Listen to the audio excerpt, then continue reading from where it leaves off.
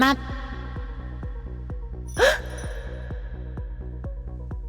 Hi! Wait, hang on. I didn't Nyan. Nyan? There we are. Hi. Hi! Hi! Thank you. Oh my goodness. Hi everyone. Hi, Mokatek. Welcome, welcome. Hello, hi. Thank you very much for the flipping resub, Mokatek. 29 months. What is this? Score is at 30. You almost need to expand from 5 bits to 6 bits. You know. Thank you very much, but not for the cheese. Welcome, I'll forgive you. On this occasion. On this occasion. Only this time. Hello. Hi. I couldn't get much closer without bumping into my mic. Hello. Welcome. Welcome. Welcome in Erickson Willie. Hi. Hi. And City Robo. Welcome. Hi Nico Dayo. Nyan to you too. My tail can keep moving because of ADHD. In fact, it's hard to stop it. Siri says, font rendering. I'm going to go through the messages that were left during the starting the Zoom screen because these are actually interesting. That makes it sound like most messages I get are not interesting, but it's more like these are super relevant to what I'm about to be saying, so I might as well actually answer the flipping thing and talk about the thing. Did I climb out of the hole? This message is uninteresting. I don't know about that. I don't know. Oh, hold on. I think we're about to get poetry from the Nuge. Hi, Nuge. My skull flows sweet in midnight light, with folds that gleam in soft moonbeam. It sways with flair through evening air, a dream that spins in woven seams. What's that? In every tin, the pattern spun, a spark of grace in checkered lace. It flirts with fate at heaven's gate, and wraps a charm in cool embrace. Holy crap, we got like double time rhyming there. Welcome in, Nuge. Thank you very much for the poetic words. I can't believe I got like double the rhymes for two lines there. I just accidentally kind of almost rhymed. Font rendering with full Unicode support? Absolutely not. But at least it's going to be proportional width, so maybe slightly interesting? I don't know, we'll see. Hi Belgian, hi Linted. New brain, did we get a brain transplant? I wish I did. But it's like a different microcontroller. Take a look at this Yook. A wonderful cat, she deserves a pat. Pat the cat. Lion. Thank you. Thank you, Cabbage. And thank you, Nuge, as well. And Tension. We are 2D because we're going to be using a webcam to look at a screen. Hopefully the screen's going to do something. Kind of wish I could look down with my controls right now, but all I can do is slide and that and that, and the only rotation is this. Am I my cat? Yes, she tried her best. I don't know if that's up to your standard, Zumi Pie. And welcome in GD. What are these emotes? There's Yukiv Kekwa and then Yukiv as if there are some. I have invented a new sport called silent tennis. It's like regular tennis, but without the racket. I actually wondered what that was gonna be. What the punchline was gonna be. Nice. Hi, Joggo bro. Thank you. God, how do you have such a supply of these? This is amazing. It's like there are some Yukes that are laughing at the other Yukes. GD. On your message. How tall are you aiming for the line height to be? 8 pixels to match the hardware? Nyan, nyan, nyan, nyan, nyan. Maybe one day we'll sing Nyan's song. Maybe. I think it's about 5 pixels high. 5 pixels above the whatever you call like the bottom line that you'd write on lined paper. But there are like some tails to some characters that go below it. So there can be like a couple of extra pixels.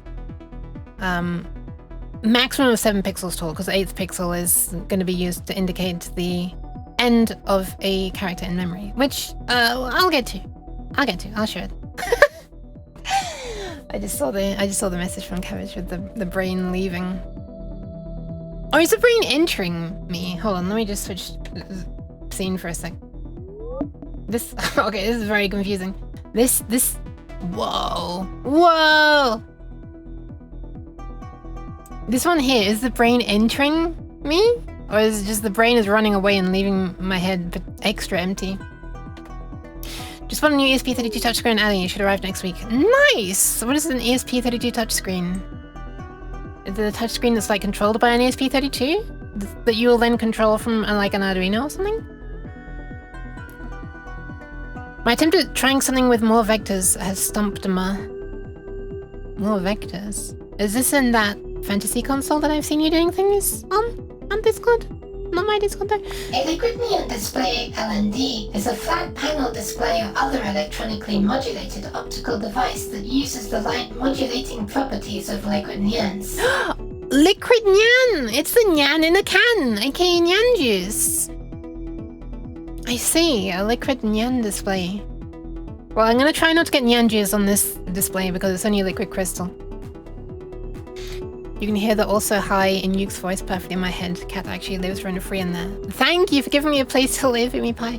I'm catching up. I swear I'm slowly catching up. You tried drawing a vector by a rotated basis, but it was distorting for some reason. Man, I need to remember what that even means. Oh my goodness, look at the cheeses.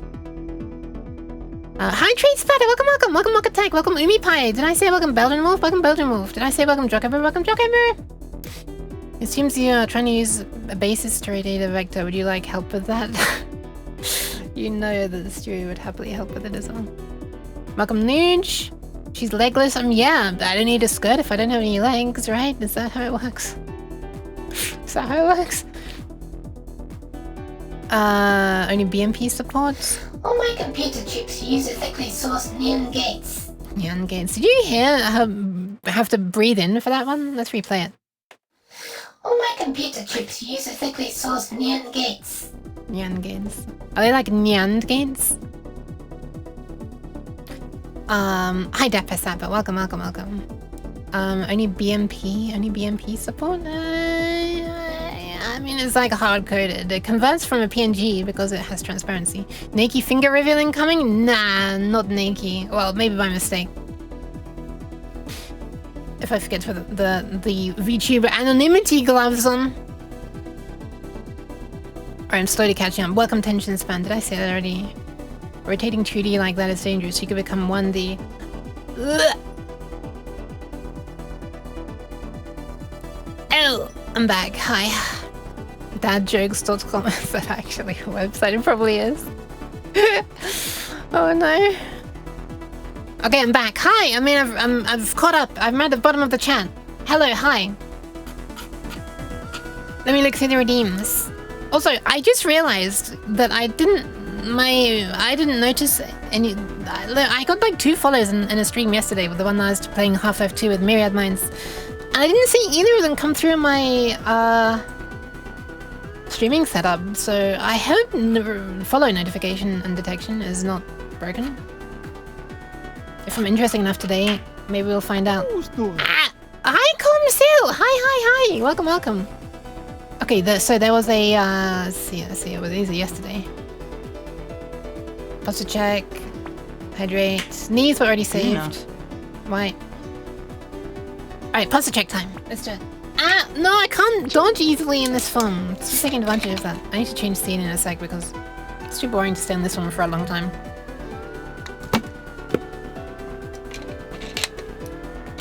If I'm 2D.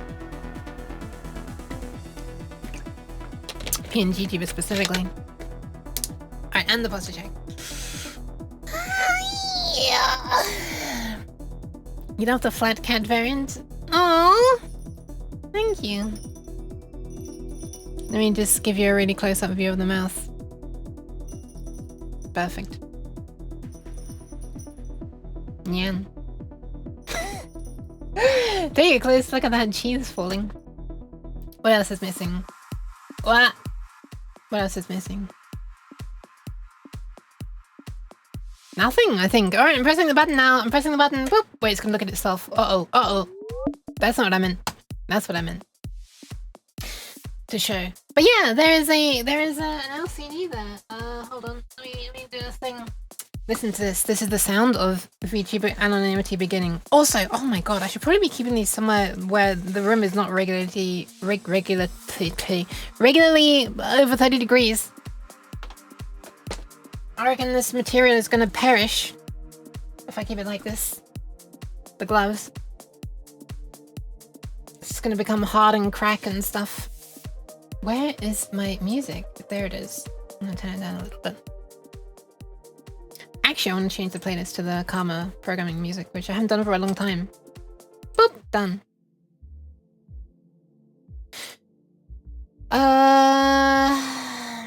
Alright, we should organize a global effort to rename one of the elemental particles of the standard model to Nyan. Really? Why the elemental particles? Do they make everything up? Hang on. I've never noticed you play your own songs on stream. Do you always do that? That's the only full song that I've made that sounds like it could work as background music. So that's the only one that I've put on the stream. The last one, the From the Ice one. Yeah, no. Oh, well, I mean, my Starting Soon screen is a song that I made though. That one is. By my calculations, there should be enough cackles among the people making up the standardizing committee. Muon is a good candidate to be around Nyan. I mean, isn't it basically a cat sound already, kind of? You had embedded software on STM32 once. Your favorite part was the 7,000 page programming manual. This thingy. Which I should probably have up. It's okay, this one is merely 1,009 pages. I actually didn't know that it was that high. It wasn't that high for the previous one I was using. But this one has more stuff in it. The previous one was only 905. Anyway, I don't think we'll need to be looking at this. We should only need to look at this text file that I made, which is easier to read. Wait, that's the wrong one. Oh, right, I changed folder. Many more pins on this one. Oh, I could also maybe put this into a spreadsheet because it actually would be useful to have this all in one column. And then there should be a column next to it which says what I'm using it for. I guess it's just meant to be a quick reference text file thing, but now that I'm wanting like a variable width, or more stuff after a variable width thing, I think a spreadsheet might actually be a more useful way of doing this. Yeah, this right here, this. Look, I'm poking. This is the LCD. It's not gonna do a whole lot right now though, because it's not connected. So I think the very first step will be to connect it. Actually, no, the very first... no, I guess that will be the first step. Oh, actually, no, even before then, there's something I want to show. Yeah, let me catch up on the chat though. Somehow I've already got way behind. Imagine all the Nyans that would henceforth occur in every physics lecture. Helped by very serious people in suits. Yeah, true! So brutally hot here today. Yeah, it's nasty. Have you tried rewriting in Rust? No. Hi Figueira, welcome. Okay, let me change the view just a little bit. Let me just... There you go. You can now see that there is nothing else. It's like it's not plugged into anything. That's the top of the rows on the breadboard. We've still got the capacitor and a resistor there. Capacitor for the power supply and a resistor to pull the reset pin low by default. But they're not connected to anything. And they only used to be connected to this one. This STM32. Which is the one that had only the 909 page data sheet. But now it needs to be connected to a different one. Maybe I can move the camera and you can see it. There it is. Wow, you really can't see shit. Here, it's inside this little square. I soldered it the other day. Oh, did I take a photo of it? Maybe I took a photo of it. I should probably get the photo of it up. Because that's going to be a hell of a lot easier to see. I'm getting to it, I promise. Oh, hold on. I need to adjust something in my audio. One sec. Oh, I don't. Never mind. But yeah, here. This thing here. This is what it looks like. Why is it taking so long to appear? Here. Wires, yeah. I accidentally scrubbed off most of the text on it when cleaning up the excess flux and stuff. Anyway, here it is. It's just going to. It's just a breakout board, which is quite cool. Did I take a photo of the breakout board with nothing on it? No, but I did take one of the backside. There you go. So all the power pins are connected, except for the special USB power thingy.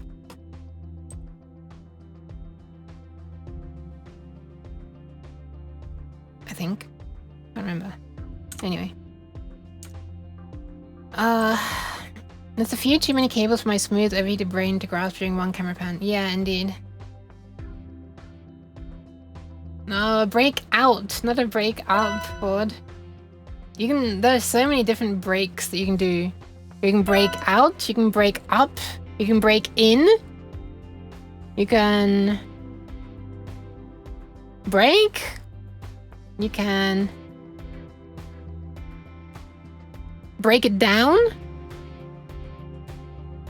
You can break through, yeah. Breakdowns, break off, yeah, there you go. Remember the last board I broke up with Serodane? Aww. I hope. Did you accidentally break it? Thank you. Siri for the hydration and posture check. Let me do this now. Knees are fine right now.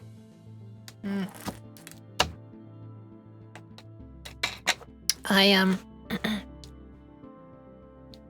saved the kidneys, and I was planning to start streaming like maybe an hour ago, but god damn it, Kat on her stream wouldn't stop streaming. How dare she be so cute and showing fun photos that have the words being nuked, but whatever. So anyway, I had to keep on watching Kat. Absolutely against my will. I'd never watch her due to like being friends or anything. Anyway, so that's why I'm starting there. And then I saved the kidneys again, so the kidneys have been double saved. That's what I'm trying to say. Anyway, yeah. Kat had a cool stream, so anyway. Clearing an attempt. Wait, I haven't done the posture check. Sorry. Clearing an attempt at getting rid of identifying numbers on the chip. This is a pretty poor attempt. It'd be interesting to try to do that. I don't know if alcohol would work better or flux, or maybe just a combination of both. Maybe sandpaper.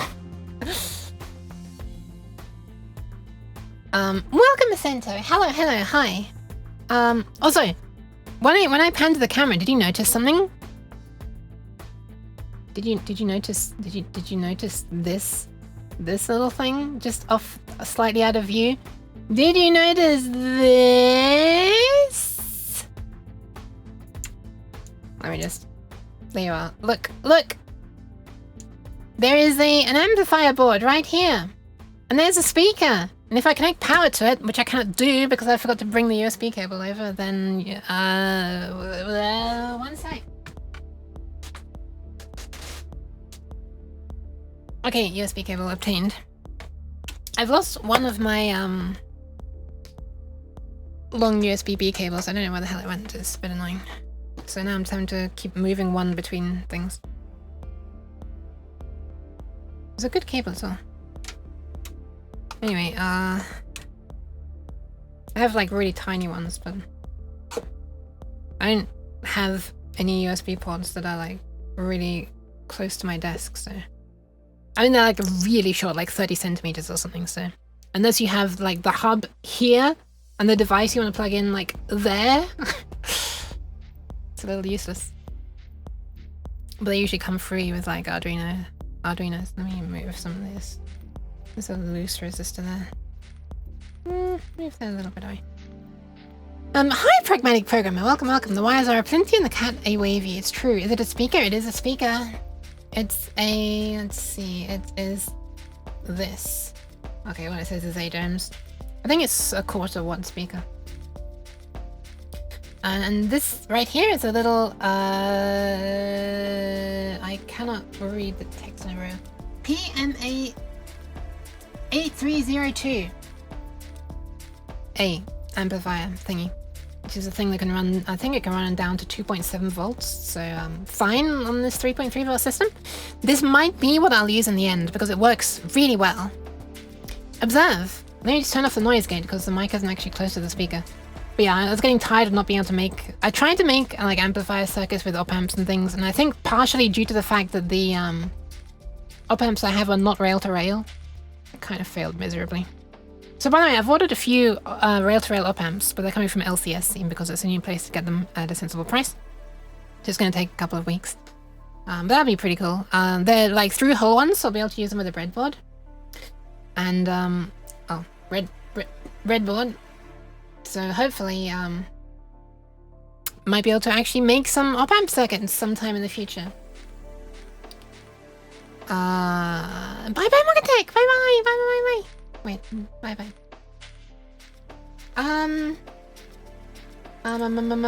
Also, I finally added the command, !MCU, to show the information about the microcontroller. Because, people often ask. There it is. It can go up to, I think, 48, possibly 96 megahertz. But, it's not in the interest of being able to run on batteries for a long time. Hopefully I don't need to go that high. Maybe I will if I implement some extremely inefficient pitch detection. Anyway, let's plug the damn thing in and turn off my noise gate and maybe stop the music and yeah, I'm just gonna lower the mic a little closer to it. You can kind of see in the reflection. World's squeakiest mic stand. I'm plugging it in. Is it? It works!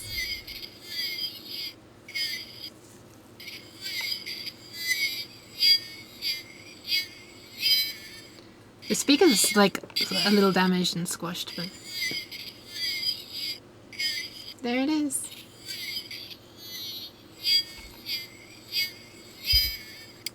So it flipping works! It flipping works! Music. Noise gate.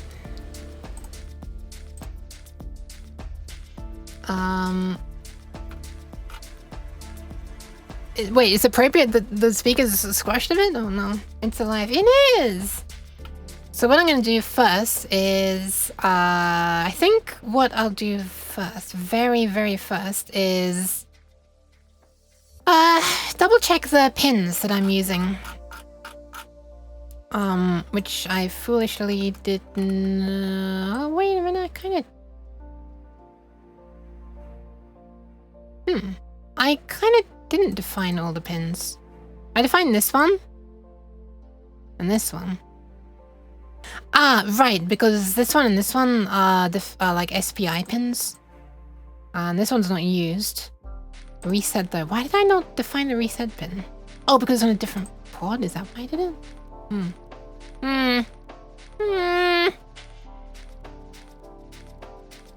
Well, I mean, the thing is there are so many ports here, so many pins here, that I think it might not even be that much of a... It might not even be such a bad thing to, I can shuffle the things around. I'll probably end up changing the definitions. But for now, maybe I should try using the same definitions. So these are the pins that were used on the old STM32. This one. But I think what I might do now is try to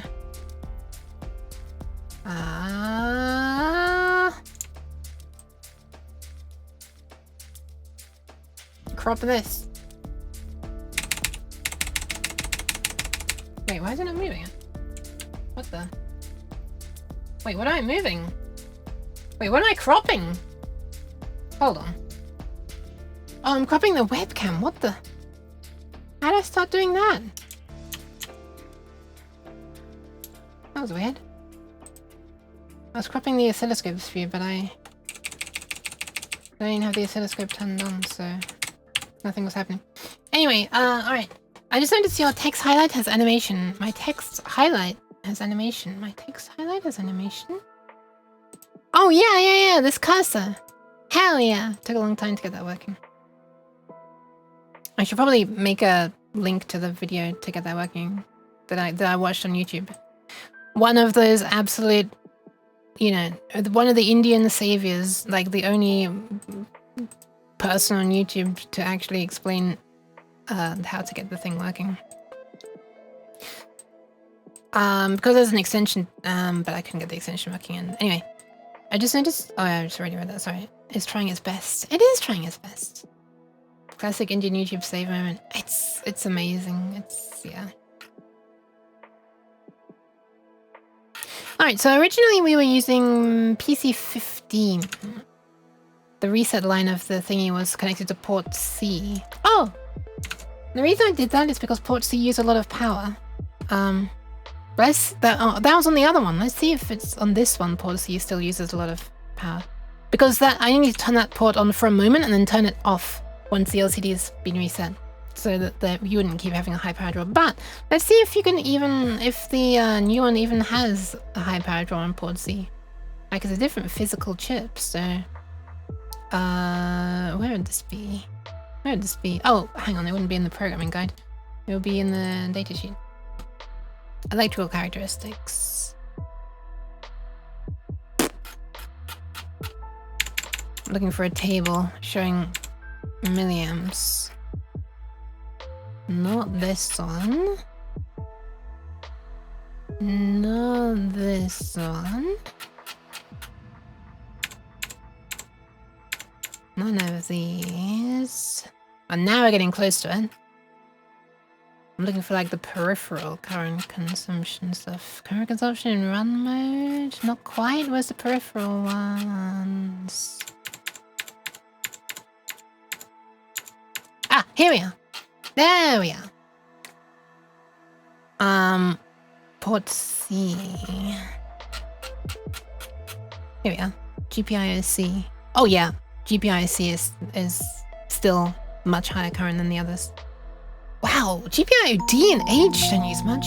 Oh, thank you for the raid. Hi. Ah. Post. Why? Why? Oh my god. Oh my god. Käse. Welcome. Welcome, Sea of Tranquility. Welcome, Sheps Almighty. Hi. Cheese. What were you up to apart from throwing cheese at me? Cheese. Juusto.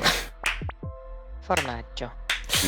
Look, it's all just going in the same position anyway. There's literally no point throwing this much cheese at me. It looks identical when I'm being a PNG tuber. Cheese. Yes, you are wasting your cheese. Plastic cheese. It's all overlapping. There's no point. You are wasting your money. Stop this. It doesn't even look better. Cheese. Oh my god. Cheese. Alright, let me shout you out. Sheps Almighty. Like it's not even going at different positions on my head. I probably should make it. Python Twitch bot. We test in production. Damn right. I mean... how did it work? How did it work? It's kind of crap that you do have to actually kind of do a lot of testing of Twitch bots live, you know. It's hard to test a lot of things unlive. Best use of cheese? What is the best use of cheese? Just to pile them all up in the same position?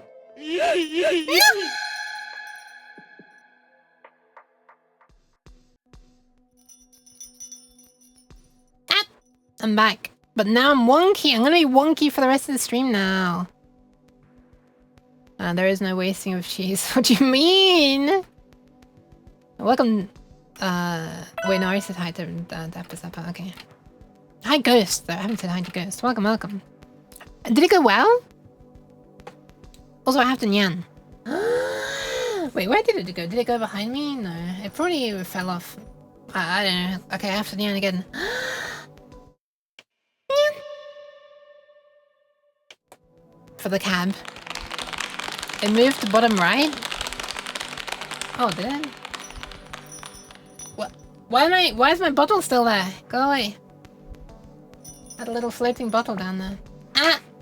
Cheese. PNG turning. Oh yeah, there it is.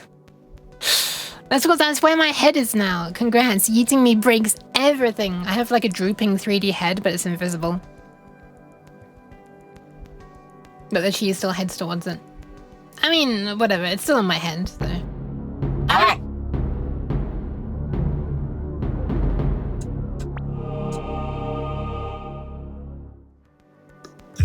saying that I'm the evil one? Oh! That's a cool effect. I like the way you can't even see any ASCII on me. But the nameplate had ASCII on it. Yeah, I don't have any glowing parts though when I'm a PNG tuber. But yeah, hello! I should introduce myself. Hello! What are you looking at? What is on the screen right now? Hello! Welcome. If you can understand me at all, hi, it's me. I'm the weird cat. And today... Don't worry, this will wear off in like a few seconds. Maybe I should wait for it to wear off. Before I speak. Oh, there we are. Formaggio. But yeah, hello, it's me. I'm a weird cat. And today I'm a PNG tuber because my webcam gets a break from looking at my face and instead is looking at this. Look, this. It's a rare weird thingy. Is this glove like shriveling from the heat? Holy crap. Anyway, yeah, we're looking at an LCD which won't do anything. And if I don't hurry up and wire it, it's not going to do anything in the rest of the day. Because when the Yook has a 3D model, she can have retro eyes. Yeah, they glow. You're getting heat shrunk. No!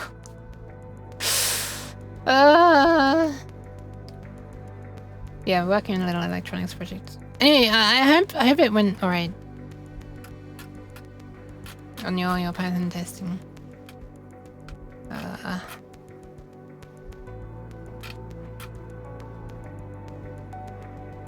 Yeah, okay, so I'm looking at this. Port D and port H actually use less current. But I'm not sure it's worth me changing it from A to B. From A to D or H. Because like the LCD is going to be drawing a couple of hundred microamps, not milliamps. Sheesh, microamps. So, but how many ports do? So how many pins do port D and port H have? Let's have a look. Let's search for PD. We've got a single pin, one pin. Amazing. Okay, well we can't use that port for much. What about port H? We've got 1, 2. And that's it. Yeah, you know what? I think we're just gonna stick using port A. Connecting LCD to new brain. Where do you get a new brain? I want one too. I want one too for myself as well, unfortunately. Unfortunately, I don't have one for myself.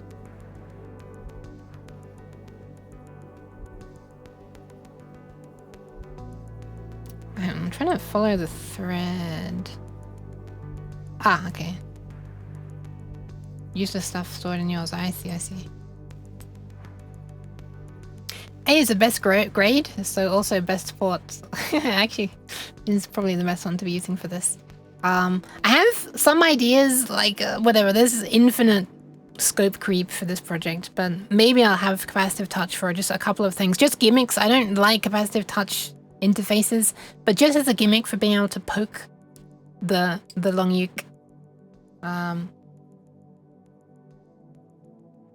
I might have a thing so you can just like literally with your finger touch an exposed trace that it looks like the Long Yook, and maybe like it can respond to the tail being poked or the head being poked or patted and stuff like that. And you need to use specific pins for that, which is why this might all change eventually. Scope creep, turn into a robot so it worms along in real life. That'd be amazing, but also difficult. Hi, Yif, welcome. Do you accept real life pants? Pan. I should have disabled be patted because I can't do anything apart from this. Imagine you're the LCD, Yif, okay? Pan. There you go. And thank you for the pats. But I'm going to disable that redeem now because I can't do it properly, so I don't want people to be disappointed. Right, I forgot to disable the Yook as well. That's yeah. That's why I'm broken now. Like, off kilter. Where do you get the LCD from? AliExpress, basically. It's a one that was used in the old Nokia phones. You can find them very cheap on AliExpress. Welcome, Sivanu! Hi. I think you're the only person that would understand this, but I acquired a very cool microprocessor and have a really silly project idea for it. Sure, also welcome in. Hi. What is it, though? But a worming along in real life sounds cute. That would be very cute. Hi, STDR as well. STDR. Intel i9-60MX. That sounds like a CPU that you'd put in a computer. I don't know what it is, I'm afraid. But what is your idea for it? If it's Intel, it sounds like, you know, really fast compared to microcontrollers. Animatronics Yook, when? Oh my god, when I have a flipping 3D printer, it's gonna be difficult to make things without it. Unfortunately, I'd also need like artistic skills and stuff. So, thank you for the hydration. Don't you technically put all CPUs in the computer, Yook? I don't know. The central processing unit, I guess as you could call it, in the microcontroller is in a microcontroller rather than a computer. But I mean, a computer's thing, so I guess you could call it that. But then you could call a phone a computer as well. I'm imagining one of those like D&D alignment grids, like chaotic, neutral or something, where okay, lawful chaotic or something, is it? Where like a fridge is a computer because it has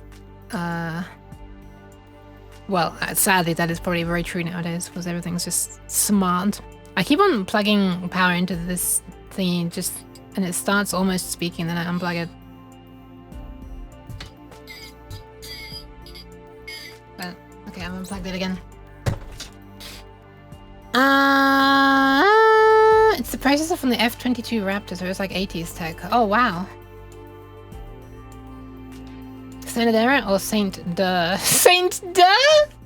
I know it's standard error, but I read Studur. I read it as Studur when I'm making as just like I read student. It could be the CPU memory alignment chart. Is that one that exists? I haven't seen that. Or maybe I have. But I don't think I've seen it. Alright, let's look at this. So, port C15. Port C15. What physical pin is that? What physical pin? The opposite of student is student. Studiv. PC15. Is physical pin 4. Let's connect physical pin 4. Physical pin 4. Hi, Bruce Malt. Hi, welcome. Dozens or hundreds? Uses dozens or hundreds? I've lost the message. Oh, no, of them. Because the F-22 has been in development since the 80s. I see. Enjoy your food today! Wow! Holy crap! Welcome! Oh my goodness me. Thank you very much for the raid, Janet. Hello! Welcome! I'm sorry, I'm just a little PNG today. Because the camera gets a break from looking at my face and looks at a thing. So I have gloved fingies instead. This LCD is doing nothing right now. We're gonna try to make it do something. I've already made the code to do it. I need to connect it up though as a new microcontroller. Anyway, welcome! Hi! How are you doing? Welcome, J Radix. How was Strim? I need to shout you out. It's cute. Oh, thank you. I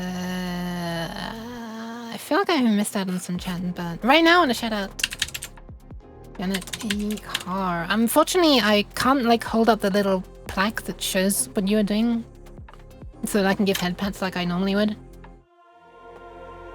But let's see anyway. Isometric game dev. 7! Oh my god, you've almost been going for 8 hours. Please have a rest. Make sure you hydrate and eat and like stretch and stuff. That's a long time. But how did the game diff go? And what going you seem sus lately as well. Caffeine crash. Oh my goodness. Okay, no worries. Thank you so much though. Hi. Guess I should introduce myself. Let me slide into this room for no good reason as apart from to say hello. I'm tilted right now, by the way. Like physically tilted. Because I forgot to turn off a redeem that messes up the positioning of my avatar. Also, thank you very much for the follow, HTML decoder. But yeah, I'm just a weird cat, that's all. And right now we're working on some code for a microcontroller, an STM32. Oh my goodness, thank you for the follow, Janet, as well. Hi. It's this one, if anybody's interested. Also, holy Yook. The kidneys are fine at the moment. Oh, wait, you mean to stretch for Jennan's knees. Stewie always has exclamation mark knees for saving of the kidneys. For me. In other words, going to the toilet, basically. What is this view of me? I'm like peering in from the bottom right. Thank you very much, Kanato, if I'm pronouncing that correctly. Almost certainly not. But yeah, anyway, so this is for a project.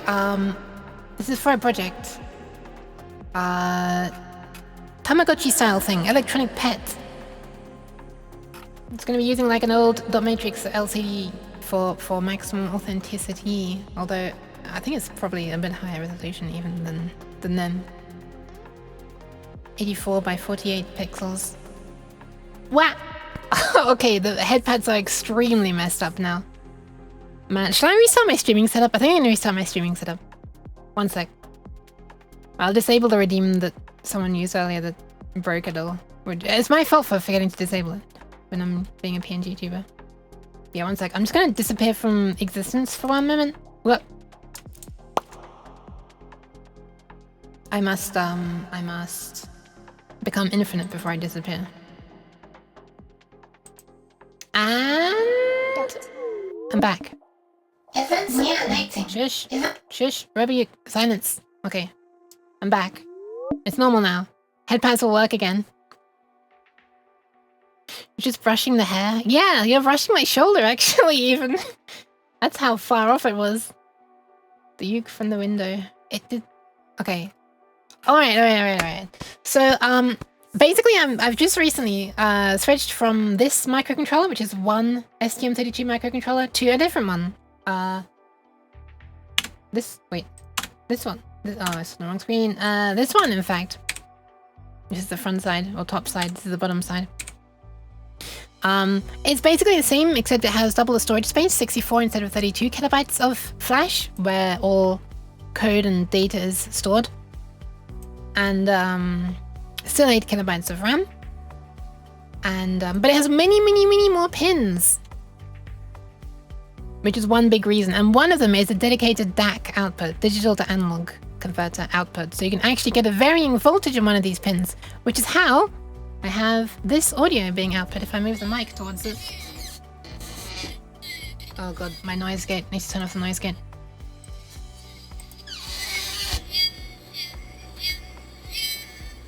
There it is. This is being produced by the thing. Wait, hang on, I can actually show it on camera. Cheese? Why? I mean, it's just doing like a hard-coded phrase over and over at the moment, but... It's this speaker.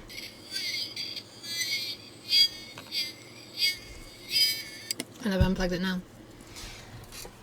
But yeah, eventually I wanted to actually be like producing different speech, so it's not just one long hard-coded phrase. There we are. The flies inside the mic. This sound. Oh. Sorry. I got the I need to hit the camera with it. One long Yook phrase, one might say. Yes, one long Yook phrase, exactly. So anyway, so let's connect up the LCD, because right now it's going to be doing nothing because there are no wires connected up to it anymore. There were, but now there aren't. So, port C15, or pin 15 on port C, is physical pin number 4. So, what length wire can I get away with?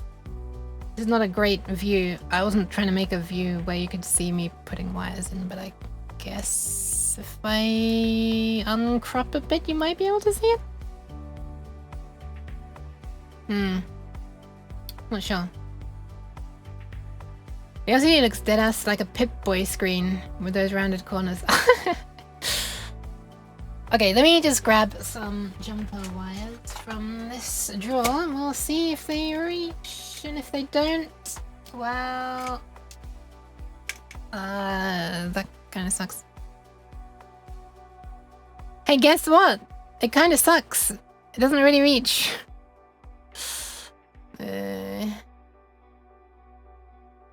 What a useless camera view this is. I'm just going to connect the wires and we'll see if it works.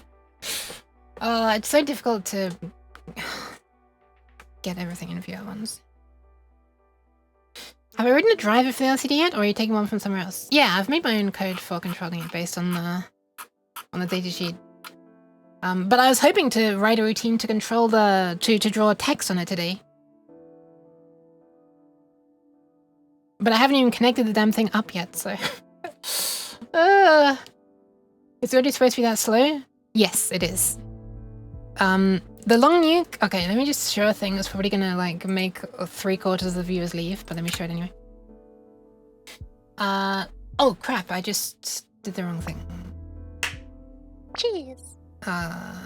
Whoops. Okay, thankfully it wasn't catastrophic. Let's try again.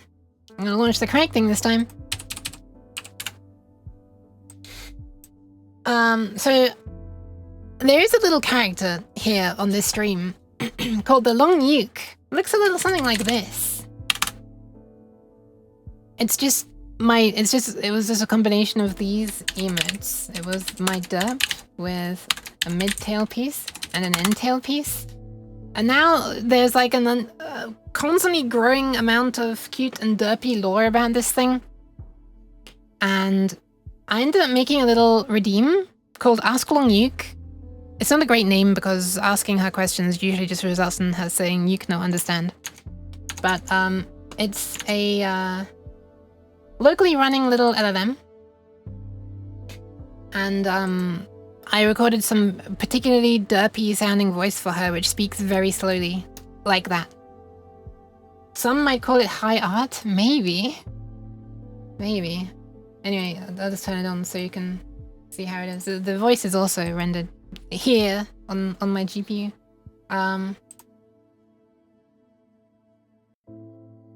Where's the redeem? Oh, it's right there.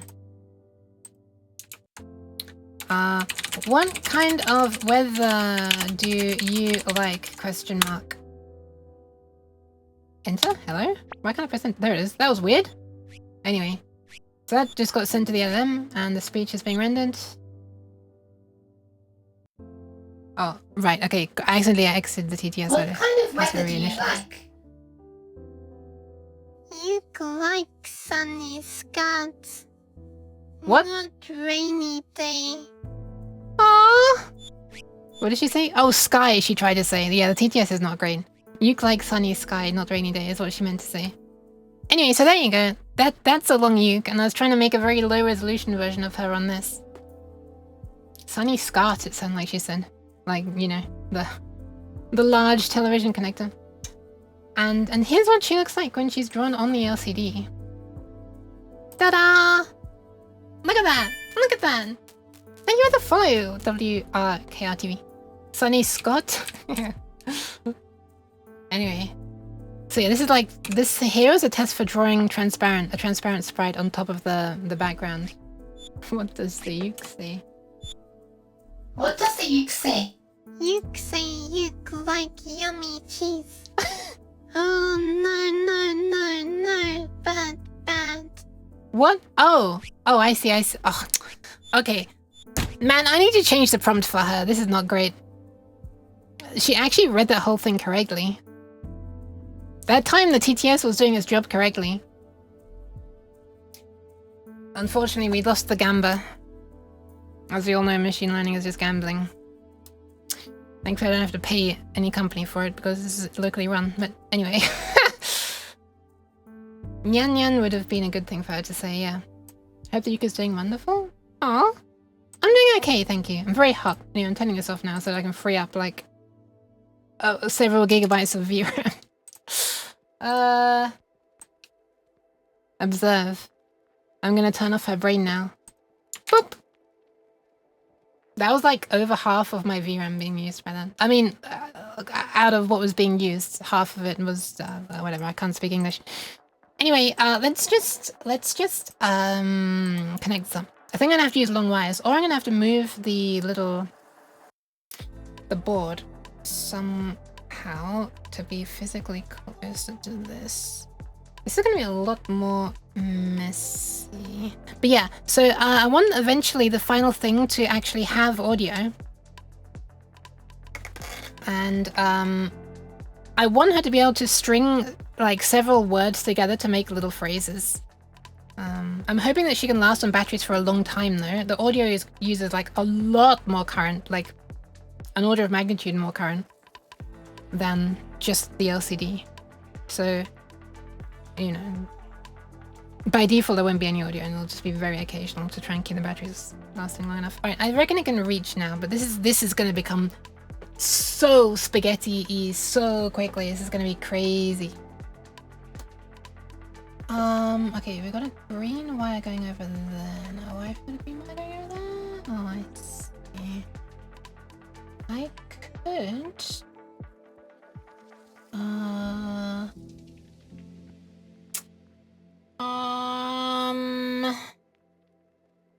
Oh, this is kind of annoying actually. I'm looking at these wires. I wish I could zoom out, but this camera is like so zoomed in. This is like I haven't actively zoomed it in. This is just it just seems very close. I guess I could try uncropping to some extent. Let's try it. Well, there actually was quite a lot of cropping going on there. Okay, it's maximally unzoomed vertically. It's gonna be a very narrow view though. Oh, why am I stretching it? Okay, it's maximally uncropped in that direction as well. Is it cropped in the other direction? Yeah. Okay, there we are. Uncropped now. This is slightly cropped still. Okay. Maximally uncropped. I'm having difficulty speaking. I'm dying from the heat, by the way. It's very hot. That's why I have like a wavy effect on my avatar. It fades on based on how hot my room is. Once you obtain big VTuber money, you can set up a GPU cluster and make a giga-brained Long Yook. I wonder. It would take a lot of training data though. The old Long Yook sneaking in is cute. It should be a redeem on its own. I think it would be nice to have her just sliding on occasionally. Just like for no reason. Just by herself without a redeem triggering it. But also I would like to have like a 3D model of the Long Yook. And if I'm able to get a 3D model, I would absolutely like that to just randomly slide around on the screen every now and then.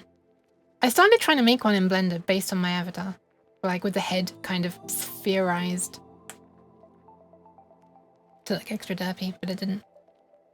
I never really finished it, and whatever. I'm a noob with this stuff, and it's looked kind of more scary than cute. Alright, so this green wire here. This green wire is the audio out from the DAC. And it's going over to here, and then it's coming back over here to this amplifier board, which is silly. We could just have it go straight there. So I'm going to do that. That'll have for actually less spaghetti going on. Just a little bit. Also, hi Hibiki, welcome, welcome. Also, there you go. Forget rubber duck debugging. Long Yook debugging is the future. Aww! She's gonna be so confused though. I don't wanna like make her head hurt. Okay, so we can have a single green wire. I want another one. We've got these two wires grouped together. I don't want to tear them apart if I don't need to. I like having a bunch of wires sort of stuck together. So let's. Okay, here we are. My drawer has a single wire. So I'll use that. So, oh wait, hang on, we need a female to male plug for these, not male to male. Do I have one of those sitting around, or do I need to peel another one off? Here's my drawer of cables, by the way. There's no way I can get this in view of the camera.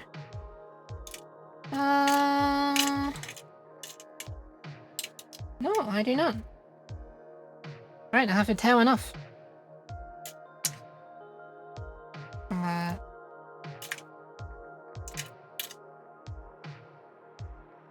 Yoink! There we are. Female. Male. I'm reminded of this song from a friend's stream. He always often has this playing in the background on his streams. I think the lyrics go, I can't stop moving my feet now, but I always hear it as, I can't stop moving my female. And I said that to him and he can't unhear it now either, so my work there is done. Anyway, let's unplug this. And... oh, this is going to need to be female to male as well.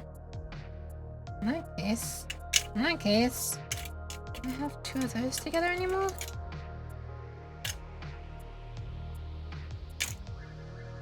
Oh man. You know when I said this is going to be less spaghetti? Yeah. Yeah, about that. About that. I wish I had a green one.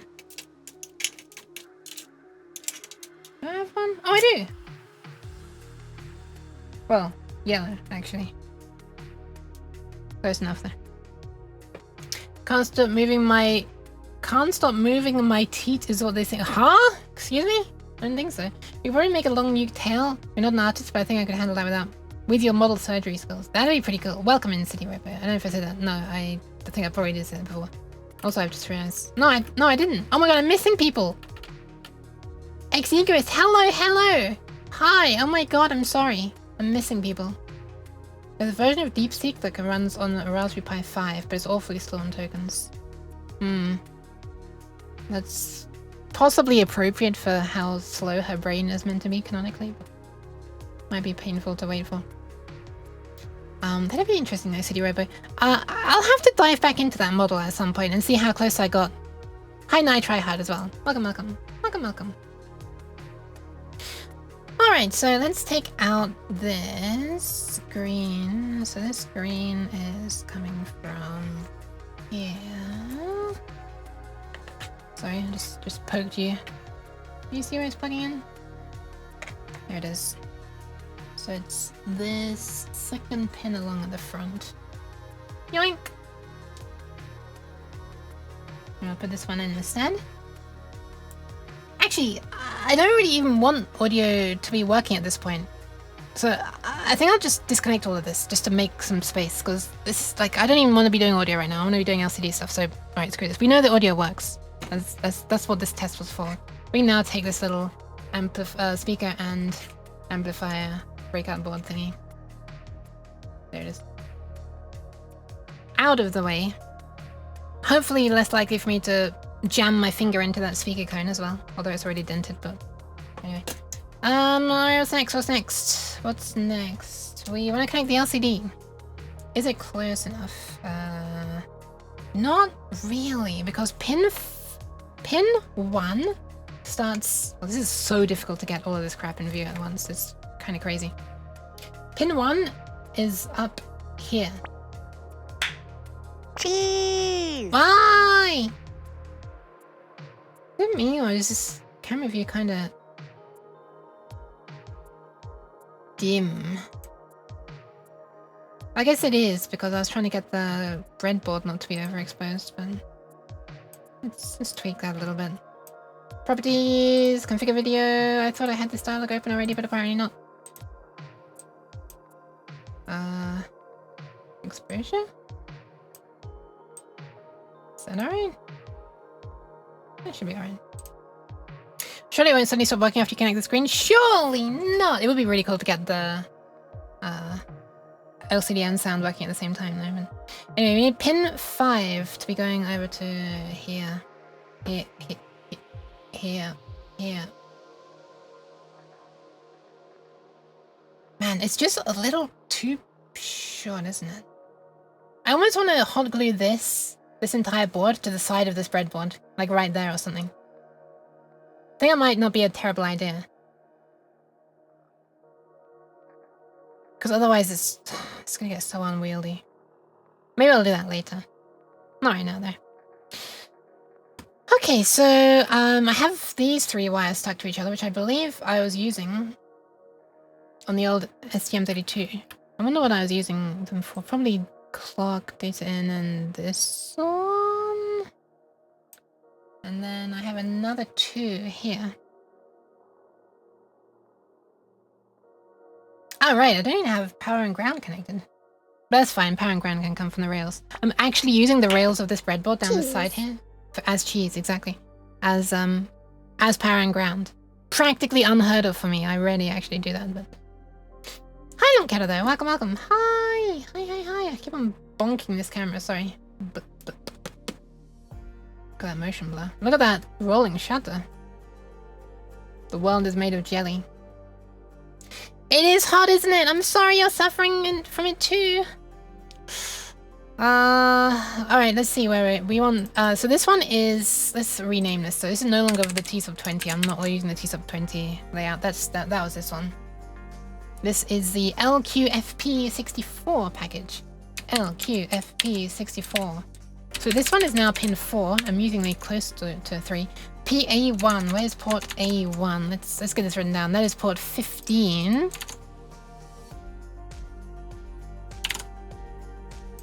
Port A14. A14. PA14. Where are you hiding? All the way down there. Oh my goodness. Wow, Omni! Hi, it's pin 49. What an absolute tangle of wires this is going to be. Maybe I should change this now, but... Welcome, Omni. How are you doing?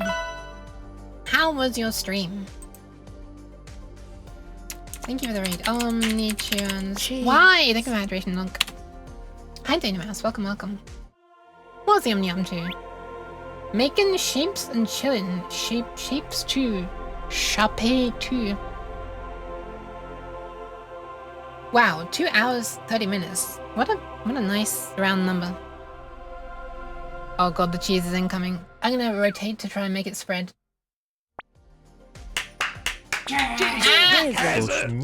Congrats. I can now be facing away and I'm a ghost. Good job. I'm now ghost. 1 minus 2-dimensional nuke. Minus 2-dimensional. How's your stream? I don't know that game. Welcome in. Has anyone in the history of the human race ever removed the power rails from the side of a breadboard? I don't know, but that is possible. I realized like the other day. I don't know. I haven't removed them. I just have used them for other things where I needed like a lot of things to be sharing a thing, but it wasn't power. Ben E2 has removed them? Okay.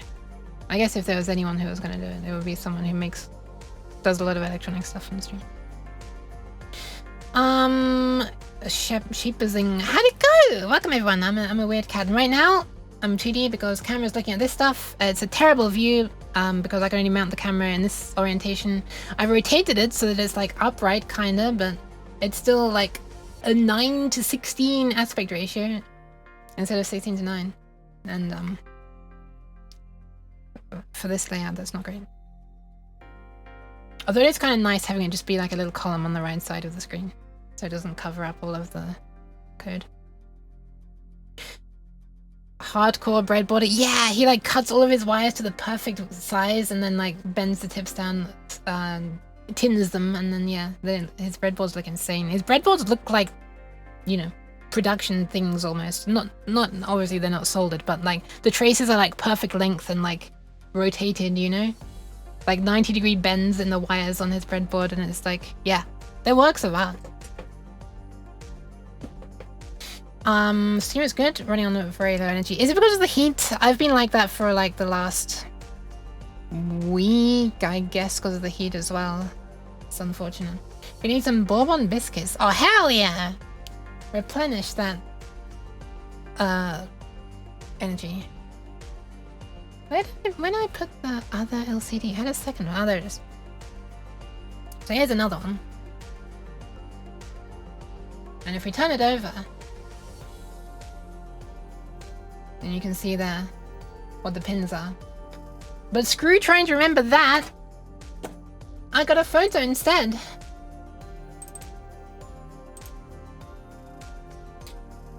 And this is actually, yeah, this is upside down here. But that means that these pins are actually the correct way around, right to left. Not quite sure how to explain it, but the rightmost one really is ground when we're looking at it from above here, so that's good. So this is the ground. Thank you for follow Fulgui. Hi. Hi Freefall as well. Tried doing it once and it looked awful. It seems really like a lot of effort, like time intensive. I don't know if it's worth it. I mean, like the breadboard is just like a temporary thing anyway, right? Surely. I know, as they say, there's nothing more temporary. No, shit. There's nothing more permanent than a temporary solution.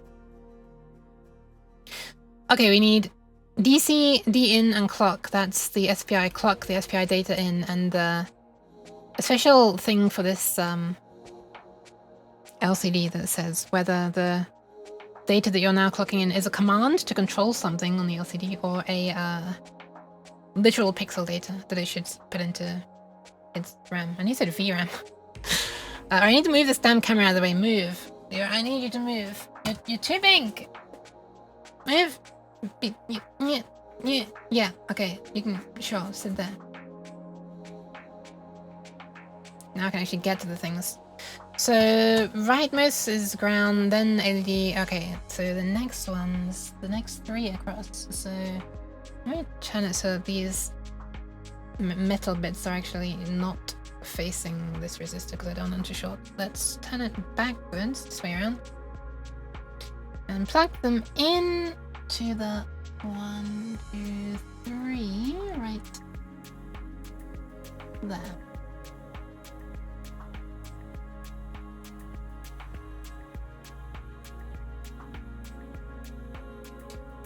Me when the crystal is liquid. Hi, Crazy Key. Hi. How are you when the crystal is liquid, or when the crazy is liquid? Okay, so right there we have oh shit, I just connected VCC clock and didn't. Sorry, I need to be one more over. One more over. Out you come. I couldn't make a pop sound on command there. Let me try again. That's more like it. Did this song just make a pop sound as well? That was weird. Okay. So now the grey wire is clock. The purple wire is data in. Did I finish writing these numbers? No, I didn't do these ones. Which are the ones I need right now. Data in. Okay, SPI 1, mostly 1. Which I think is still PA7, right? PA7 is still SPI 1, mostly. Alright. That's pin 23. And SPI1 clock PA5 is right nearby. In fact, it's going to be right next to it because the pins alternate, you know, top and bottom row for the... Well, the even numbers go along the top, odd numbers go along the bottom, or the other way around. I'm not sure. Find out soon enough. PA7 for the data then is pin 23.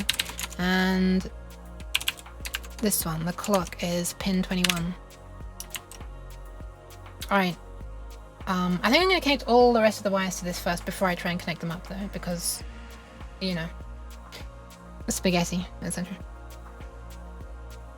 You're doing good, just concepting a PvP clicker game. PvP clicker, interesting. Cork wire. Okay, so these ones are on. I also need an extra 2. Reset and chip enable.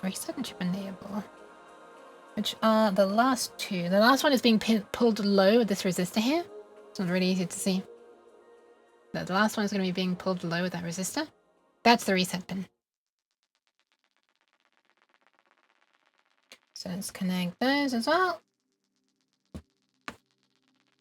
And now we just need power. Let's connect those as well before doing the other thing. Power, power, power. Reads male to male. Some male to male action. Maybe male on male, wouldn't it? How about I use another pair of black and white wires? That won't get confusing. I don't have any more appropriate colors ready to go right now, unfortunately. Oh no. I can do white and grey actually. I have a pair of white and greys connected to each other. Let's use that.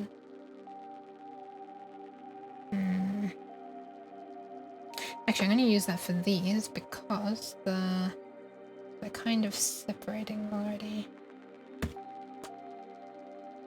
They're like coming apart like this, which might actually be useful for the connecting on the other end. The STM32. Shite. Why? This breadboard is being really well behaved right now, by the way. These things are going in so easily. It's not often the case. This breadboard's kind of damaged, actually, though. Some of the holes, like, they won't take a pin. And some of the holes, that you just put it in, it's like... And it's like, not even being gripped. Why the cheese, though? Is the STM32 any good? I'm getting my hands dirty in hardware, but I've never encountered one. The reason I went with the STM32 is because they have a line of microcontrollers that are designed to be ultra low power consumption. So the one I'm using right now has a sleep mode, or like a low power sleep mode, which is called stop mode, which can be woken up by a dedicated timer inside it or from external pins. But the power consumption while it's in that stop mode is like a microamp. Yes, really, not a milliamp, but microamp. It's actually absolutely absurd. And so because I'm trying to make something that runs on batteries, and I want it to be able to run for a long time on batteries, that's what made me end up looking into this line. It's the STM32 L0 range, or L range at least. I guess L0. Okay, they're plugged in now. But I don't know, aside from this, like, I don't have a lot of experience using them either. Before this, I was just using Arduinos, so Atmega 328P and 1280, 2560. And the most I ever did with them, I started getting into like actually accessing them like by registers directly and doing things that you can't do from the Arduino IDE. So I was like putting it into like stop mode, or there aren't like special functions and stuff. So like setting it up to go to a low power sleep and then wake itself up with a timer in the same way that I'm now doing with the STM32. And I realized that the power consumption for the Arduino just doesn't get low enough. I could get it down to just barely under 1 milliamp. I think it was 800 and something or 900 and something microamps, which is like, you know, two orders of magnitude more power than the STM32's one. Aside from that, I've used them with the Arduino IDE a bunch with C, and then also did a small amount of assembly with them, but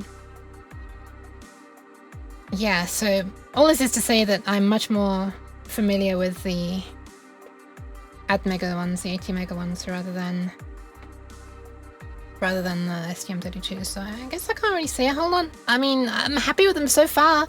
They've survived my really bad, like, soldering and, like, I don't know, they've survived a bunch of abuse that I was very unintentional, but has been an unintentionally good stress test for them. It took a long time to be able to solder this, like, the heat was on for so long and I was gonna be absolutely amazed if it worked. And then it only went and worked, which is crazy to me. I believe it is from an old LCD. Sorry, it is from an old Nokia phone. I'm not sure if it's the 3310. It's 84 by 48 pixels.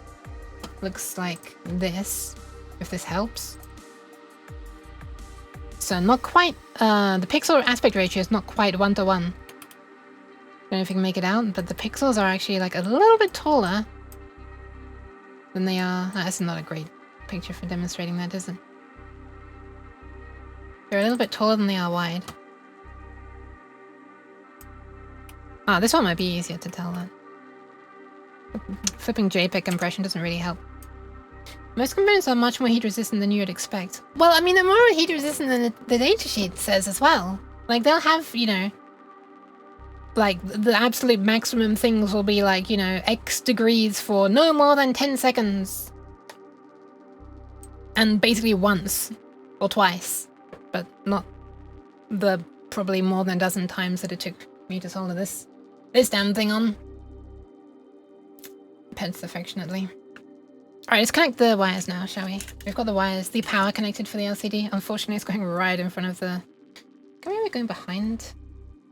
Does it matter? Yeah, no, let's have the power wire going behind these, actually.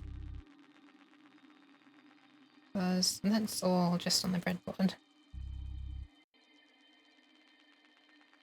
By the way, this is a transformer, and this here is a headphone socket. And I did have it so that the headphone socket... I did have it so that the audio was going into the transformer and then out to the headphone socket so that I could, like, record it on my computer and have you hear it on the stream that way. So I could be doing it, like... I could be working on it at night without disturbing people who are trying to sleep in the next room. But I can't really do that super well right now because the DAC... That was when I was using pulse width modulation for audio output. Now I'm using the DAC to get true analog output, but it's very, very weak. It's fine if it's going into an amplifier, but it wouldn't be able to go into a transformer. Like, the voltage would just sag horribly and maybe it would do damage, I don't know. There is a buffer that you can turn on. In fact, it's on by default. You have to turn it off explicitly. It's like opt out rather than opt in. That might make the DAC output be able to drive tiny loads like this. Like a milliamp, maybe. But having the buffer turned on decreases the dynamic range of the output. Thank you very much for the follow, imnot_cool. I don't believe you. You're here on this stream, therefore you're cool. Only cool people are allowed here. Therefore, you must be cool. Thank you for the follow. But yeah, it does weird things. It's not even... It sort of squashes the bottom range of values. So that you can't reach close to ground, basically. Basically, when you're using the buffer, it's sort of like the output is no longer rail-to-rail. But when you're not using the buffer, it is rail-to-rail, but very weak. So you can choose between those two things. Also, the buffer uses, like, a lot of power. And by a lot of power, I mean, like, probably less than a milliamp, but it's a lot where peripherals tend to use, like, less than 10 microamps. Hi, Cable Gun Master. How do you know which component goes into which? As I know datasheets, but buffers and amps and those things. Where do you go from that? Also, hi, King Mal. Oh my god, I completely missed those messages. Hang on a second. There you go to those in order. One sec. I missed your first message as well, Cable Gun Master. Oh my goodness me. Are you going from breadboard to an actual PCB after this? Or is it breadboard only for now? For now, it's only breadboard. PCB is going to be quite a long way out.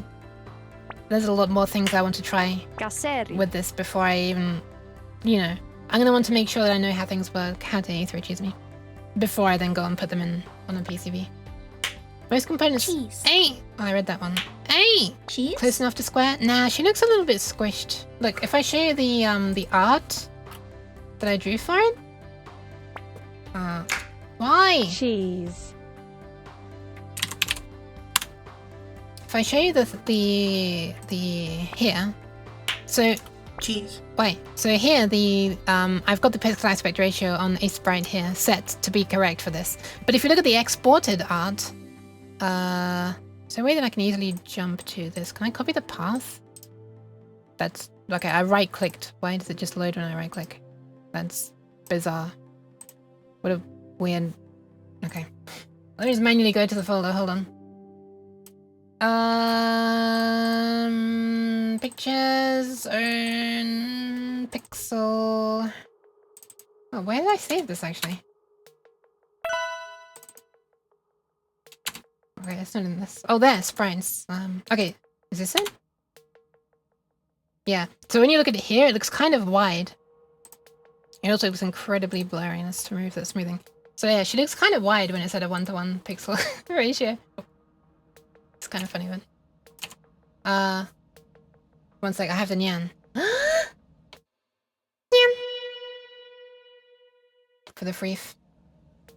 They should be something like 99.9% guaranteed to function under those conditions, leaving plenty of space for 99% of parts to continue working fine under somewhat worse conditions. I see. It's like a Best Buy date. It's fine if you use it past the recommendations, but they won't guarantee. Yeah, it also might not last this long. I don't know which component goes into which.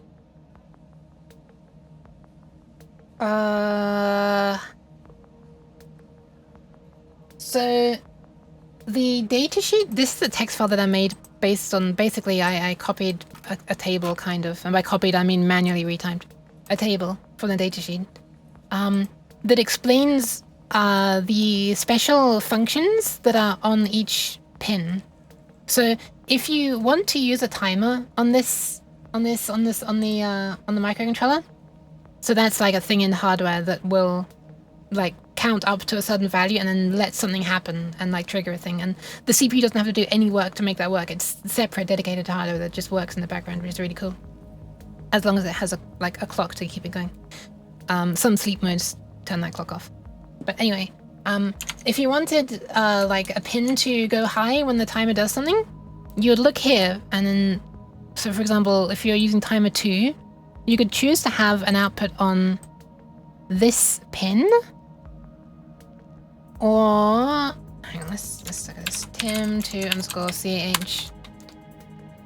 This pin, or this pin, or this pin, or this pin, or this pin, or this pin, or this pin, or this pin. So there's like certain pins that can do specific things that other pins can't. So the original way that I chose these pins is I tried to choose ones that are not gonna be used for anything else. Like, they don't have a special function that I might want to use in the future.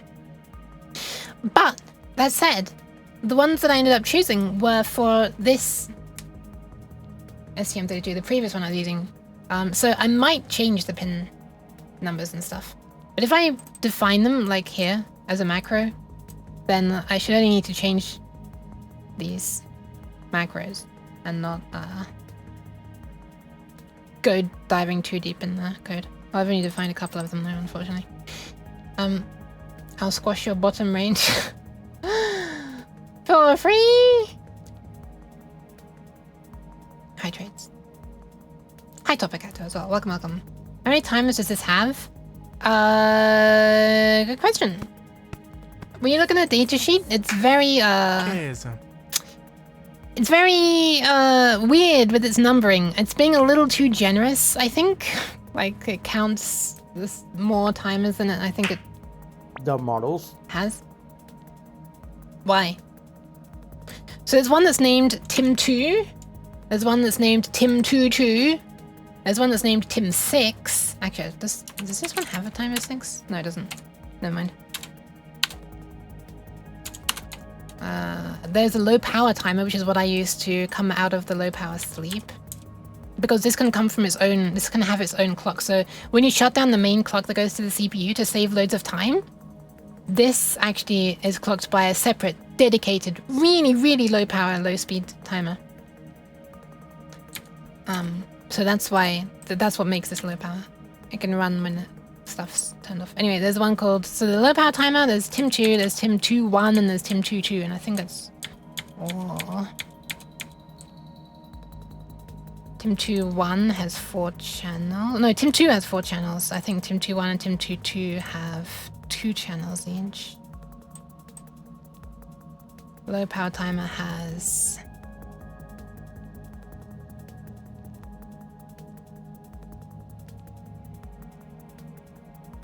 Doesn't look like it can be used in the same way as the other timers. There is this out thing, but I'm not sure exactly what that would be. There is the concept of raising like an event when a timer reaches its target count, which I'm not super familiar with.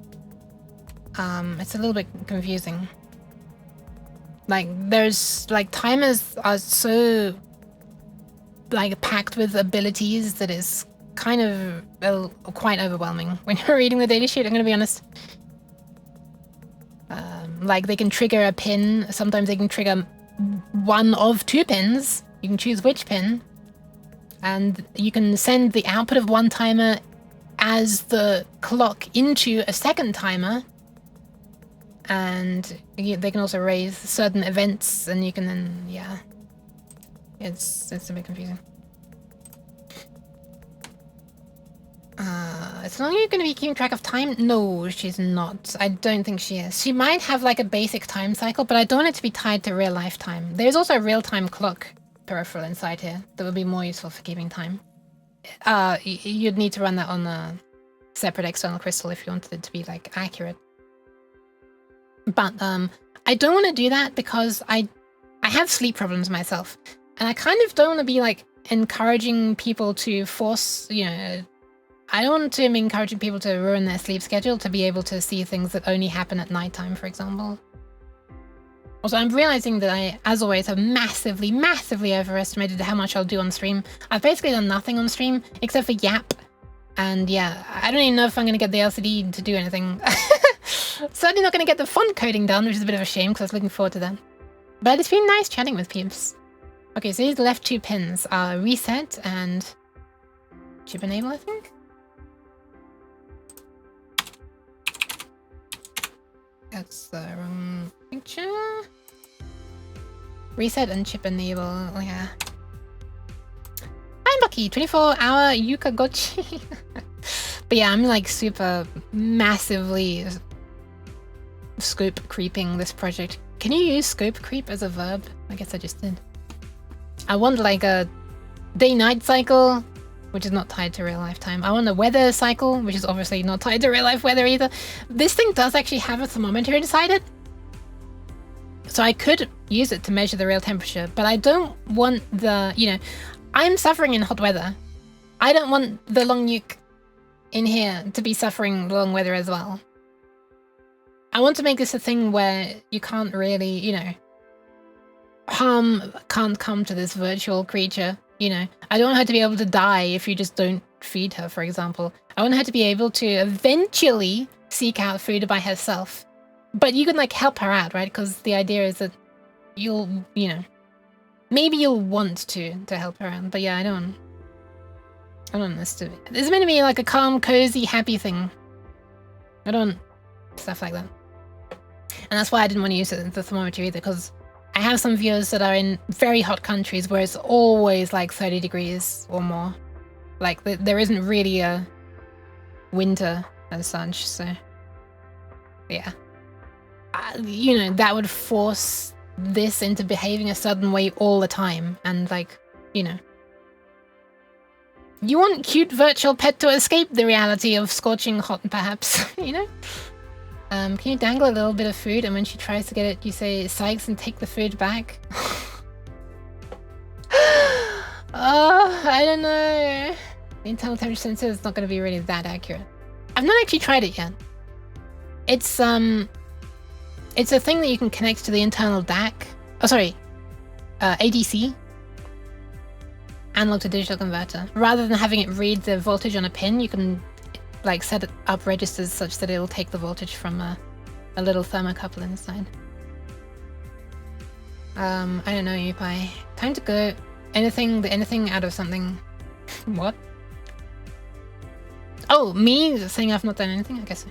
I wait for the wavy you to stop eventually. Hey, you and me both. I'm looking forward to cooler weather.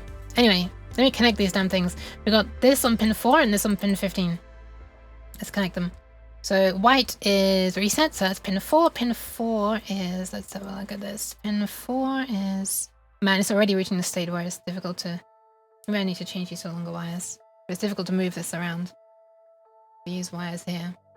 By the way, this Arduino here is just being used to upload to this. And so like the Arduino can like pull a reset line low. What are the things connected? There is basically ground. And I'm also using the 3.3 volts from the Arduino as the power supply. So we've got ground and 3.3 volts. We've got one line which pulls the reset line on here low. Two wires for serial communication, data and clock. And then one other wire for forcing it into boot mode. If you like pull a certain pin a certain way when turning it on, by default, it'll go into this thing. The STM32 will go into its bootloader mode, and that's when you can do it. So the Arduino just controls those pins. This little thing I made. Anyway, right, pin 4. Pin 4 starts, and these wires are already getting kind of stretched going to the Arduino. That's what I was trying to say. Anyway, pin 4 is. I don't know if you can read the text on the board here. This is very hard to even get in position. Oh, there we are. You see it there? At the top of this row here, there's a 2 where my finger is, and then to the right of that, there's a 1. I don't know if it's in focus or not. So 1 is the inner row, and then so all the odd numbers, sorry, are on the inner row, and then the even numbers are on the outer row. So pin 4, therefore, would be 1 underneath pin 2. Man, this wire is so stretched. This is so barely reaching. I'm gonna actually slide this over a bit. Maybe put it there. Pin 2. Sorry, this is really awkward.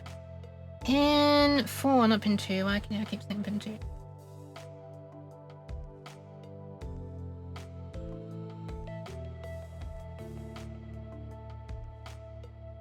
Why can't I get this to go in? Oh, there it goes. And the other one is chip enable, which is pin 15. And pin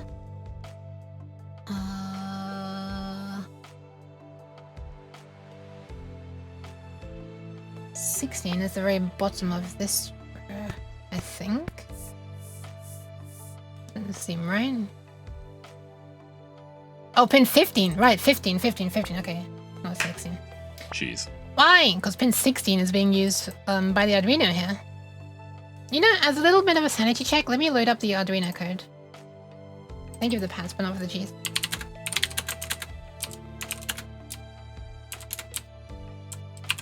Let's double check that the Arduino code is using pin 16.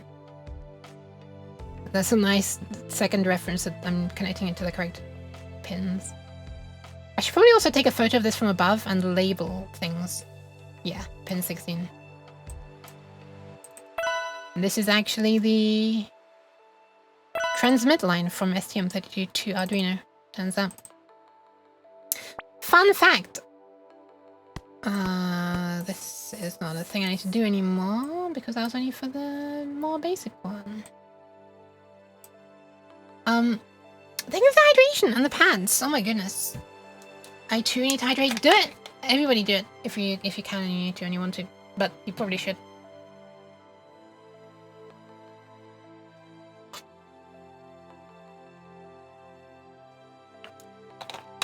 Trying to turn anything into a verb. I see. Okay, let's plug this into there.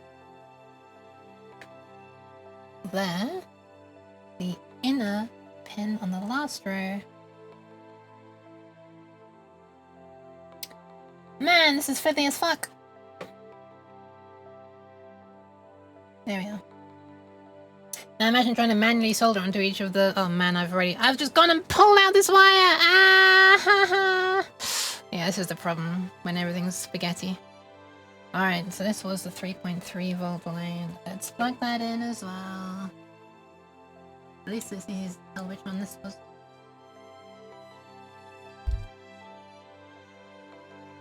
Connected to the wrong one though. Is that the right one? Ah, this pin on the Arduino doesn't really grip much at all. Let me just bend this pin slightly so that it grips the inside. In fact, the reason it's not gripping is probably because I put a bent pin in the first place.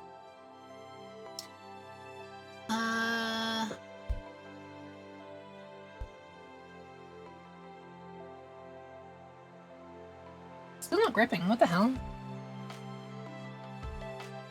Sorry about this. I know this is like a terrible view. I really don't want to get the pin stuck as well.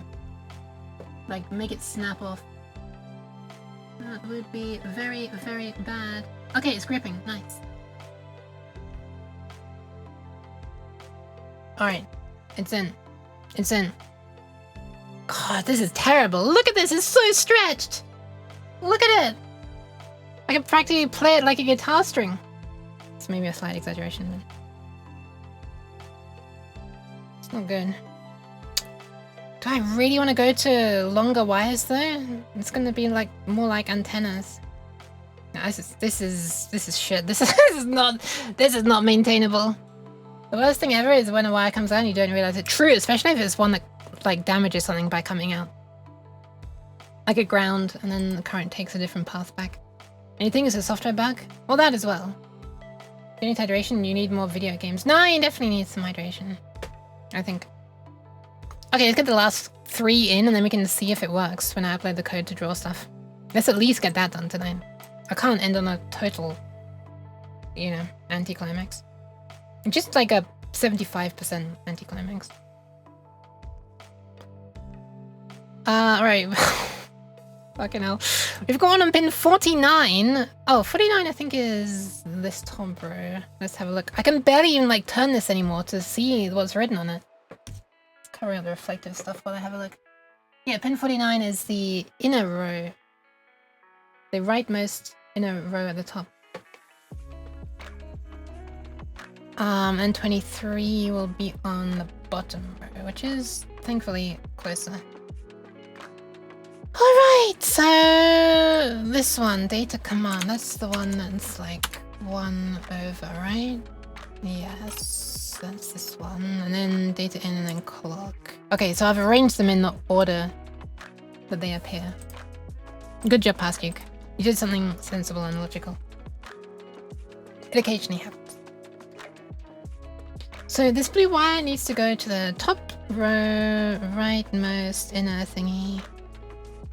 Oh, this is I hate this so much. This is so spaghetti. I really, really hate everything about this. What are these 3 wires which are going over here? This is one that's going to the Arduino, and it's not... Okay, this one should be on top of everything, I think. This grey wire here should be... It's long and it's going over to the Arduino, so... Why can this not get in view? Yeah, this grey wire is long. So that's fine. It should be on top of everything then. This red and white is just power delivery to this breadboard, I guess. I think after stream I'm gonna try and clean this up because this is crazy. It's already crazy and I haven't even got the LCD connected yet. This is the sad thing of not having this on the breadboard. This was able to sit on the breadboard. But this, we have to have a wire going to the breadboard for everything, if it's going to go on the breadboard. Some of it will go to the Arduino. Maybe I should get a second breadboard, so that some things can be going in this direction and some things can be going in like this direction. I spend my time playing with this ball of wires. Will it keep track of it? No, you. In fact, you were saying you, so yeah, you. It's great. I'm making these wires go underneath because that's how I'm gonna want it to go eventually. In there you go. Come on, rotate. There you go. That's that one. Man, this is really impossible to make you be able to see anything, isn't it? And next up we have this one, pin 23. 17, 18. Thank you very much for the follow. Hi, welcome in, Sanjuan.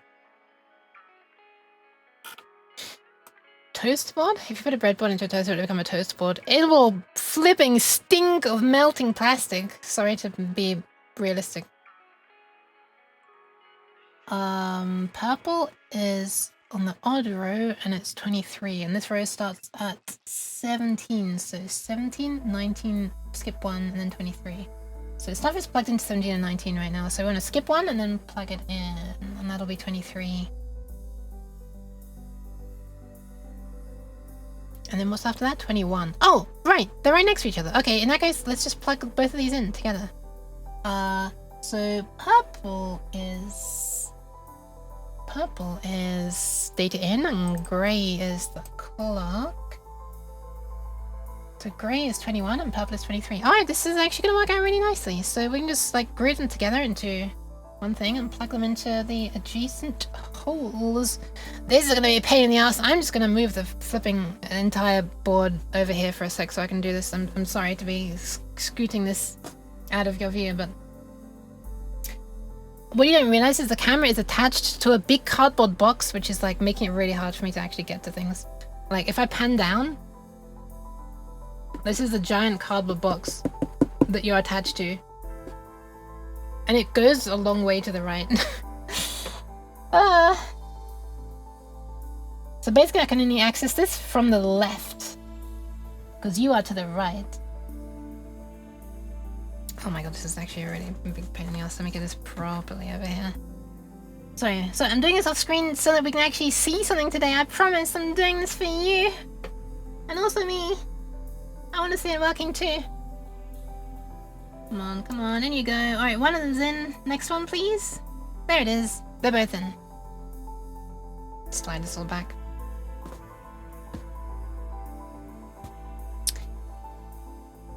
Ta-da! Ta-da! It's all connected now. Yay! What an absolute mess of spaghetti. You can't even see the full extent of the spaghetti of this. This is quite some spaghetti. Anyway, everything's connected up now, and I flipping probably should have uploaded the firmware to this first before connecting things. But hopefully the pins that are not being used are just gonna have sensible defaults and not break things. Or be broken by things. The LCD shouldn't be transmitting any voltage, except for on the leftmost pin, because that's pulled high by that resistor, but it's incredibly weak. I think it's 100k ohm, so it's like 3 microamps will be going into this. Anyway, let's first of all try to upload and see if it even works. Alright. We've powered it up, it's on. Look at those LEDs, all one of them. Let's see if uploading works. Oh, hang on, I guess I should change the code to actually like draw something. Right now we're running main. Let's change this back to test LCD. Test LCD does what? It initializes the ability to stop. That's a low power stop thing. Turns on this port, and then does init pins. Why am I doing that? What are we using pins here for? This one is a timer output. We're not even using this timer anymore. We're not even using a 62.5 kHz timer. That was for pulse width modulation. We don't even need that anymore. Because we're using the DAC for audio now. Not that we're doing any audio stuff at this moment, but... And then this one was used to debug to send out the sysclock output. This was used so that I could monitor this pin on an oscilloscope, so that I could see what the clock speed actually is. I was making sure that I was being able to change clock speed. Because I'm going up to a higher clock speed for the speech output, because that's quite intensive. 4 megahertz for that.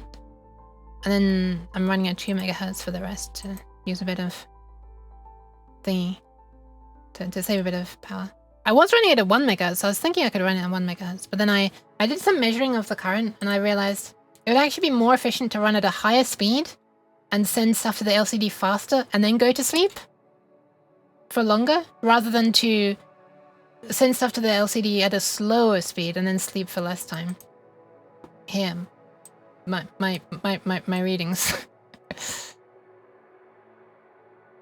This here, like if you were to double the 1 megahertz current consumption of 116 microamps, you'd get 232.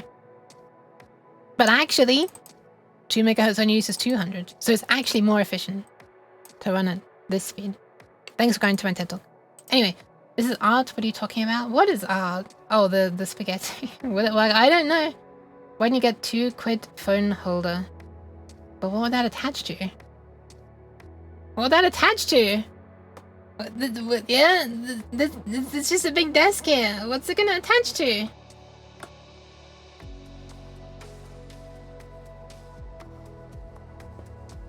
I need like a tiny tripod, kind of. But then I also need some way to attach the webcam to it.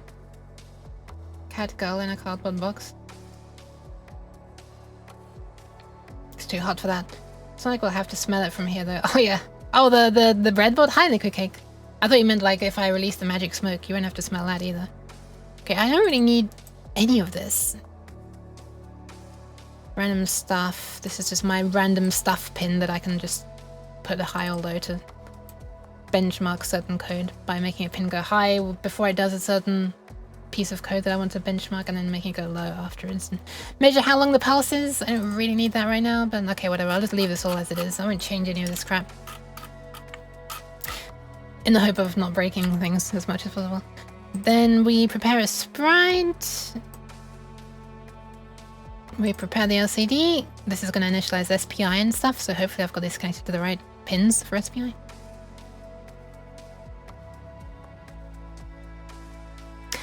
Should we just full send it, as the kids say, and see what happens? Let's do it. I wonder if I can get the LCD and the LEDs that indicate the uploading both in view at the same time. Yeah, not really. If I could have this rotated sideways, I could. Okay, so here are the LEDs that I use on the Arduino to show the uploading, the serial communication. So, well, let's see if uploading is even working. Boop! See if it even compiles, I guess. It compiles. It's doing a reset. Is it gonna upload? There it goes! Okay. Oh my god, it works! Look! Look! No way did that just work the first time. Holy crap. Wow. Well, there it is. I mean, I've already written this code for the other STM32. If anything, this just shows the nice interoperability between the different STM32s. I literally changed no code other than... Wait, no, I didn't even change any code. I actually changed no code. I just changed, like, the pin number that I connected the wires to. Wow, okay, nice. Can you make the Yook inch long? Eventually she will. Eventually she will. But yeah, for right now, eventually she's not gonna be an entire Long Yook in memory. She's gonna have like a head part with nothing on her face, and she's gonna have different eyes and mouths that can be drawn onto the face, and then she's gonna have like a mid-tail piece with a dedicated function to draw it. It's repeated a certain number of times, so you can have different length tails, and then there'll be like a little tail end piece that can be drawn at the far right. And maybe this entire thing's gonna have to work backwards as well. Shall we see if we can get the font implemented? Shall I see if I can do it? My sleep schedule is kind of messed up already, so I kind of just want to get the font working as well. Can you see that well? You kind of can, actually. Wow, okay, well I don't need to do any more plugging and unplugging of things right now. As long as you can see this clearly enough, I could just leave it here. Put this box in. Man, the camera is casting quite a shadow. If I move this back a bit, it might be easier. Oh, hang on, I gotta move it this way. Camera can't move any further that direction. Ah, that's a bit better. Oh, you can see the shadow of the camera looming. Okay. You should get some well-deserved rest. Nope. Have I had food? Nope. I've not. I should have had dinner. At the very least, I can remove the VTuber anonymity gloves at this point.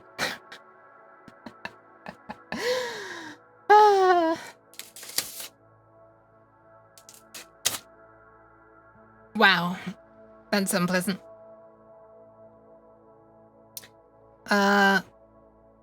Finger reveal.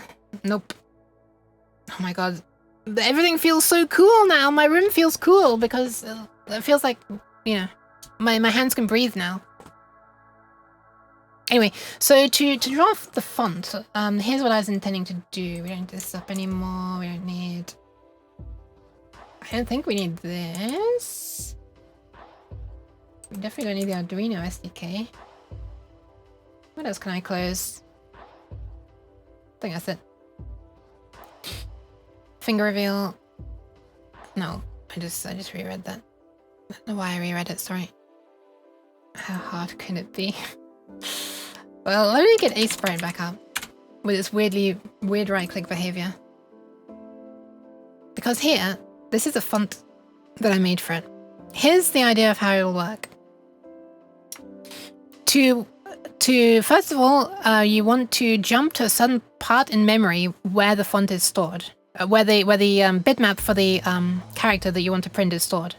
So every character starts aligned on a grid of 1, 2, 3, 4, 5 pixels. I'm just gonna hide the camera view actually for a moment. Well, probably for a long time actually. And unplug this to give her a little break. So for example, if you want to character number 30, then you'd jump to position 30 times 5, and that's where the data for this would start. And then, because I want this to be a proportional width font, so not monospace, characters to have different widths, like this F or this D, for example, is wider than this I. And much wider than this colon. And the idea is that you'll draw a character, and when you've drawn the character, we'll leave like one column blank, maybe two, I don't know. And then we'll draw the next character. And how do you tell when you've finished? Like, so the idea is that you like draw these bytes, right? These thingies. Oh, I guess I should explain the layout of the LCD memory. It's like this chair is developing at a creak, by the way, which is quite disappointing. Anyway, maybe I can tighten some screws to stop it. So there are columns of 8 pixels, and one byte is 8 bits, which is 8 pixels vertically, and then the next byte is the next 8 pixels, and the next byte is the next 8. Why? Why, Sass? Hi, Sass. I'm trying to do a proportional font. Yes. Is a sub-batch a slice of cheese? Yes. And as the sub duration increases, you get more holes appearing in the cheese and different silly Yook faces poking through. Time to make run Doom? I don't think so.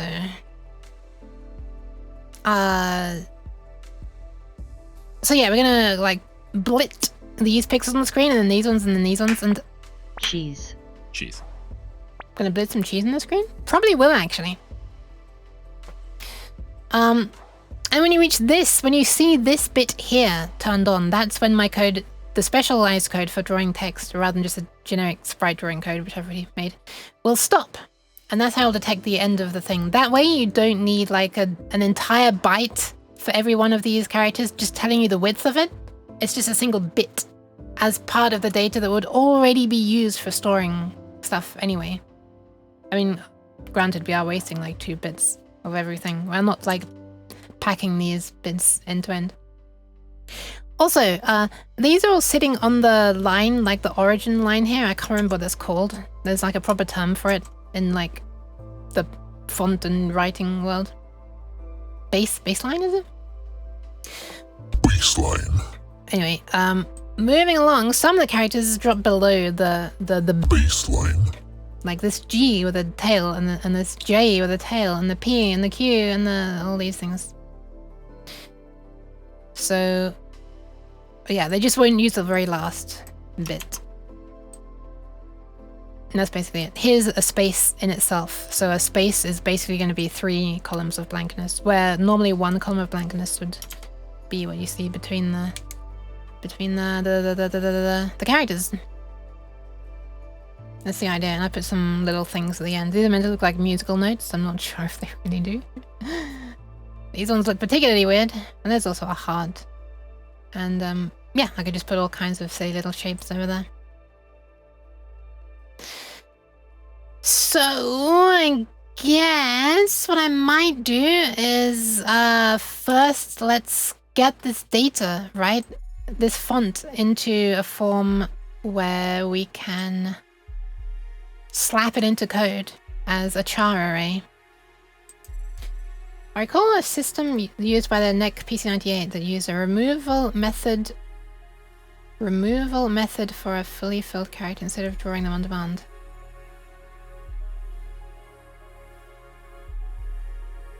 Removal method.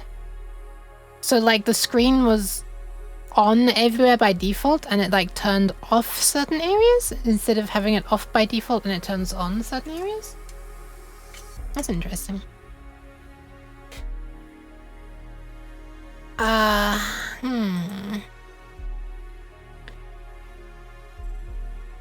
So I have been thinking a little bit that it would be a good idea to have like an outline around some of these. So that if it's trying to draw on an area that's already got some stuff drawn on it, you'll actually be able to read it, you know? Like having an outline that's always off. Like in this photo here where it drew the Long Yook. There's a 1 pixel wide border around it so that she stands out against it. This is a thing that's possible with my transparent sprite drawing routine, but why can I close it? But for the font, I don't really have the space to get this all into one byte. But I wonder if I can sort of make the function that draws text magically do that shit itself. Probably not, but the criteria was to allow for character inputs to be done at a random value and to use the room for the removal. I'm not understanding, I'm very sorry. You can put it in like a text box. True, I could also just like clear the entire routine behind the text as well. And like have a border at the top and bottom and left and right. That would be the easiest. That would definitely be the easiest. Well, let me launch the code. This is a separate Visual Studio project, which is now loading.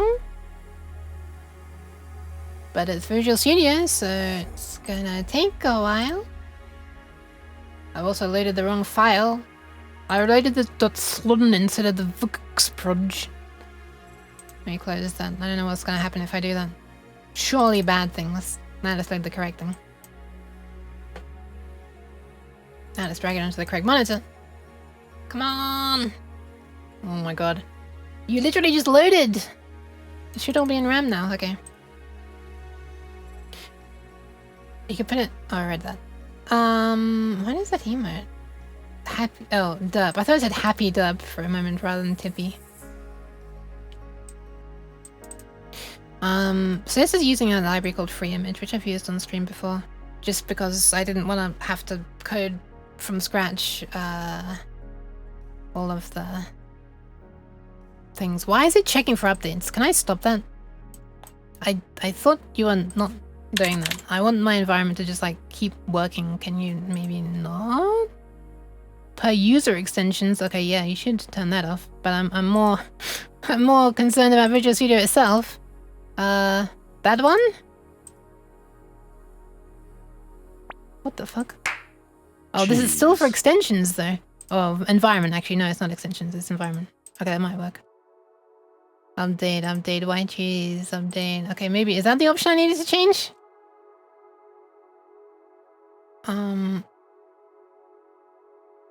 True, who threw cheese at me? Oh, it's you, still. How dare you? Anyway, yeah, I'm using FreeImage because I don't want to have to code support for loading PNGs from scratch because I need transparency. Anyway, this code writes the mask, so the transparency mask, and then the pixels. So the way that the thing is stored is you have the 8 pixels, a column of 8 pixels of transparency, or opacity, I think actually, and then a column of 8 pixels of the actual final pixel values, whether they should be on or off.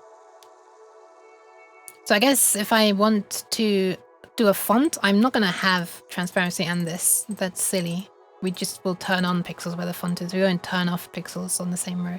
I mean, I guess we could turn off pixels on the same row if we wanted to look like a text box. But we don't need a dedicated transparency byte, so we can halve the amount of storage space by just not doing this. Acetine, hello! Hi! Update Docker? Nowhere, hopefully. How do you even say nowhere in Japanese? I don't know. Doko de mo nai? Doko ni mo nai? I don't know. Thank you for the pads. I wonder if the Acetin can tell me. She's living in Japan. Thank you for the hydration, Freeful.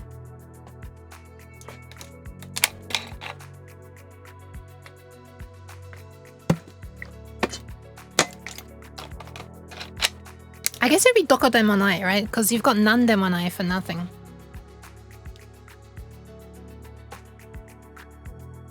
But then you also have Nani Monai.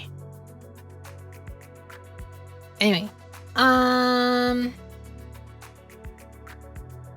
then Nani Monai mean like there was nothing. Aston is certified Japanese speaker. Oh my goodness. I'm back in France now. I think I could use ni, but not sure. Okay. Doko ni Monai. Okay. I guess they'd understand. Anyway, I'm gonna have to go into quiet mode now, so I'm going to... which is because people are trying to sleep in the room next to me, so I go into this mode that I call quiet mode, where I speak quieter and change my mic settings a bit so that you can hear me when I'm speaking more softly. I also have to adjust some noise gate stuff.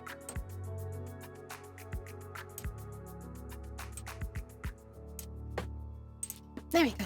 I'm also going to have to go to a quieter, non-clicky keyboard, which is my usual keyboard. But, which is ironic, isn't it? The moment that we get to writing code, I have to get rid of my clicky keyboard. Oh my god, this USB socket is so hot. I mean, the USB plug is so hot because the socket's so hot.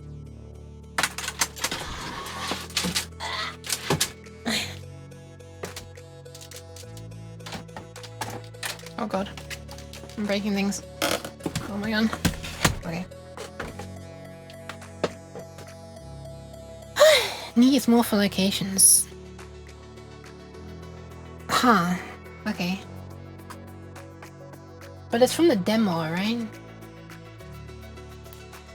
Never mind. Never mind. I'm gonna lower my brightness slightly. I don't know why I had it so high in the first place. One day I hope for you to learn of the Model M life. Well, I would still have to go to a quiet keyboard when going into quiet mode. Or unintentional ASMR mode, as I often call it.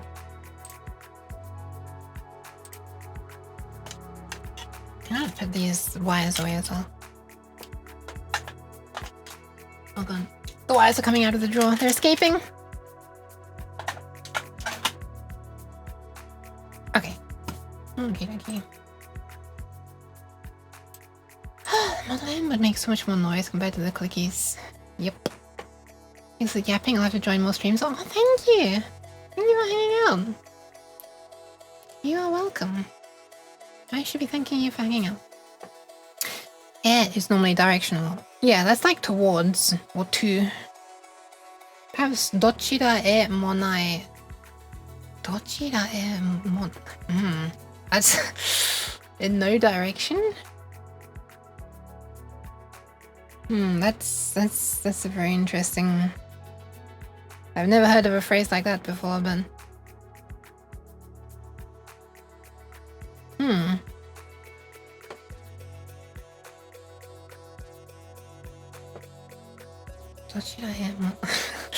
Okay, I'm gonna. My brain is like constantly processing that now. I'm gonna stop. Or am I? Yeah, I am. So if we don't want transparency, we can literally just comment this out and put this here instead. Yay! The joy of not having to make a config system and just being able to modify source code. Be gone, mask. Friendship ended with a mask, and now Pixels is my new best friend. The transparency. Is this transparency or opacity? Transparent 1 by default. What is transparency? Okay. Transparency and pixels. Pixels only. Interlace. Did I spell like already? I did. That was weird. I thought I typed something wrongly. Clickies make more noise by being so consistent. Really? I thought it's like... I mean, Whatever. Let's give it a file. The file is gonna be... Do I have the font exported? One sec. Zip. I don't. Well, let's export it. Yoink!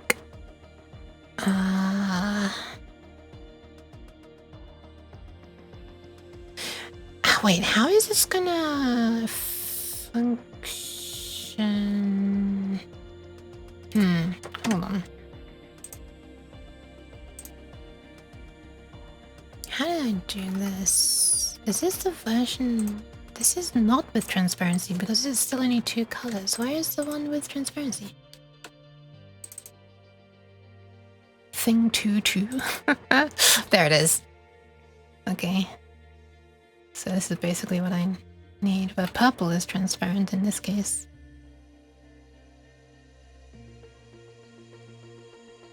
Dokai Ikuno would be answered with Dokai Monai. Really? But Doko ni iru no would be Doko ni monai.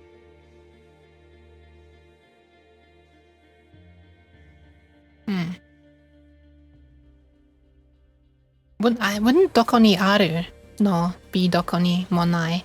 But doko ni iru no would be doko ni mo inai. Because nai is used, you know. Aru being for non-living things, right? Never mind.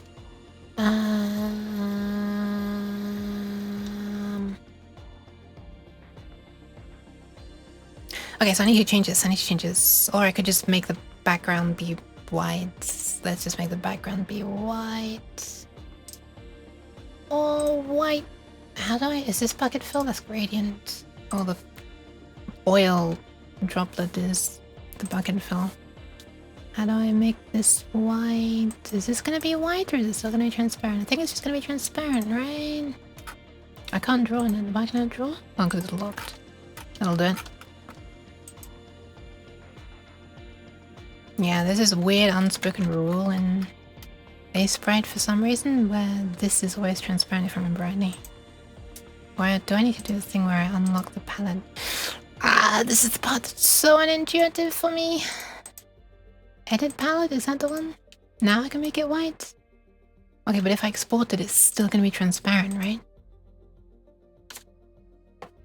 Font.png, why not?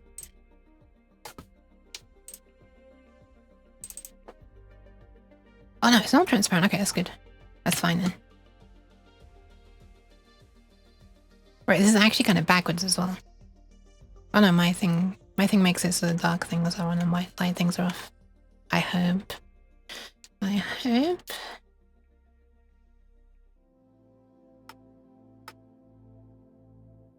Well, I guess let's just run that through my program, question mark. Holy crap! What a huge raid. Welcome. Hello, everybody. Hi, I'm sorry, I'm having to speak in a quiet mode right now because people are trying to sleep in the next room, but welcome! Hi! I swear I'm normally 3D. I was doing stuff with the webcam earlier, so my webcam's not looking at me. I was showing this stuff. The physical things. Welcome! What are you up to? Let me do a proper shout out right after I turn this off again. Bloop.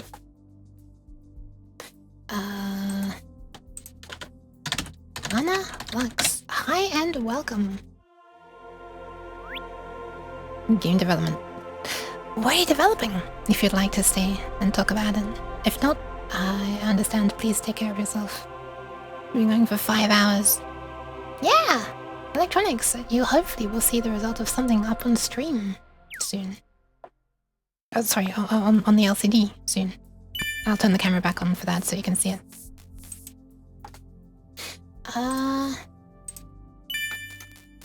Thank you for the pad stopper. And welcome in, Nature's Touch, Panda.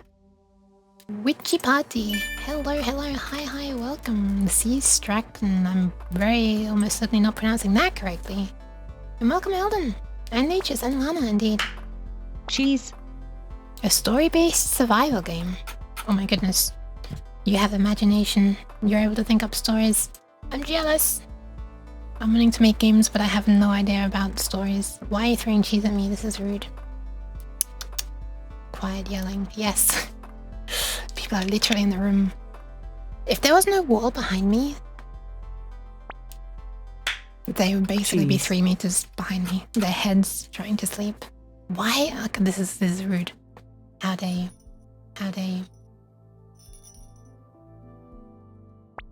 Do you have something you'd like to show off? Like screenshots or a clip or something? Hi, Feral Duck Enjoyer. That's such a good name.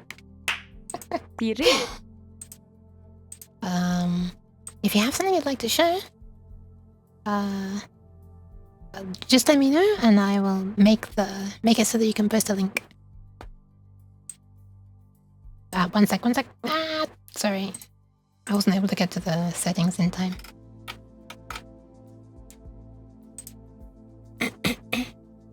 It got eaten by chat. Okay, if you post it again, it should work this time. Sorry.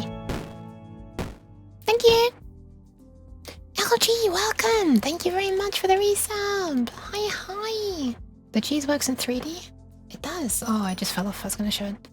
Let me have a look at this.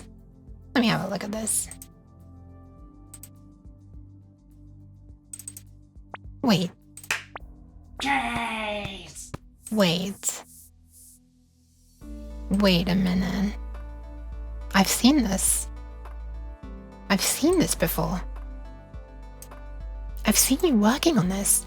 I was secretly lurking in a stream with this. I'm fairly sure that Freya Holma raided into you one time and you were working on this. I'm fairly sure I've seen this. This looks so nice though. Look at this. Let me full screen this. This is not full screen. Yeah, Freya's very cool as well. Look at this. Look how nice. Oh, these colors are so beautiful. I am a real sucker for like saturated neonish colors. This looks so nice. I'm dying of heat right now, but this still looks really nice and warm.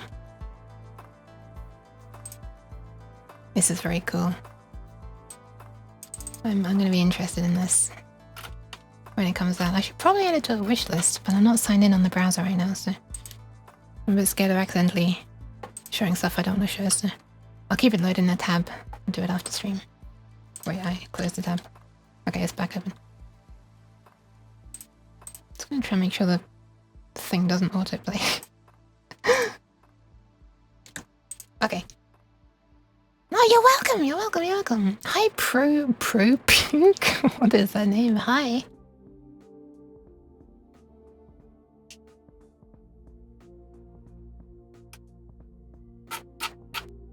Lord of Mercy, do you at least have a fan?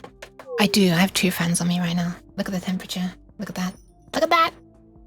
Look at that! Wait, I should be moving this way. Okay, if I move too far left, I disappear. The dangers of being 2D. Shaking my head. Thank you. Thank you for the pats. Prabik is a cat. Ah, I see. As a cat. I understand. Thankfully, I do have a fan. 2 fans. I wish I had aircon though. Like, actually not super loud aircon that I can use all the time. So I have to Nyan now, so this is probably gonna alienate 3/4 of the viewers right now, but here we go. It's gonna have to be a super quiet Nyan as well. Nyan. That wasn't even a proper Nyan, I'm sorry. I scare. I fear disturbing people. Everything about the stream is so aesthetically pleasing. Really? Thank you. Animated and everything. Thank you! I was kind of proud of those animations. That was like one of the first things I did on this setup. This thing you're looking at right now is like a Unity program. Was that thing, was Strain also made in Unity? I'm gonna be honest, I don't remember what you were using at the time. when I was in the stream. Out of curiosity, if you're still here, and if you're not here, please don't feel any obligation to stay here as well. Yeah, for my streaming setup, it's I've made it in Unity. Funnily enough, I've never actually made a game in Unity. I've like started trying to make one. I've only used Unity for non-game things. I've used it for setting up a VR chat avatar. And I've made the streaming setup as like a perpetual work in progress. Like it's totally usable, but I keep on adding or needing to fix things when Twitch changes things. But welcome Epic as well. Epic Titus, I guess? What are you? Humidity? I don't have a humidity sensor. I do have some sensors. I think it's STM32 that has a humidity sensor. But they're very, very wildly, like, disagreeing with each other. I have two and the humidity readings are quite different, so I wouldn't really rely on it for an accurate humidity reading. C or C++? This is technically C++, but I'm not really using any C++ C-ness. I prefer, I think I have a friend who would call it C-flavored C++. It's technically C++. Just because it ends in CPP. And I think I'm using a class as well, which is like a C++ thing, but this is thingy that I didn't actually make. Oh, I heavily have modified it, but this is originally by a different person named Peter Knight. This code right here is basically for decoding and playing a very highly compressed speech, a speech that is so highly compressed that basically the decompression process is kind of similar to like a musical synthesizer, where it like will have a certain pitch and a certain volume, and then it can have a noise level. It can have noise. It can be made of noise, or it can be of like a voiced. And then there are these super magical mathematical numbers that I'm not going to pretend for a moment to understand, which are responsible for filtering, basically making the mouth shape sounds. Anyway, I'm needing to be quiet now, so I can't demonstrate the audio, unfortunately, but I am trying to add support for rendering text to this LCD library, which I wrote. Oh, I guess I should explain the entire damn project. Sorry. I'm sorry. My friend would call it what? C-flavored C++. Enlin called it that. I think you know Enlin. I'm not sure, actually. She hasn't streamed for like quite a long time, so...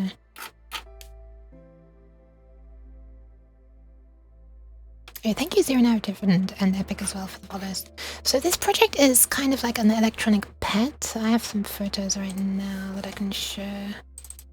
So it's going to be using an LCD like this, which is the kind that were used in like really old phones. Not really old phones, but you know, early-ish Nokia phones. And I was using this microcontroller. I'm now using this microcontroller. They're from the same series, but this one's just got double the storage space and way more pins. And yeah, the idea is that it's going to be, imagine a Tamagotchi basically, instead of like a pet that just, you know, looks like a Tamagotchi. Instead it looks like this weird creature, which is known as a Long Yook, which is this combination of emotes. I wanted to have a little bit of sound. Oh, there she is again. She's like a little worm-like creature which slides along. This was a test setup when I was getting the audio out. So the audio is going through this a little transformer to make things safe. If I accidentally short things, I won't damage the microcontroller. And they went out to a headphone socket, which went into my computer so that everybody, me included, could hear it. But now I have a speaker connected, so I can't do it instead. This is not the current setup. I'm actually going back in time with these photos. Look at this mess. Anyway, if I move forwards in time... Oh, I guess there are no newer photos. Oh, Never mind.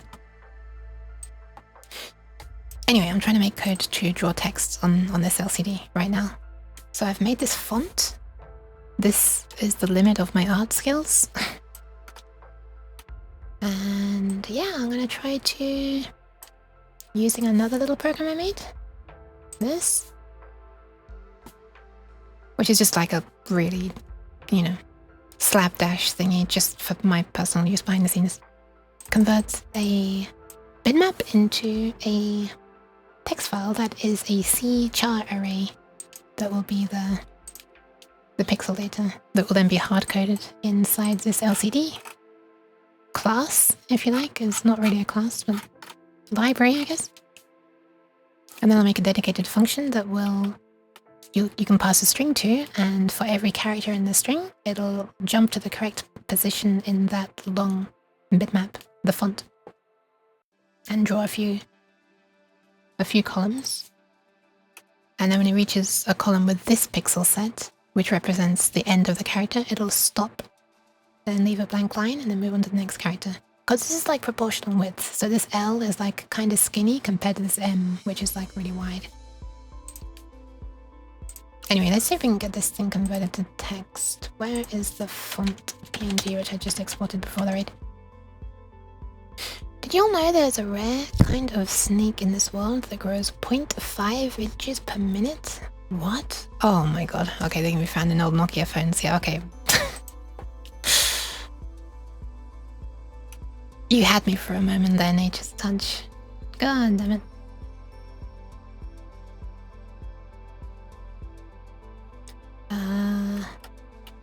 Header files, confusing context images. Oh my god! What is that? Why? Why are you rooming? Hi Fred, welcome, welcome. 4 billion years of weird cat. 4 billion years of weird cat. Hi. Thank you very much for the 4 billion years subscription. Holy crap. Welcome, Fred. How are you doing? Sea-flavored C++ sounds delightful. Lots of vitamin C. Ooh, vitamin C? It's like orange juice flavored programming. So much can be done with procedural code with imports. Wait, what? Oh, Golang. I've never used Golang. Freefall asks, do you have any kind of emulation to test code in your computer without having to upload it?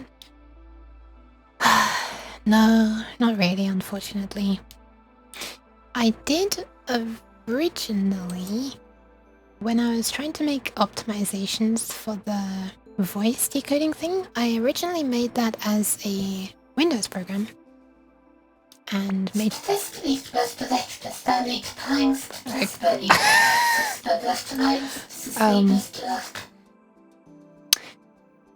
yeah. She got a little confused by that.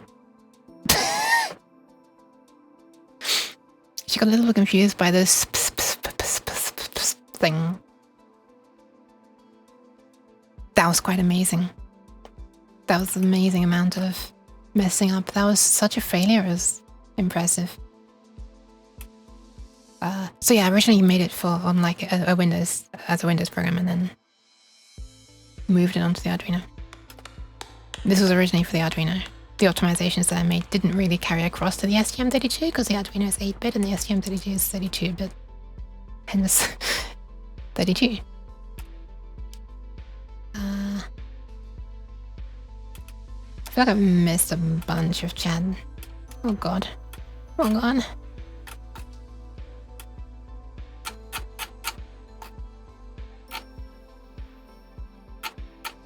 I'm slowly catching up, I promise. How is Yukama and chat today? I'm kinda hot. But hopefully we're gonna get this working. Not that it's not working, it's just non-existent at the moment. So here's the exported thingy. Let's tell this to open this file. I'm just gonna... What's the current input set to? This. And then this previously. Oh, this was me testing the program for converting the bitmap to text itself. I'm gonna call this font.png and let's just name that font and run it. which involves compiling, unfortunately. Imagine making a program that takes parameters. Couldn't be me. Okay, it's done. And the output looks like this. Oops. Width 500. Okay, here it is. Didn't even insert any line breaks. I should probably make it insert line breaks if it's been too long. Wait, I thought I did that. Did I not do that?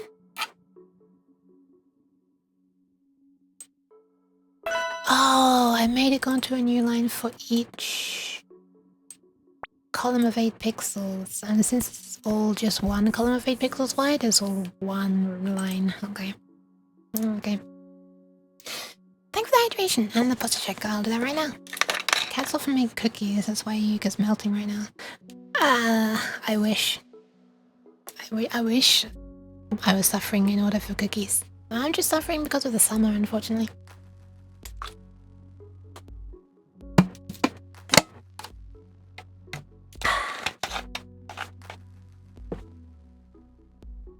That's the end of that bottle. It's gonna be a brand new bottle of neon juice next. Also known as Diet Lemonade. I have to take a look at it to see what it was this time.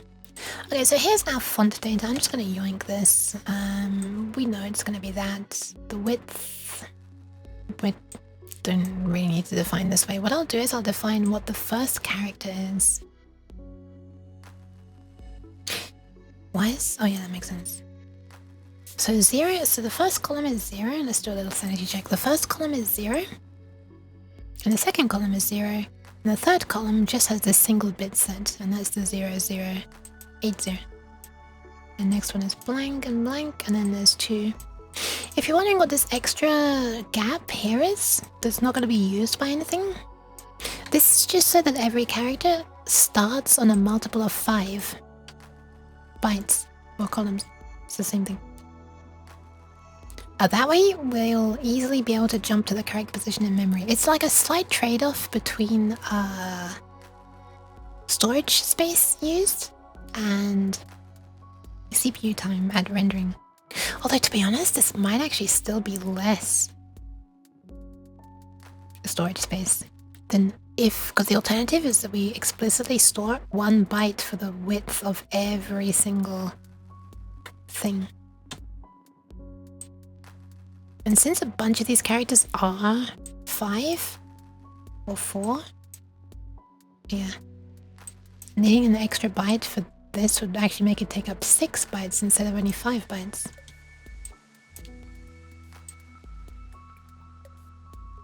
But yeah, this way, if we want character 20, we can just multiply 5 by 20 and jump to that column, and that's the beginning of the 20th character. So we start reading from a multiple of 5, and we stop reading when this bit 8 is set, or 7, I guess. Alright, let's slap this into our code. Not this code. Your work here is done. You can go away now. Bloop. The age-old trade-off of speed and space. Yeah, hi, 50-50-ish. Slap my code. Let me replay that. Slap my code. I spoke over it a bit. The end marker on 1 looks an extra pixel off. I guess numbers are wanted to be fixed width. The end marker on 1 looks... wait, 1? Oh, the digit 1. Oh, it is! It is off by 1! Thank you. I didn't realize that. Well, I guess... oh my goodness, why is my eraser this big? This is the eraser, right? Yeah. Well, time to re-export this, I guess, and rerun the conversion thing. You know what? Let me double check all of them now. Thank you. And 0? Oh my god. What is wrong with me? Okay, I'm gonna check every single character. Speech mark. Okay, okay, cool. Speech mark. Oh my god. What is going on? Stuff is so buggy right now. Can you get off my screen? I guess I could just run the compile.exe. Okay, so this is correct. This is all good. For the parentheses, asterisk doesn't have one. Plus, comma, dash dot slash 0, 1, 2, 3, 4, 5, 6, 7, 8, 9, colon, semicolon. Less than, greater than, equals. I don't know if this needs to be 3 wide, but I did it that way. Yeah. For the asked. Question mark at A, B, C, D, E, F. You can see this font went through some revisions when the widths were changed. I still don't know how good this is gonna look on the screen. I expect some characters will just look weirdly wide, like this one here. Like the Q here looks kind of like squished up, right? And yet this one, does that not look like kind of wide? But that looks super narrow, so... Q, R, S, T, U, V, W, X, Y, Z. Square brackets, backslash. Now the lowercase ones. P, E, F, G. Yeah, some of these go below like the baseline, the Baseline. A, G, H, I, J. Sorry, I have to do that every time I say Base. L, M, N, O, P, Q. This S looks so ugly, it's like it's way too tall, but... T, U, V... W, X, Y... Z also looks way too tall. This doesn't even look like a lowercase one. Now we have these. This one specifically has a blank column here. Which means this one should also have a blank column there. Maybe? Maybe not. Why did I actually put a blank column there? I know that was a conscious decision I made, but I'm not sure if I want to do that. Oh my goodness me! Bix! Hi! Welcome, welcome! Why is the lowercase e so large? Hi Bix! Because I don't know how to do it any other way. Look, it's a line, a blank, a line, a blank, a line. How could you get that any smaller? I don't know how. Welcome, Bix! Oh my god, a Get flipping... C-O-R-N-G-E-D by the C-U-L-T, get C-O-R-N-G-E-D by the C-U-L-T, get C-O-R-N-G-E-D by the C-U-L-T. I have been C-R-I-N-G-E-D by the C-U-L-T. Oh no. Thank you so much for the flipping raid and resub, Bix. Hi, can you believe that's been 2 years? Because I sure as hell cannot. Welcome in Owl and Exia and Freb again. And Grimhard, hello. I don't know why I just said your full legal name. Count or Grim. There you go. How was stream? Bixia Vd. E could drop the lowest. Let me have a look. Making a little something for Fix It Freb. Oh yeah, right! The emotes. How'd it go? How did the arting go? Would you like to share if you want? Oh my god, Omni is queuing up the cheeses. I fear for my life right now. I'm gonna make it so they land in different positions. Cheese. Cheese. There you go. Even when I turn around, the cheese remains visible.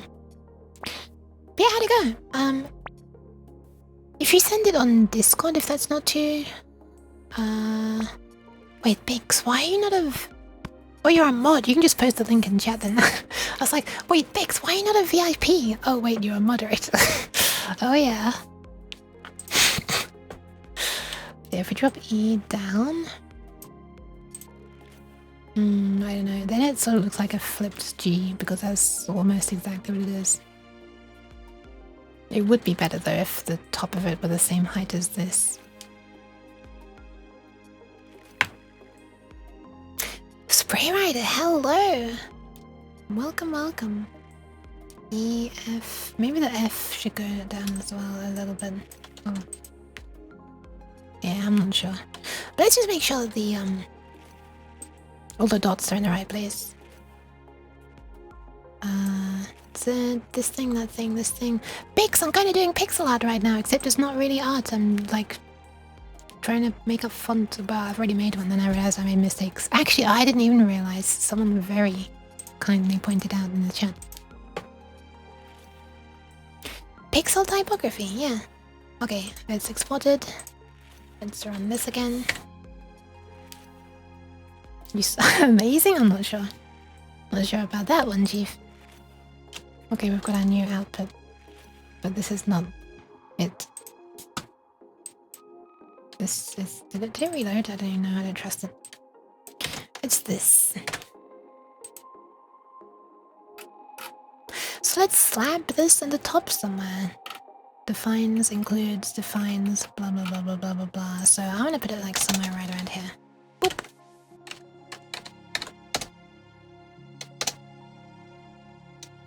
I think this comma space is actually valid, isn't it? But just I'll remove it.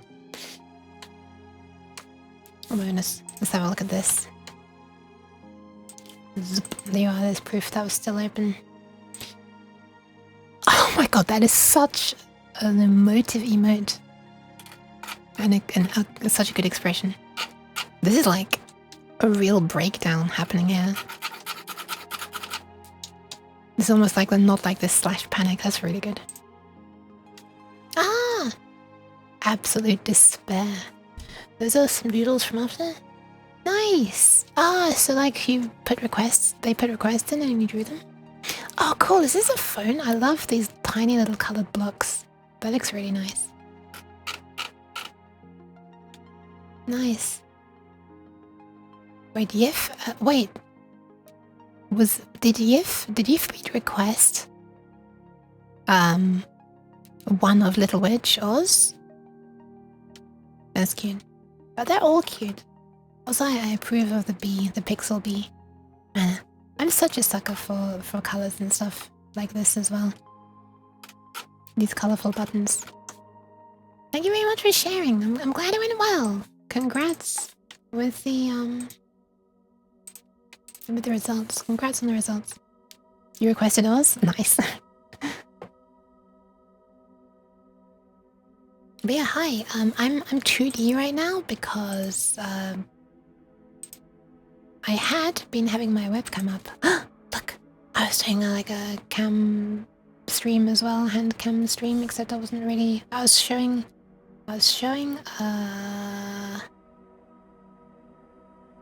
anonymized hands.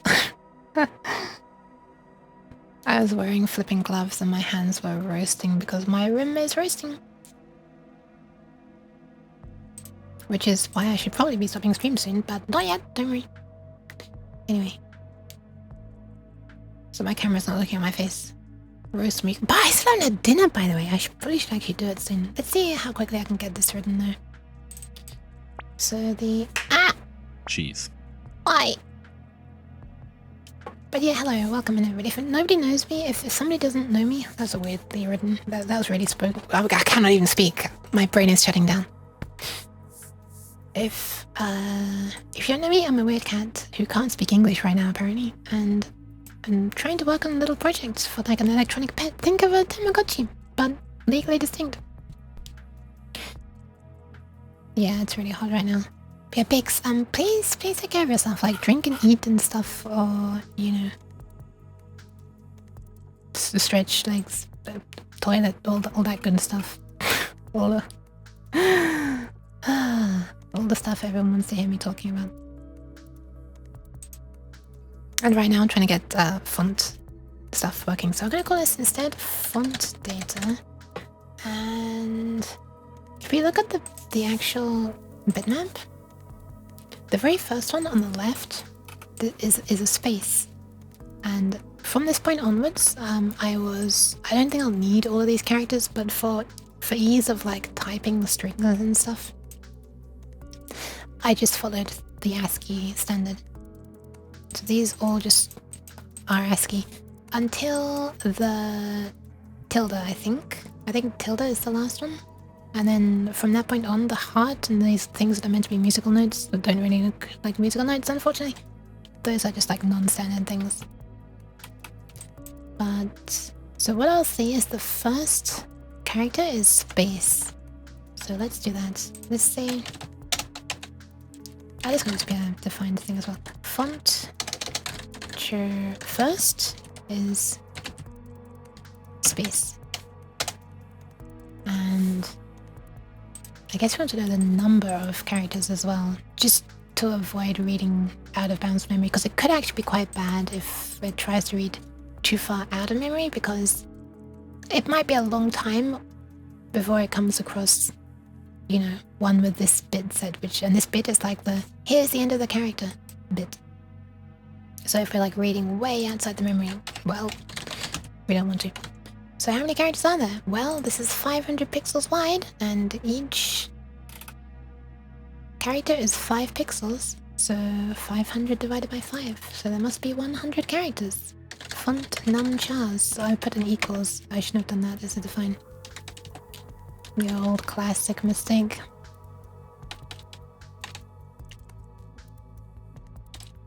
Yeah, that should work. For sure excited to see the pixel fonts. You were talking about pixel fonts. Aw, nice. Well, hopefully it won't be too hard, actually. Because I've already written a function to draw, like, a transparent sprite. And this is a little bit more complicated because... the way the sprites are defined, you can have a pixel that should always be on, should always be off, or it should be transparent, so you just don't change it. But with a font, it's just, you're only ever going to turn a pixel on. Or maybe I'll always turn pixels on and off, so that basically it draws over the backgrounds entirely, like, you know, the background becomes white. So basically like this. If you imagine the background looks like this.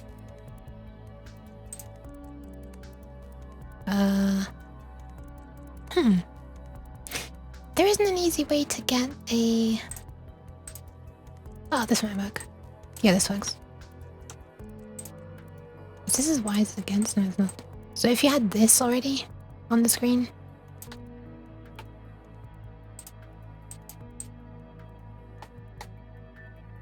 Then maybe we could make it so that the font... Let's just draw a character. A, sure. Maybe we can make it so that the background actually does always get drawn like this, so that even if there are pixels behind it, you can see them. Because the alternative would be like transparent is cool and all, but if you're trying to draw text that's readable, maybe you want to force the other pixels off so that you can actually read the damn text. Off is white in this example. My yooks always end up falling off the heap, so I try to stack them instead. Oh my goodness. I'm imagining a pile of long yooks and it's very cute. Like a little tower. How goes the UTF-8 support? Absolutely non-existent. And that way it'll remain. Actually, that's not true. I have full UTF support up until character 127. Because ASCII is part of UTF-8. I mean ANSI. ANSI? ASCII? ASCII. Actually, that's not true. I only start from character 32, which is the space. Space is... yeah, it is 32. I was about to say it is, right?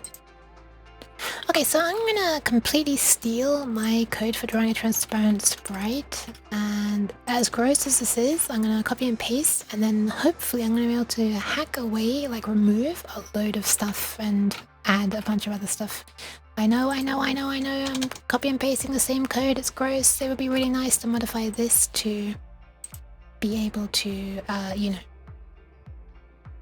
be multifunctional. It can draw either a sprite or a font. But I'm not sure of a good way to do that without having to store the font in the same format as a sprite. So the way that a sprite is stored is you've got like transparency and then pixel, and then transparency and then pixel. They're interlaced all the way through. But like that would be such a waste for a font, you know?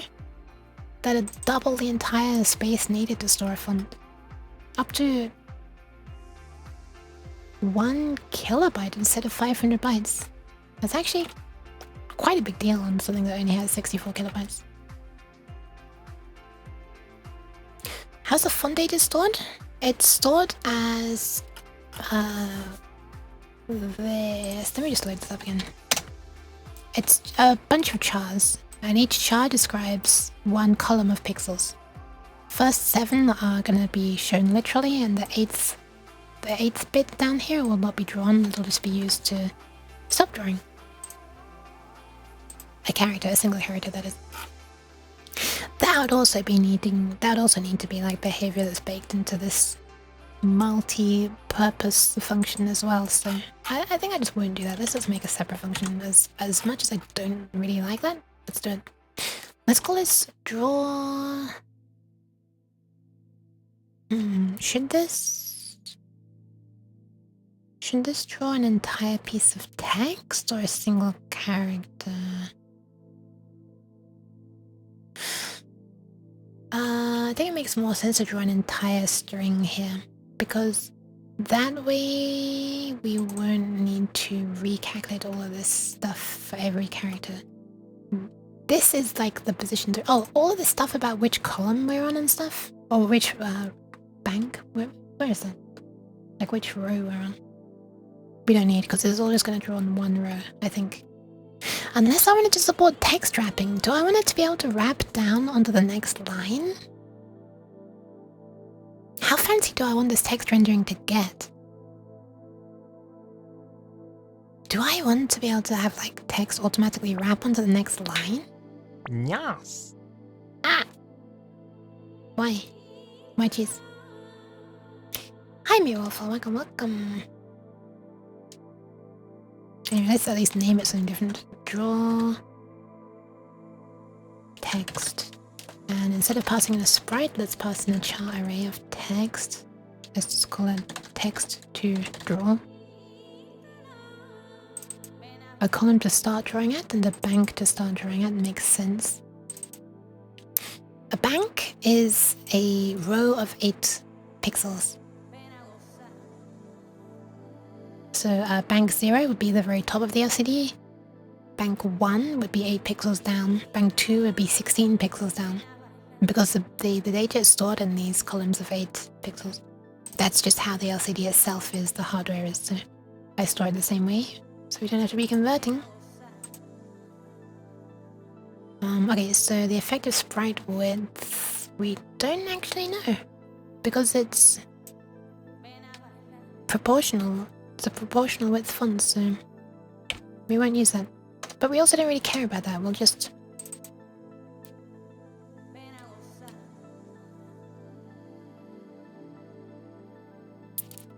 We'll just stop when we reach the end of the string. Source left, we don't care about. Destination start, we don't need to worry about. What is this doing again? If left column of sprite will be off the left side of the canvas. Okay, we are not going to support drawing text off screen. That is not a thing that I'm going to do. Absolutely not. The code for drawing a sprite does handle the left and right edge going off the screen, but I'm not going to bother to do that for text. Let's not. Effective sprite width we don't care about. Destination left and top we do care about. Or left and... wait. Bottom +1. So this is... for each... every time the row goes down by 1, we check to see if we've reached the bottom yet. But again, we're not using a limit. The only thing we're using as a limit for when we finish drawing is the text itself. We're not just gonna stop drawing midway through the text. So we don't need a while loop for this, for an outer while loop here at all. I guess we will have an outer while loop that'll be for each char, but not yet.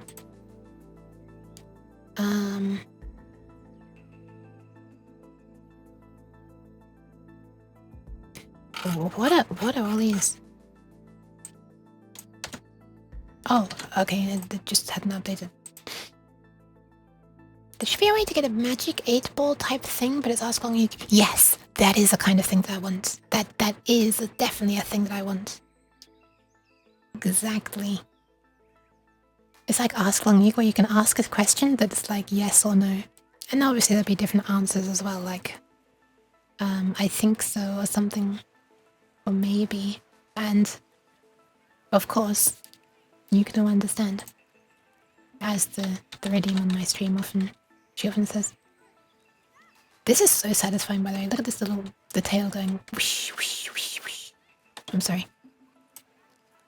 So the sauce, we don't worry about the sauce.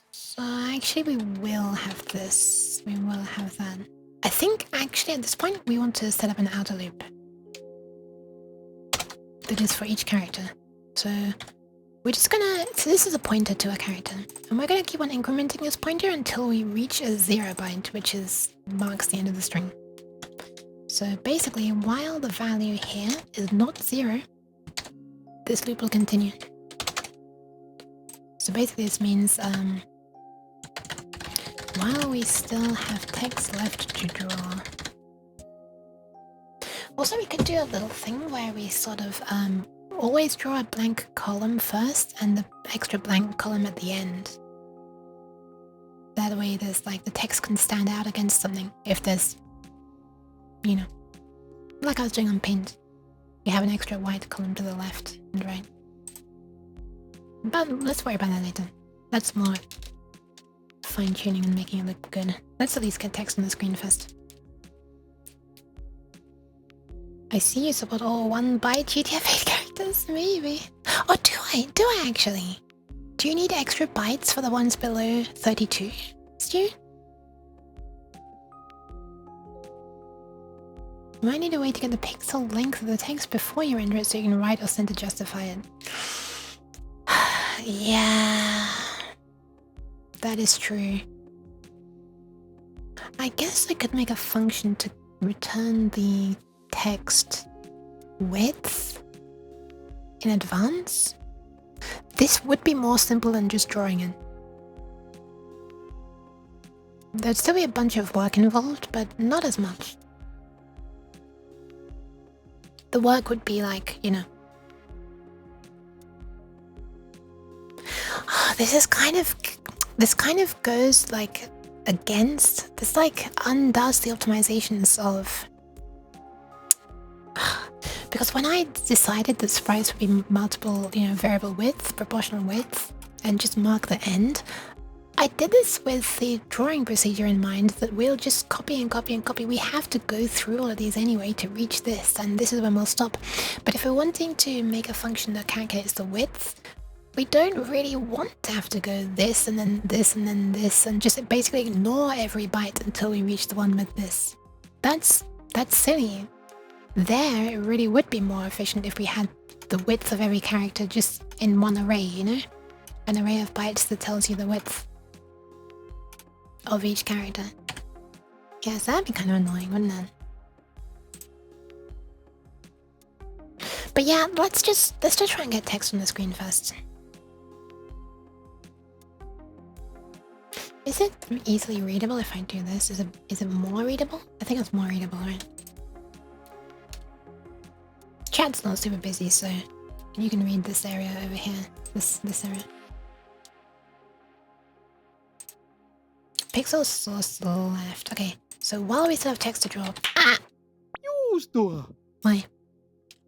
Start going to where the left of the sprite should appear in destination current. This actually can just appear up here, and this can just be here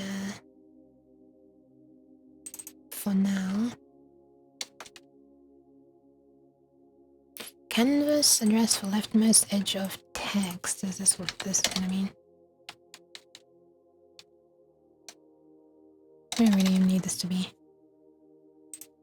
Right. Start going to where the left of the sprite should appear. This is like start going to where the left of the text should appear. Source current is source left. So this here, this source current, let's make this be the address of the first column of the character that we want to draw. So how do we work that out? We do it like this. Let's move this comment up here. That is going to be too wide to have the comment to the right, I think. So let's just say, start coming from first one to column of, or more like first column of wanted font character. And the way we do that is we say the what do I call it? Font data? Yeah. So font data. Oh, let's also define the width of a single character. Font chur width is 5.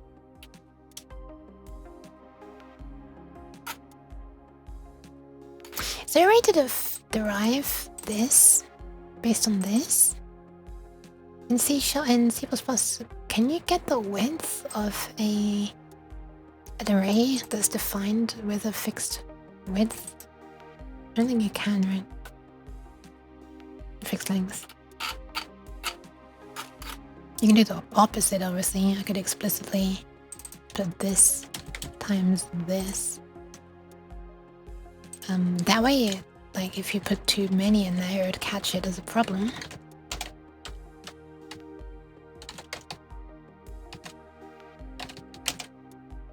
Size of array. Oh, true! Right! Size of array! Thank you. Why did I forget about size of? What's wrong with me? Thank you, thank you. Okay, so the font numchars is size of font data divided by size of array 0, which I shouldn't need to do because it's already 1 byte and it's absolutely always going to be 1 byte. Thank you for the pats. But then this needs to be divided by font children's. Can this size of this, is this size of font data always going to be determined by the number of elements in the array? Or is it going to be, yeah, that must be it, right? It's not going to be like aligned to a multiple of 32 bits, is it? A multiple of 4 bytes. So like, is 500 a multiple of 4 bytes? It is. Well, let's just assume that it actually returns the correct number of bytes.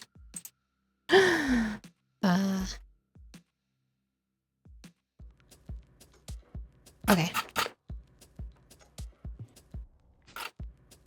Where's my thing? Here it is.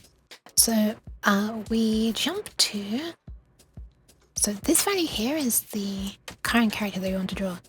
So, this minus whatever the first character is, furniture first. And this means that if you want to draw a space, it'll be 0. And then we want to multiply that by the width of each character, which is furniture width. I think that's what we want. And then we want to take the address of this particular byte.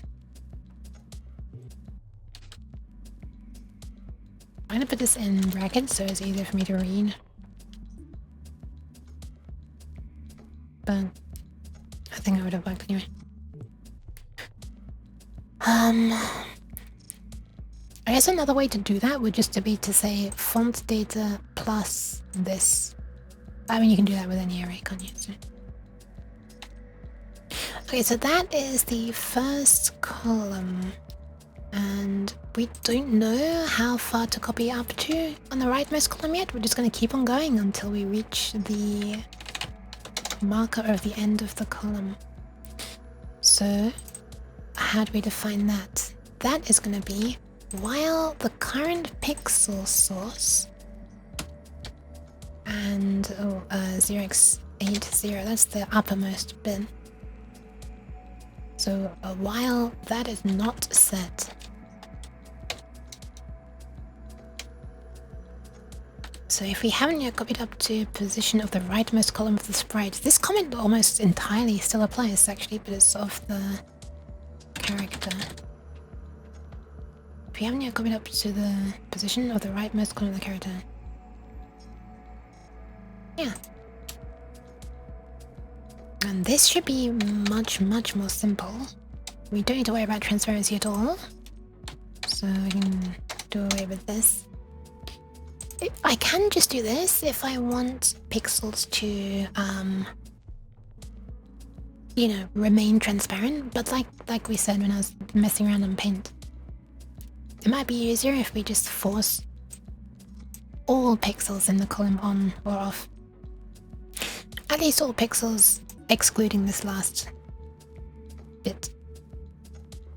So then we don't even need to OR it, we can just set it directly. So all we need to do actually, this is a one-liner. This is a one-liner! Holy! The pixel here, moving on to the next one afterwards, equals the value here with the last thingy turned off. Am I correct? The pixel source current reads current source pixel. Yeah. So source and destination in the sense of what you're copying from and to. So the source in this case is the font data, and the destination is the frame buffer. So like, which I'm calling the canvas, which is what's going to be sent to the LCD in the end. So hi, welcome Ningwang. Hi.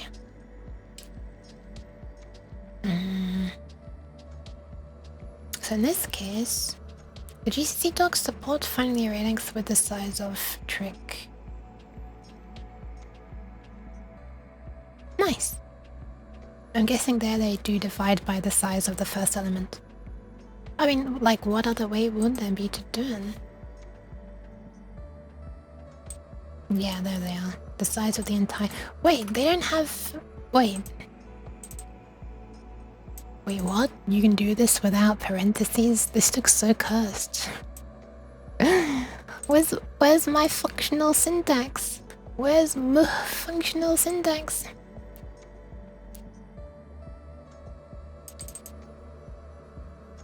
Every time I program in C, I learn some new cursed fact about C.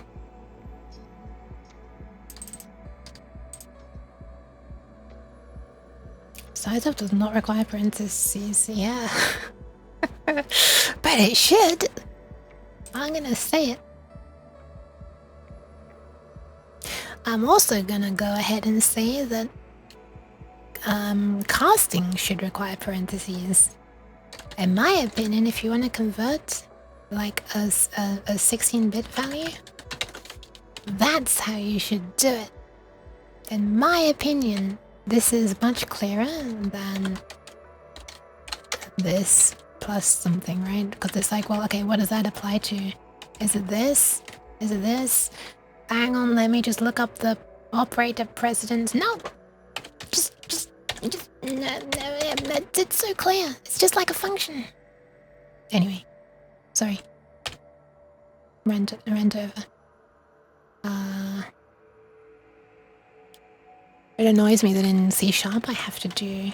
If I want to do this, I have to do this, and then this looks silly. Like this, to me, holy yook, basically looks the same as this.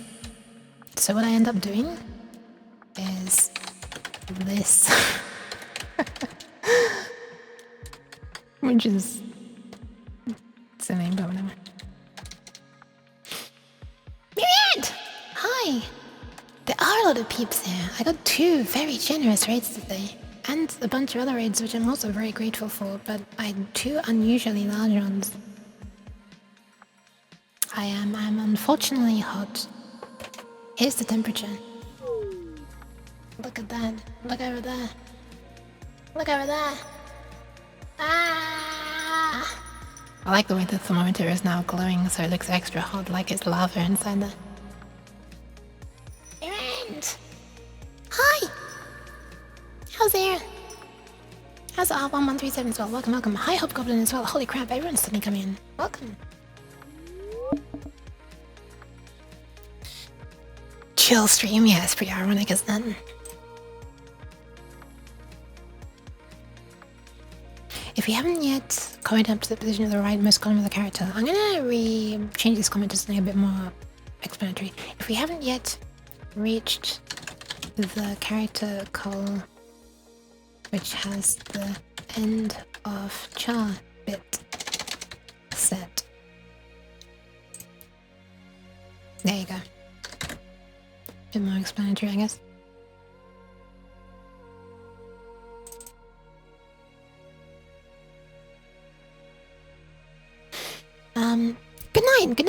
STM37.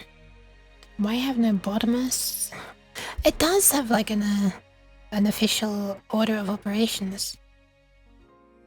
But yeah, this entire UI looks insanely cool. Thank you! Welcome in, Boogie! Everything that's moving around on the screen is part of my streaming setup, which is made in Unity. Which actually I have loaded right here because I had to fix some, well, change it to the 2D PNG instead of 3D. Ignore this. There's a lot of stuff that when I look around you'll see which is just all in its default state. When I click run, everything like shuffles off screen. Like when it actually starts running. Which takes a while apparently. Holy crap. I guess this all got moved out of RAM. Unity? Are you feeling okay? Unity? What the fuck is going on? Why is my computer dying? There it is. Oh my goodness. No, shush. Okay. But normally I look like this. Normally I... Oh god. Why do I have no clothes? Thank god I have the bra painted on there, otherwise I would have just been banned from Twitch. Holy. Anyway, yeah, so normally I have a 3D body, but this looks so funny with the 2D thing. Normally I have a 3D body, but right now I have this little plane that is being received from a program called vtuber.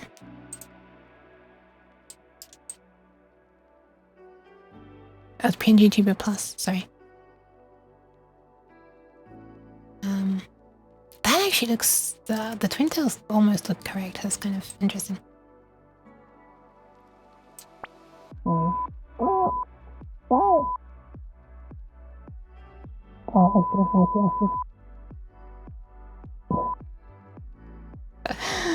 I see why. From a moment I was confused why you're censoring me, but yeah, thank you. Now I'm a mouth. Okay, that's a tongue twister. Malphabeth, even though I've said it many times before. I sub to the YouTube channel. Thank you. Yeah, I've seen accidental exposure. I have a bunch of videos that are still need to be uploaded. Here is my pending. Look. This is why I need to be uploading more VODs. I'm running out of space. Because if we go into this folder, there's all of this waiting to be uploaded. Look at the sizes!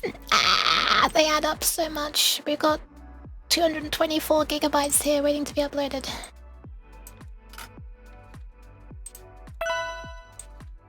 Such absolute classics as Cat Wires a Beep and maybe even a Boob. This is actually quite a fun one.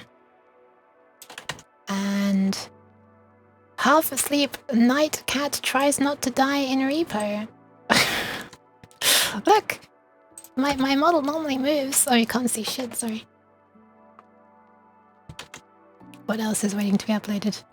Worm on a screen. Ah, this is when we eventually got the Long Yook on the screen. This was an interesting thing. Anyway, this is probably much more interesting. What the hell was that thing I was drawing on paint? Oh, okay. Oh, measuring current, I see. That's the scope. What the fuck was that error that disappeared? Oh, who cares? I'm sorry, I'm getting distracted by myself. How pathetic is this? These names? Yeah, these names are the names of the streams.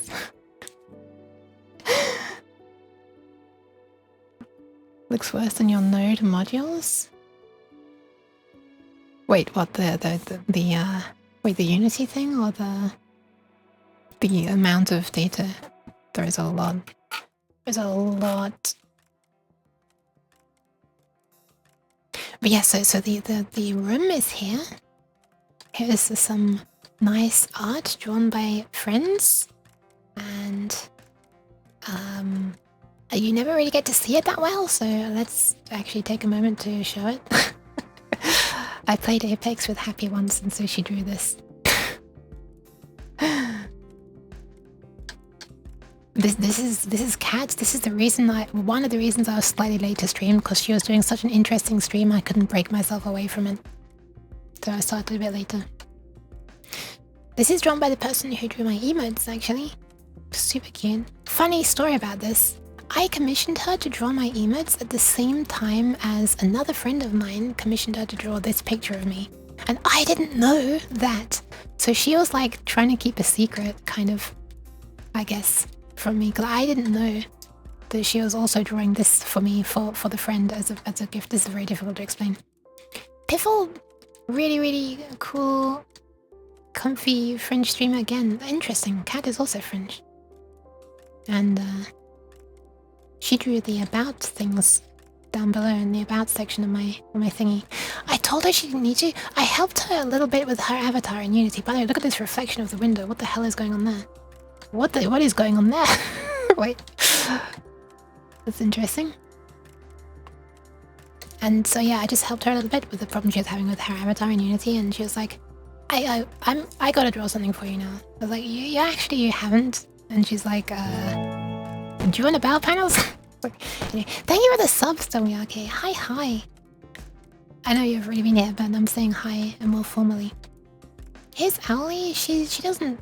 She's escaped from the online world. She's like, she has what I believe people call a life now. So she doesn't stream, unfortunately, but that's really cute. Oh, she also drew my avatar right now. This little PNG one I'm using. And this silly little thing I drew myself. Same with this. As part of a big thing that I drew together with some other friends named Nova Liminal and Enlin and Kat. And here's a funny, goofy one with lots of cheese. And this is gonna cause more cheese to be thrown at me right now. The net. And this is an amazing gift by Unity. This was a wonderful gift from Unity. Don't you love it when the Unity Asset Store doesn't let you buy something and you're trying to make something for Christmas? So you're on a bit of a time crunch. Hence the baubles here. The gap is symbolic of the Cheese. Of the error. Anyway, so I immortalized that annoyance by putting it on my wall. Anyway. And down here we have the notifications. Also, sorry, I'm trying to get the flickering stuff out of the view. It's flickering because there's like a 16 to 9 and a 4 to 3 on top of each other, but normally only one string. Notifications appear there. These are the things at the bottom of the screen. This is the Long Yook that's used in the Ask Long Yook redeem. Crazy Stewie, who was in the chat earlier, helped with this. The shader for this. The shader allows this. The tail can be changed in length and curvature. It breaks when it goes too far though, but you can then like increase this to kind of fix it. Anyway, and I think that's basically it. Oh no, there's this area up here. This is where the views from the multiple cameras are composited together. We have like this layer and we have this layer. They're like one's behind the other, and then there's like an orthogonal camera that's looking at them both. And depending on the layout, this one will move like in front of the other one, as sometimes. There used to be 3 layers here, but then I ended up being able to put 2 onto 1 layer, so it cuts down on the number of cameras, which is nice. And we have some some things that are used in different places that are then looked at by a camera that's rendering to a render texture, and then that texture is shown somewhere else. So there's a plane here showing a texture that's being captured by a camera that's looking at this. It's all kind of a little bit scuffed. This was a test for Nan. Nyan. Oh, Nin. What? How did she say that? Nan. Nyan. She's so biased to saying Nyan that she put an A sound in there. This was a test for a thing I made that can convert text into a bitmap or texture. Anyway, nobody asked to see all this, but there you go. free tour of the Unity scene, I guess. There's a hell of a lot more in terms of scripting, but that's basically all the visual stuff. But there's like a bunch of post-processing things for the effects. Are you a gaming streamer or like variety streamer? Or variety stuff, I should say, including programming. I'm very much variety. I started off streaming games. I think I started off with like Half-Life 2 and the Ratchet & Clank games. And Burnout 2 as well. And then at some point, because I was too scared, I was like too embarrassed to do programming on stream at first. I was like, you know, if someone is searching to be looking at programming on stream, then they're probably going to be kind of professional, right? And then like, what are they going to think of my thing? My nonsensical, my silly little code. So I was like kind of too scared and embarrassed to stream at first by programming. And then I ended up streaming my programming a whole damn lot as I was working on my streaming setup. And I'm so glad that I did end up streaming programming, because it turns out the dev community on Twitch is really, really nice. I met like some of my best friends now through doing that programming stuff on Twitch, which is like really cool. That was like 3 years ago now. Pronounce worker if that's easier. Worker, I'll try to remember that. Worker. You got flagged for that? Wait, I got flagged for what? I'm not sure. Oh, Long Yook is... She is! It's a shader and one sprite. Well, that's not true. It's a shader and one texture, and then one other texture, which can be swapped out. Yeah, you know, let me show you that. Let me show you the animator for the Ask Long Yook thingy. I'm kind of proud of that. Where is the Ask Long Yook? Here it is. Did this have its own animator? I can't remember. It does have its own animator. Oh, here it is, right. So, there's a couple of layers. This is the one responsible for setting the face to a different one. If it's happy, excited, comfy, or confused, or despairing. Each one of these is an animation, which just changes the texture. I guess if I do this, you'll be able to see it change. If I press preview on here... Oh, it actually doesn't. Wait, which one is this meant to be changing? Confused. Despair? Wait. Despair. Play. There it is. Okay. And then this one controls the whether the face should be shown or not. Whether the emotion should be shown or not, I mean. And then this one controls the sliding onto the screen and the entire process of sliding in, waiting for the question to be read, changing face based on the reaction, and then sliding away, turning around and sliding away, basically.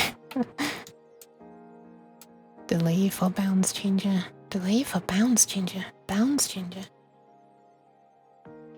What the fuck is a bounds changer? What is... I don't even know what I was talking... Clearly I made that for a reason, but I'm not sure what I mean by bounds changer. Anyway. Then you realize that you are actually a good programmer? No, Linted, I'm not sure. I realized that people are kind and very helpful as well. The gift Unity gave you was what I referred to. You got flagged was my message. The gift Unity gave you. The gift Unity... Oh, right! The lack of clothes. They learn programming solo or study in school. Look, I'm jealous of people who have programming lessons at school. I kind of... I don't... If I say taught myself, that makes me imagine that I, like, entirely experimented and stuff, which I did a whole lot as well. But there were loads of forums helping me as well. I started with Game Maker, back when it was actually Game Maker, not Game Maker Studio. Back then it was Game Maker by Mark Overmars, and then it got sold to Yo-Yo Games, and then it got sold to some other company, and it became Game Maker Studio, which is a totally different beast, which looks more like Unity. But yeah, I started with like Game Maker 4 at the time. Back before they even had 3D stuff. That was like my first dipping of my toes into the programming world. And then I realized, you know, there's actually a scripting system in Game Maker, so you actually can do kind of coding stuff. And then I discovered Visual Basic, and then C for Arduino stuff, and C# for Unity stuff. I'd never done C# apart from Python as well. I don't like Python. Yeah, I'm not super good at Python, I guess. I put up with Python when I have to. But I didn't have any experience with C# before I touched Unity. Well, I thought that some programs are high-professional and not some form of category. One of the best programmers are self-taught. That is true. I had multiple programming classes during college and it's not always cracked up to be.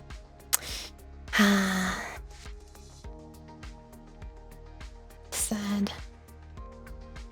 I kind of want to turn on the Ask Long Yook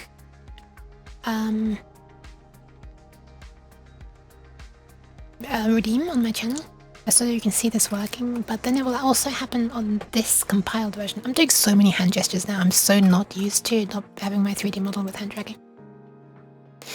What I can do is just simulate it myself by changing these parameters. Then we can sort of watch it. I really love this thing on Unity, this graph here. It shows you, like, how do I explain it? It shows you, you can visually see it going through things.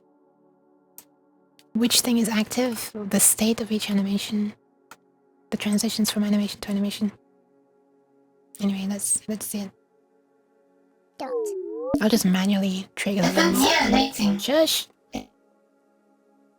So if we shrink this to fit, she's gonna like slide along here when I turn on... Must be question state, right? Try to remember how this works. 0? Yeah. So there she slides in. And then she's ready. This is the point where Yook will be reading the question. Or giving her, like, speaking to her. But then there would be a response that she should read back. So let's pretend that the response she should read back makes her feel emotion number 3. I'm not sure what that is off the top of my head. And then when she starts reading it... okay, I guess it's 2. There we are. Okay, she's changed animation now. It looks like it's made her confused. So it's doing the confused animation. So there's an animation that is making her tail move a little bit. Oh, okay, that's confusing. I just zoomed in on this and the compiled one. And then this other layer is controlling the face. So this is changed to the confused texture. And then she'd read it, and then afterwards, she's gonna slide back out. Oh, also, it's now showing this reaction. Where is... oh, there it is. So if we move to 3, things happen and she slides away. Ah! Thank you for the pats. I'm getting double patted. And there are different, like, reactions that do have different effects. Like, they're scared. 0, 1, 2, 3, 4, 5. If we make her come back in again, and this time we go to emotion index 5, can we jump straight to it if I set state to 3? Okay, well that kind of spoiled it. It didn't really work. It did make her slide away quickly. But it skips changing the expression. There you go. So now you can see that she's scared. And now it makes sense that she'd turn around and go away quickly. So there are different ones that change the speed and stuff like that. Because animation speed is itself a parameter that can be changed by another animation, which is kind of cool that you can have animations controlling other animations. Okay, I have officially outstayed my welcome showing off Unity stuff. I'm closing it now. Yeah, no scaring of the Long Yook. I'm in them right now and they're all full. Man, I'm sorry, Pragmatic. I find that classes are useful for learning the basics, but you need to experiment yourself. You absolutely do. You need to find something that... This goes for anything in life, I think. For learning anything in life. You need to find something that is for some reason interesting for you. Like that you can get personally involved in, you know? Not in like a dramatic way, like a drama, a negative way. But like something that is actually interesting to you. And then you just automatically learn. Like you just automatically want to do that thing, so you'll just automatically try and work out how to do it.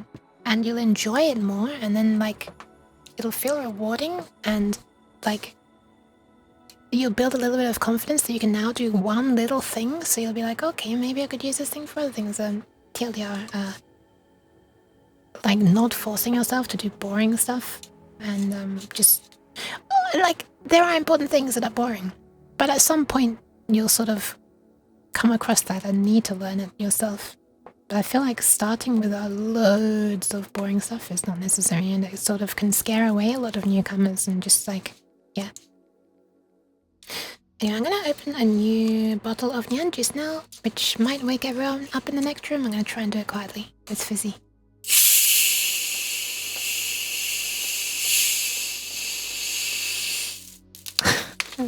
Okay. What about if I continue to get errors in my outputs and struggle to find the answers? Hang on one sec, let me drink.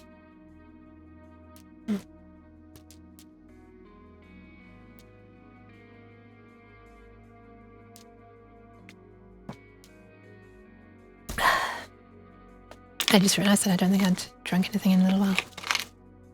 Wait, did I do the hydration from Pragmatic Programmer 17 minutes ago? I don't know if I did that. Oh, well, that's for you. If I didn't. I might have accidentally bonked it a bit harder than intended when I put it on my desk.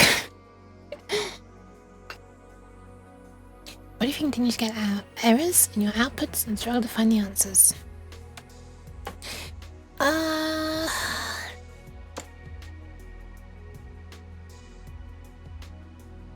You could search for the specific errors online. If you're beginning, then probably it would be because there's a relatively simple concept that you just don't know yet. That's not like an insult to you. I've certainly been there. And maybe searching for the error will find someone who's posted and been trying to do a similar thing to you. I'm thinking of places like Stack Overflow, which unfortunately, yeah, that's a bit of a shifting... Things are changing over there recently with ChatGPT and stuff. I don't think for anything more than the absolute beginner basicsy thing, I would not say that ChatGPT is a good way to do it, to learn.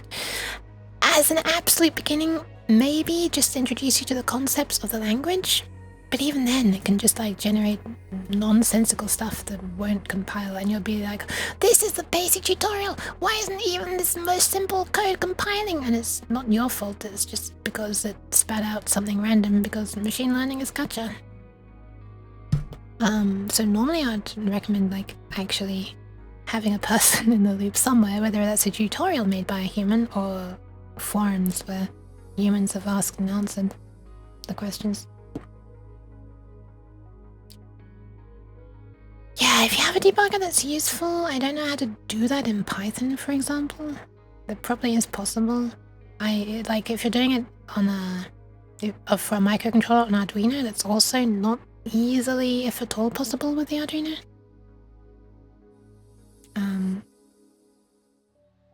That said, I did start with Visual Basic 6, and you can set breakpoints in there just by default and look at the code, so that is really useful. But the next best thing is just to print out the values at each step throughout like a function to see what's going wrong. Basically, if you wrote a function, then you probably have an idea of what's meant to be happening, but you might just have like overlooked something. Almost certainly that's going to happen when I run this function, if I ever finish the damn thing tonight. And just like printing out, like, you know, like printf or something. Or serial.print if it's on an Arduino. just like printing out the values of various variables, or maybe even one variable at different steps of the way, can make you realize, wait a minute, there should have been like 2 or 3, but it's minus 3,000. What's going on here? And then that's like, where does that value get set? Okay, let's look at everywhere where that gets set. Well, it's set up here, and it's based on this if statement, but I expected that if statement to be false, but it's true. What's made it be true?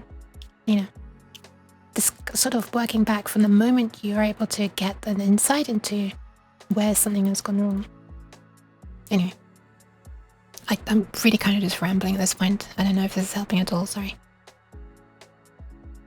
Hi Hakun, welcome. I think a big one, also specifically a big one in C, that can be really difficult to notice. Some compilers warn you about this, but also some don't. The way that you're meant to use 2 equals when you're testing for a condition, like you're in C, versus a single equal sign when you're assigning a value. Like if A equals 5 or 4, I mistyped. Well, this is not defined, let's use some other random variable. This is not an error, because C has this kind of annoying what you probably meant was this, right? If this tests if this is 4 and then runs the code. But this assigns the value of 4 to this, because this equals 4 is its own statement that could be put on a line all by itself.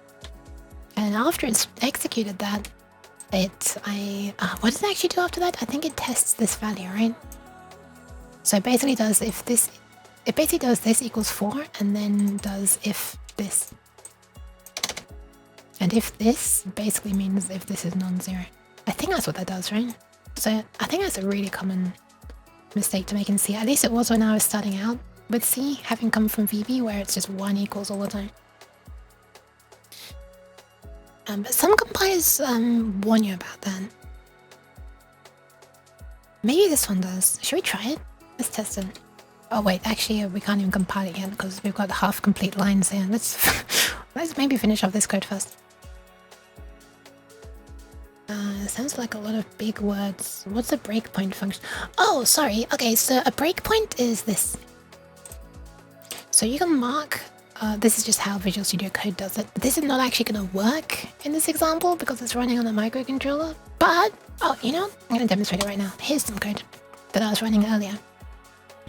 And you can just click a line like this, and that means that a breakpoint has been set, which means when you run this, when it gets to this line, it's going to stop here temporarily. Not like exit, but like freeze and bring you back into the code. And while the code is still loaded in memory, ready to go to the next line, you can see what's happened up until this point. So if I run this now, so what's just happened is this window is opened, which is the program that's running. But there's now a yellow arrow here, and this thing is like frozen. See up here it says continue. And you can mouse over these different things and see what things are set to. Right now, this value is meant to start at 0 and go up to something and then increment by 1. Right now, this value is actually huge. Like, what is this? Like 3 billion or something? But that's simply because this breakpoint gets triggered before this line even executes. So what we're actually looking here is uninitialized memory. We've never even set it to 0. So if we were to put a breakpoint right here, for example, and continue, now we're on this line. This says now at this point being set. And we can look at what this value is before this if statement executes. So yeah, you can set these breakpoints to make it stop on certain lines, and that's super useful for seeing what's going on. The alternative, if you couldn't set breakpoints, would be to do something like just print to like a file or the console or a serial port or something so you can see things.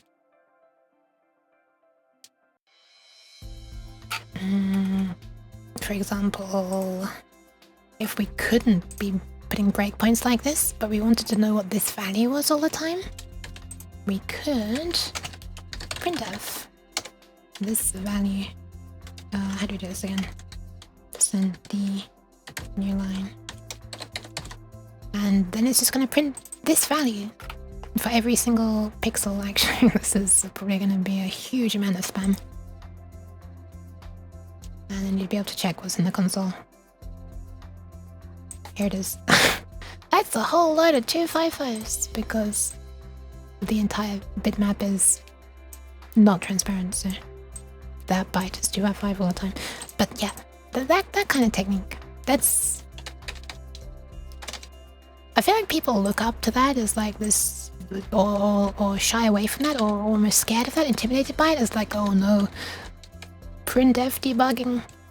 I don't want to have to just like tell it to print things and look at it, but sometimes that's all you can do. It's not that scary. I think it's just that some people have got used to like a debugger like this, which is like kind of spoils you. I mean, it's super useful where you can just set breakpoints, but printf's fine too. Anyway, %Ds. I am melting. Google is the best friend. When you mouse to the left of a line, there should be a little red dot. Yeah, I'm not sure what would be in the program that you're using, but at least that's how it's done in Visual Studio. And this is Visual Studio Code, which is the most absolute ridiculous name to give a program, by the way. You make a program to write code and you call it Visual Studio, and then you make another program to write code and you call it Visual Studio Code, and they're two completely different programs. Like, someone really went out of their way to choose the most confusing name possible. Wow, look at my Visual Studio Code. No, not my Visual Studio Code trademark. I mean Visual Studio trademark code. I don't actually know if the trademark's probably not. Yeah, I would absolutely not blame someone for realizing they're not the same. It's such a ridiculous name. I didn't know at first. And I still sometimes misread Visual Studio as Visual Studio Code or Visual Studio Code as Visual Studio, and I don't realize. Wait, they mean that one. They mean the one I have to use for the microcontroller stuff. Is there a Uru or Nyan flag in any programming language? I'm gonna blow your mind. There is now. What if I want to make an integer, but I want to call the integer Uru? Ta-da! Now I have an integer called Nyan. That's valid. When I compile it, it'll warn me because this value is not used anywhere. At least in C, you can just define your own things. But no, I don't know any language that has that built in. You can also do it in a slightly less meaningless way. Like, for example, here I defined a type called LCD bank info, which contains 2 bytes. And then I made an instance of this called bank info. So this is like a really not a great example. This is kind of confusing. But yeah, you can define your own type instead of just an integer or stuff. But usually they're just based on existing types. Usually, if not always. Is it even possible to have arbitrary things? I guess at the end of the day, everything's just bytes, so...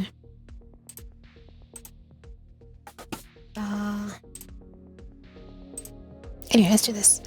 So we are setting the pixel on the LCD canvas to, or rather the column of 8 pixels on the LCD canvas, to the column of 8 pixels from the font. But we want to exclude bit 8. Or bit 7, the 8th bit. Bit index 7. So this would be bit a binary. We can just use 0xb 1, I guess. Because I can't be bothered to work out what this is in hex. Oh my goodness, what was that noise? Oh, I think it's a loud car outside.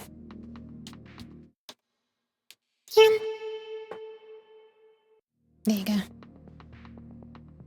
Hope that's up to your standards. Positive as well, thank you, Pragmatic. So Also, welcome, Freya. I don't know if I'm pronouncing that correctly. It's a cool way of spelling it, though. We haven't yet reached the...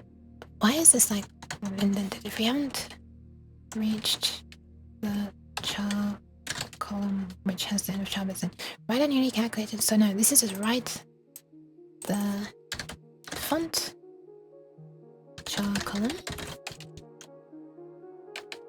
of pixels to the canvas, except for end of char bits. That's not quite enough space. Yeah, sure. And then we want to move the source on by one... oh, wait, we can just do that here. Yes! Bye! Then we don't need to worry about the source because we've already incremented it there. We don't need to worry about the destination. We've already incremented it there. I think that's it. I think that's the entire drawing thing. That's so much simpler than... What the... Wait, this is the entire function! The sprite drawing one had so much setup before we even got to the loop where we copied the pixels. The font drawing one has a grand total of 1 line. Of course, there's a big question of whether this even works. This comment is small enough that I think it can fit there. Just barely, okay. Should we see if this works? I think we should see if this works. This is gonna wrap down onto the next... This is gonna wrap down onto the next... what am I trying to say? The next... bank of 8, or next column of 8 pixels. If it goes off the edge. Which is actually not a bad thing. That's probably a more sensible way of handling it. No worries, bye-bye Pragmatic, and bye-bye Boogie as well. I think it's about time I run this and see if it works. Right now there's no checking whether the characters are actually in the font, and if they're not in the font we might, you know, do bad things. So we should probably make sure that the font is actually, you know, in the font, that the character's in the font. So let's see, before we grab trying to get the address of the column, you should make so sure that the character is larger than or equal to the first character. And less than that plus the number of chars, I think. Is that right? I think I might be off by 1 error somewhere in there. Let's write it out and test it. If this is larger than or equal to the first,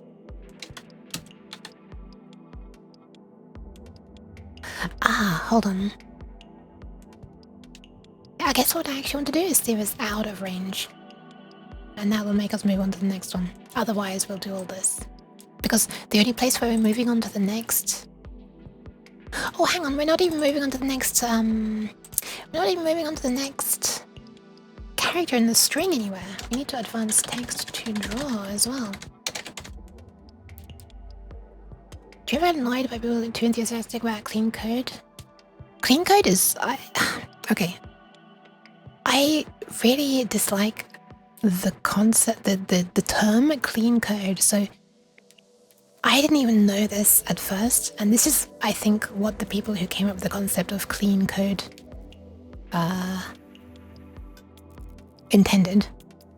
But clean code means a very specific thing. Clean code does not mean code that is clean. You can write code that is clean, and the people who like quotes clean code would still not like it. Like, clean code refers to like a specific set of like rules or maybe guidelines, and I kind of don't agree with a lot of them.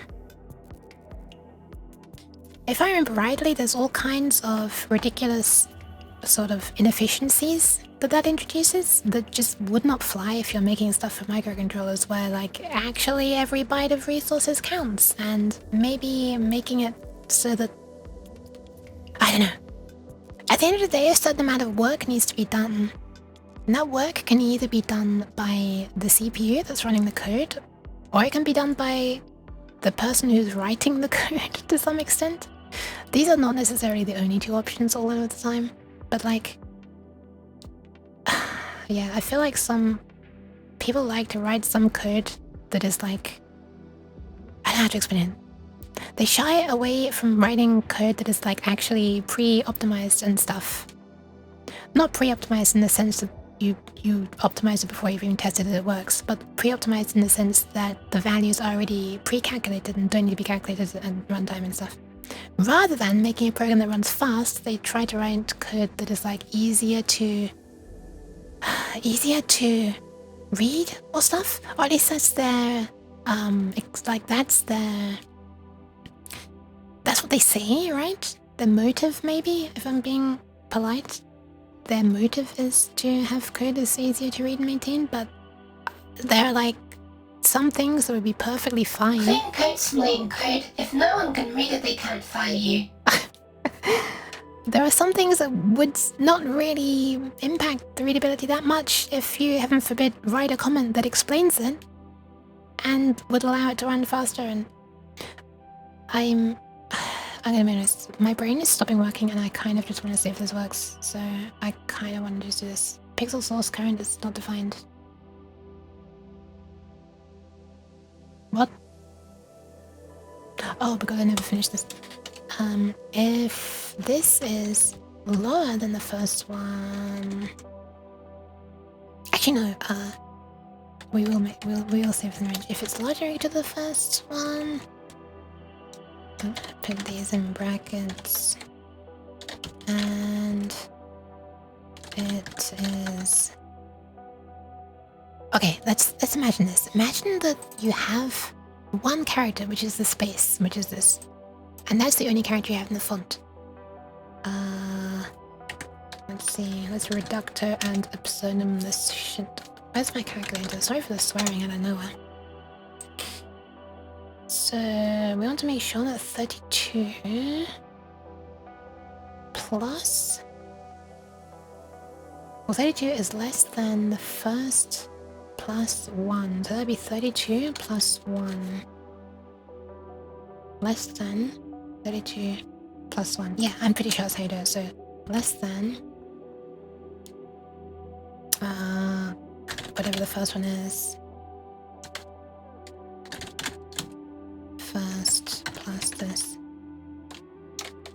I'm gonna put it in brackets so that my head can deal with it more easily. If character exists in font, then we'll go on to draw it. And then regardless of whether it existed and we drew anything, we'll move on to the next character. Why is it not there? Wait, what's the problem? Is this just being silly and not realizing that things are okay now?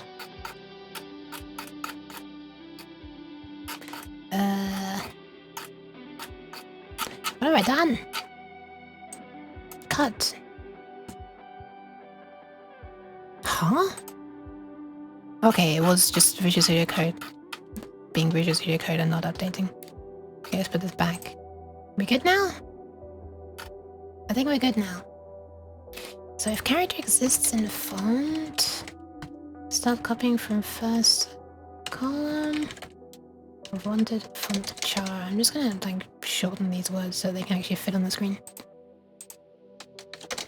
Okay, I think I'm ready to test it. Let's try to draw some text. Wait, hang on, did I? Yeah, this is the same code for this. So let's try to draw some text. We'll still draw the sprite, but let's draw some text at the top of the screen where the sprite is not. Let's draw, you know what, we could even draw text that is the position of the sprite, but let's make sure that we can even draw text at all. So let's say LCD, oh hang on a second, I need to define in the H file this. Void this, and it takes these. This is ridiculous that it doesn't, you know. But you have to manually do this in 2025.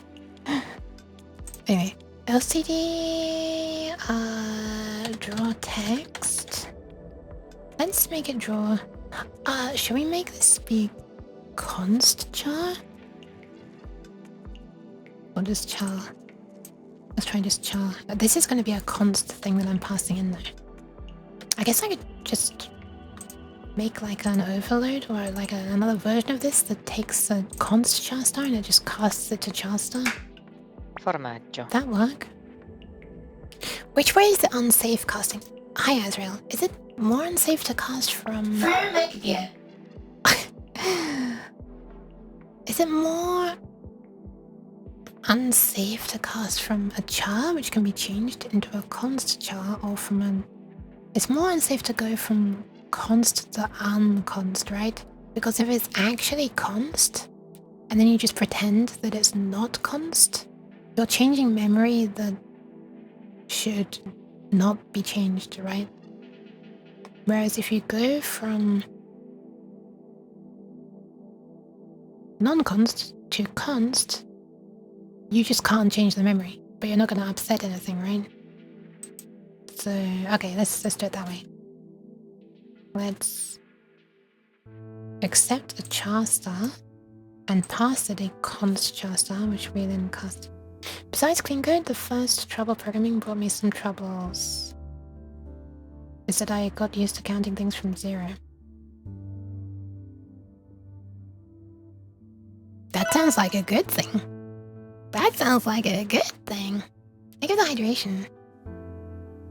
If I'm not changing anything, I usually do const pointers.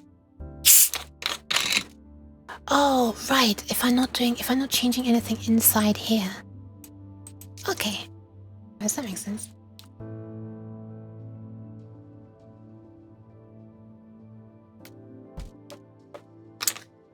That's kind of an interesting way of doing it, yeah. That makes sense.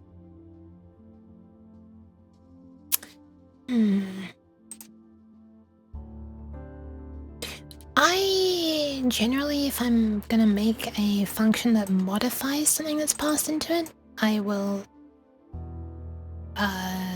like prefix the name with out, the word out, like that. Sometimes, not always. If it's like you have to pass it in by address, then that makes a bit more sense. Thank you, Rust, for that. Alright, I'll put this for now, I guess. Although, is this gonna cause problems when it compares? No, I guess not, because this evaluates to a blah blah blah blah blah. Okay, let's continue. Draw text. Oh, right, I should change this. So. Text. Yeah, an exclamation mark. I think that's a perfect first bit of text to show. Actually, it's not. I mean, exclamation mark is really thin, so that's a good text with the proportional, but we need something after it to prove that. How about let's just draw nyan, nyan, and there's no space between them, and then we should make sure that then we should easily be able to see that this is thin, right? Also, how wide is this going to be? Worst case would be 5, 10, 15, 20, 25, 30, 35, 40, 45, 50. Okay, we've still got quite a lot of space. We've got 84 pixels, and there's no way all of these are going to be 5 pixels wide. Oh, wait! We actually do need to add a space between characters. I forgot that. So after we've done this, let's just move the destination up by 1 after setting its values to 0, right? Everything to 0.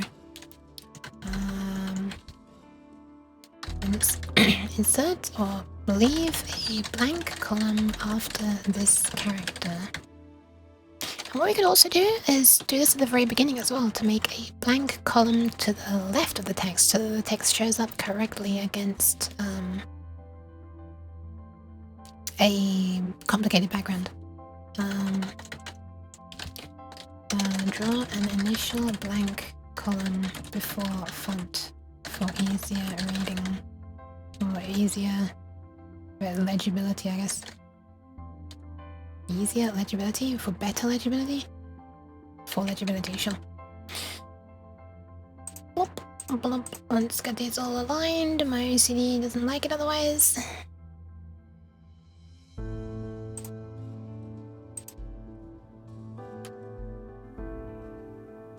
Oh, you know what? Should we try and draw a heart? Actually, no. I have to work out what character number that is. I can't be bothered to do that right now. Let's just draw colon D. Yes. Colon also is a very thin one, so this should work. What a silly thing. Okay, let's draw this at the very top. So 0 and 0. Shall we upload it? Should we see if it works? Let's see if it compiles first. I'm getting a bit ahead of myself. Build. There's probably gonna be some warnings about casting. It succeeded. And there were no warnings about the cast of this. Oh, you're right, because this is constant. Never mind, that is constant. If we are sending it something's not constant, then we might complain. Well, that worked. Where is the terminal? There it is. Let's upload then. Let's turn on the camera. And plug this in. Bloop. Bloop. Oh, actually, you know what? Wait, what's happened to me? Where have I gone? No, where am I? Wait, what have I done? Oh, I see what I've done. Why did I turn that off? So actually, we wouldn't be able to see it because we're drawing over the we're clearing the screen the entire time between these sprites. So I'd need to change this to. I guess I could draw the text here. Actually, it's a little bit crap that we're having to calculate this every single time, isn't it? But whatever, let's do it. I guess we could just have it slide along more slowly. Or like at a lower frame rate, but jumping more each time. I mean, eventually this is going to be like a 2 FPS or maybe 4 FPS kind of thing. It's not going to be really smooth like this. It looks kind of extra smooth as well because of the low refresh rate of the LCD. But yeah, the LCD is blurring a little bit. The face is kind of a little... you know what, from the angle of the camera it's actually not that bad. Different viewing angles, sort of from different viewing angles, the LCD appears to have like take longer to refresh, so it becomes more motion blurred. Anyway, I think what I'm actually gonna do, why am I trying to make this as hard as possible? Let's just not do any of this. Let's just go into a loop at this point and not do anything else. Stop here. This is gonna complain about unreachable code when I compile this. Why am I drawing text before I've initialized the LCD? What the fuck is wrong with me? Okay, let's upload and see what happens. We should see text. I'm gonna actually move this a little bit down the screen because the very top might be hard to see because of reflections. Actually, let's draw it like that. 0, 1, 2, 3, 4, 5. Okay, so this is like roughly halfway down. Upload. If this works, I'm gonna be slightly amazed, but also very happy.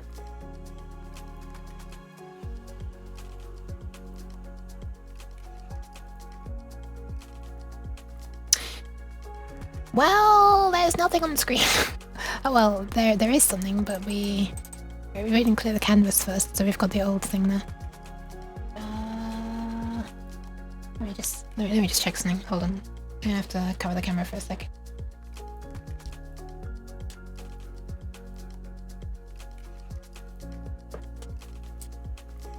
Yeah, there's nothing there. Omni! Steam Pile!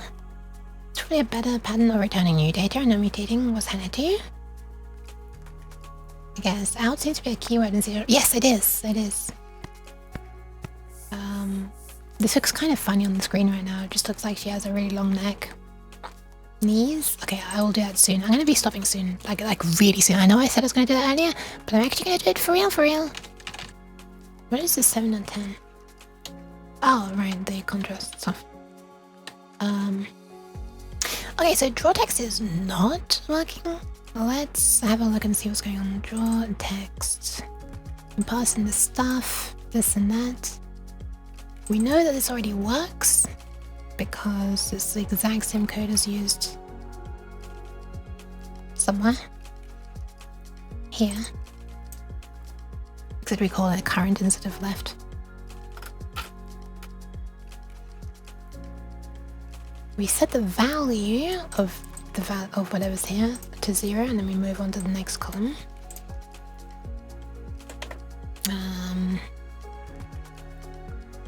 While there is anything left to draw, this is the value at this.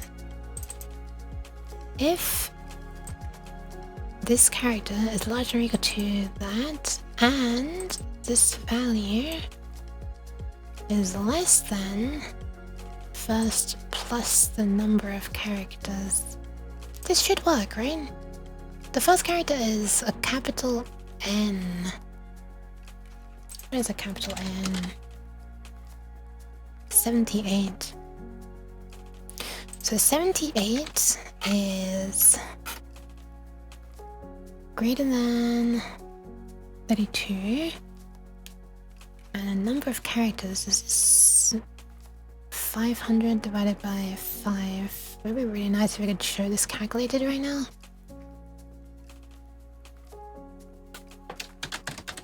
Let's just be the computer for a moment. This is a sanity check. Oh, I've got another calculator loaded already. What's it? Should I mouse over? That expands to space plus numchar size of font data over 5. So this is 500 over 5, which is 100. First is 32. So 70, whatever the hell it was, is less than 132. So this check should be passing, right? So whatever's here.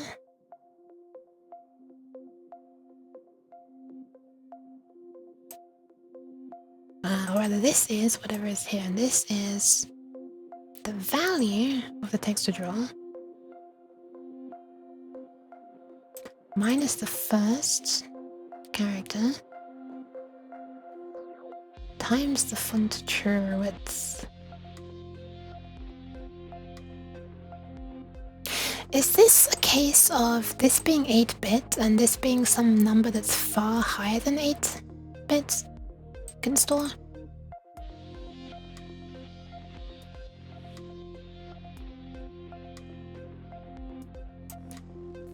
8-hour stream? No! Anyways, guess the address of whatever this is. Oh, hang on a second. Oh no, that is correct, I think that is correct. So while the value at this location, and so we're only looking at the last bit, which is the correct bit, right? When you look at the font here, it's 0x80 is the bit that gets set at the end. So while this is not... Oh wait! Oh no, yeah, no, it's correct. That's logical, right? I don't want that. Then we should set the destination thing, moving on afterwards, to, or the value there, we should set to the value at this. Is this... am I getting messed up by operator pistons? Let me do that instead. So all of these bits remain on, this one is off. Well, this is the wrong way around actually. I should actually be doing this. But that's not the reason it would fail. And afterwards, move this on by 1 and set the value there to 0. Afterwards, move on to the next character.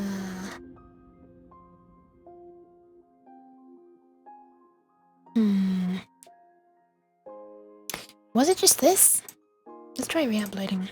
But I'm also going to put the clear canvas up here so that it stands out more if it works. Boop!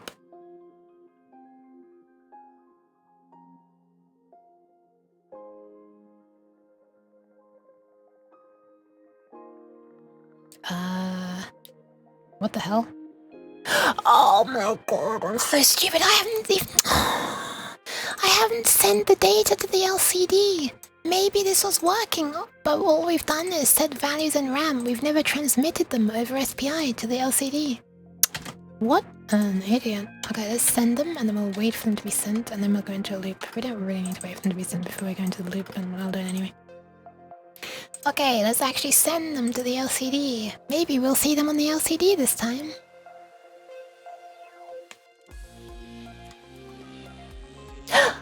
Oh my god! Okay, we've got something. We have something on the screen. It's not correct looking. Interesting.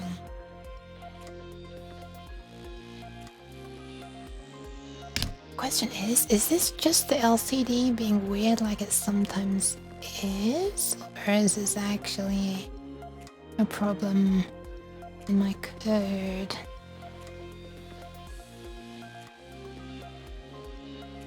I guess we could just do this. Would it be really cool to have the text go along with the Long Yook, but we can't really do that because I didn't make my thingy be able to handle text that is off screen, so if you didn't the consequences of my own actions, let's just draw the text at the fixed position closer to the top and then draw this thing underneath it. We'll get rid of this and this and this and this. See if we see that pattern just a little bit higher up still, while the Long Yook slides underneath.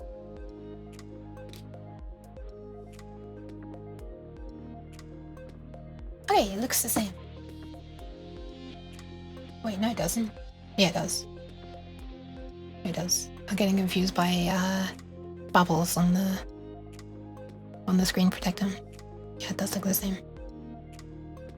It's kind of cool though. Also, she still looks like she's going really quickly, so I guess the drawing of the text is not too slow. It's kind of nice to know. Well, we've got something. Let's have a look at the created things. Do they look suspicious? It looks like it's always just 2 bits that are on. Does the array look suspicious with only 2 values, or 2 bit values going on enough?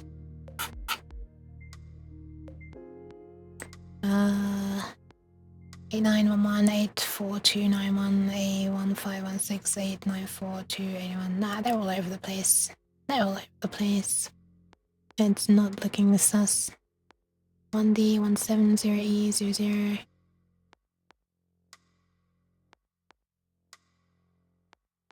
I guess it's a real test we could. So this is space, space, end, space, space, because it's 5 long. The next one would be, thanks for that tooltip. The next one would be this. What is that? That is exclamation mark. So how about we just try to draw this? We hardcode this as a little thing.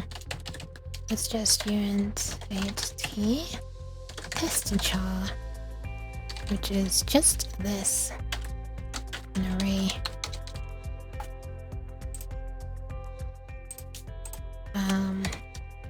Let's just try to draw that.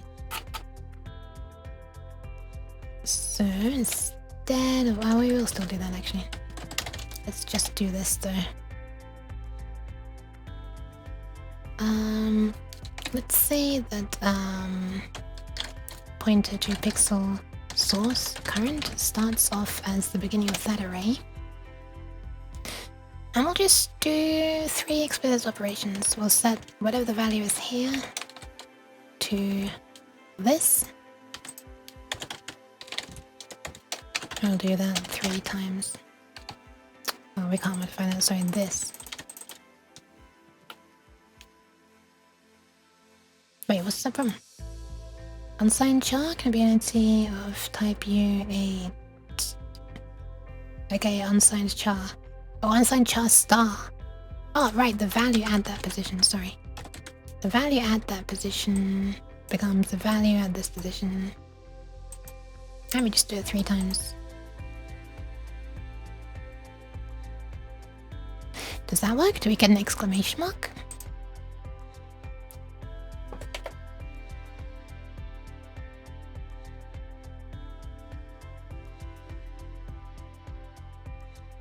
It is uploaded. We do get an exclamation mark! Look at that! Oh my god, we've got an exclamation mark. How cool is that? Is there like some other random pixel in there? We have text rendering. We have like hard-coded text rendering, yeah. Unfortunately, it's not working out the correct text to draw currently. Let me remove this little safety thing. I'm sure that won't break anything. Maybe the logic for whether the character is in range or not is wrong and it's just completely skipping over the drawing. Wait, no, that's nonsense. It's not skipping over the drawing. We can see that it is drawing some things. But we are ending it here. Shouldn't be a problem there, right? Text renderer. Let's add the ending thing here as well, and we'll see if that is a thing. You know, let me skip to a different character. So something a bit more with using more pixels. What if we do like one of these digits would be good, right? So how are we gonna easily skip to that? Oh, this is gonna be a pain in the ass. So there's character number. It's character 0, 1, 2, 3, 4, 5, 6, 7, 8, 9, 10, 11, 12. Wait, I think I've been skipping things. It should be character whatever ASCII 2 is minus space. 2 is, ironically, hexadecimal 32.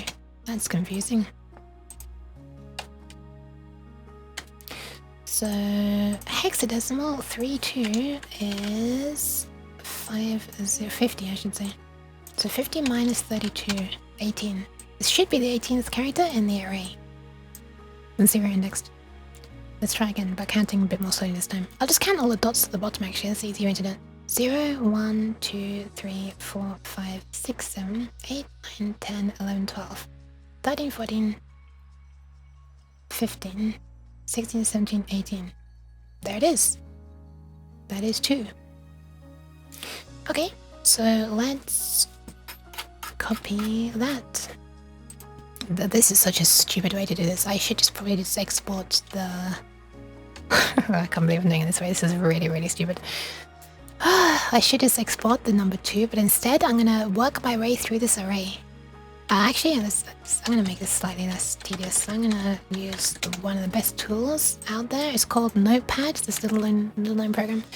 So 1, 2, 3, 4, 5. So here's our first one, second one, third one. Look how much time I'm saving. Now on the 18th one of these. If I just turn on the line numbers. Oh, we're way past. Okay, so this is line 1. So the one we want is line 19. Here it is. This should be the digit 2. This, looking at this, it looks like it's 4 columns wide. Is the digit 2 4 columns wide as a sanity check? 1, 2, 3, 4. Yes. Okay, so let's change our hardcoded character to this, just to make sure that 2 is appearing. I'll just upload this without any change things. Is it complaining this isn't used? Yeah, it's not used. Okay, let's upload it. Do we see a 2? Which is going to be easier to read, it's less dotty. Bye-bye, Pragmatic. Congrats on showing a thing. Thanks. Okay, we see 2. Oh. We're actually missing the last column. I'm actually missing the last column. Ah, right. Of course we are. We're doing the check before we've copied. What this should be is do...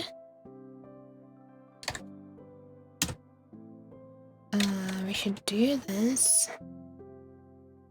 Oh, wait, sorry. Wait. Never mind. This code actually would have messed up as well, but the reason we're not seeing the last column is because this hard-coded thing was only 3 instead of 4. But we have the same problem here. We're checking first if this bit is not set, and we're only drawing it if it's not set. But actually, we should draw it even if this bit is set. We just go no further than this character. So we do need to change this. I accidentally just made 2 wrongs in the exact same way. Or in different ways, but with the same result. So while... Oh, we'll just do this. Sorry, we'll do this. We'll always draw it. And we will, at the very end, when we do the test, we want to increment... What do we want to do? We want to...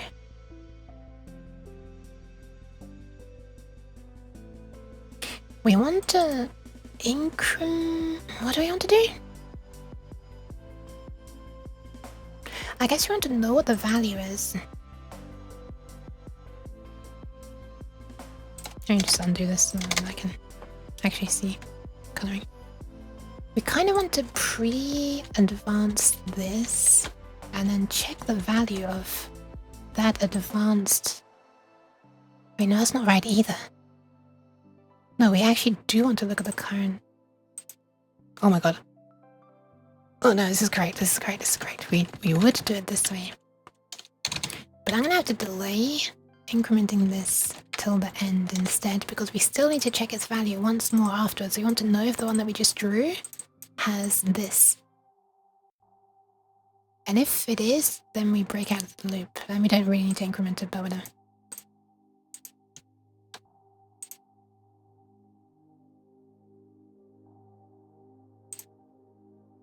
I think that would work. While this bit is not set. Okay, so you should get a 2 now, because then that worked. I don't need to do this hard-coded thing anymore. What's wrong with this? Expected a semicolon. Good point! So I'm guessing this still does not work, because all I've done is fix an unrelated bug. But let's just make sure we're up to date with the current situation. Yeah, okay. I guess it's going to be like fractionally longer now. This is kind of interesting. Look at that. We actually do have a space at the end there before there are some more dots. Do you see there's a big bunch of dots? And actually that pattern of dots repeats, I think. And then there's a space before there's like a little bit at the end. Which actually is what we're wanting. We are wanting some text with no spaces, and then a space, and then this.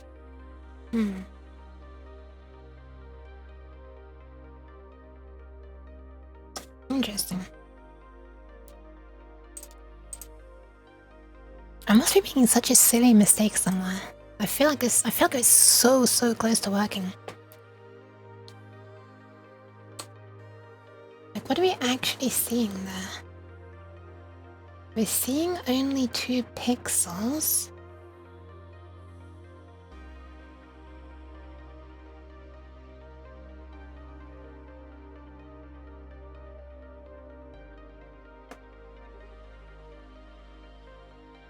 What does the D look like, actually? Wrong answers only. The D is actually a bunch of these pixels set. So I was wondering if we were like seeing only well, my voice is dying. Seeing only the first column, blah blah blah. Okay, whatever. That's not the case. I need to hurry up because it's like it's gone midnight.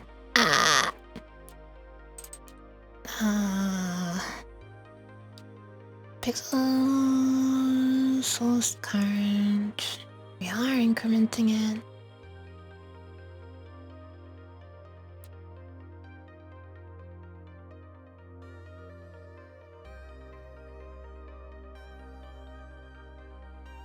What am I doing that's not quite right?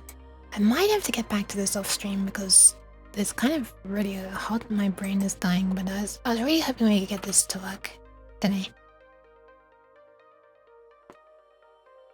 But we've come closer than I was expecting when at like 9 something PM I hadn't even connected the LCD up yet. So at least we have something on the LCD. Anyway, we know this check is passing, otherwise we'd be drawing nothing on the screen.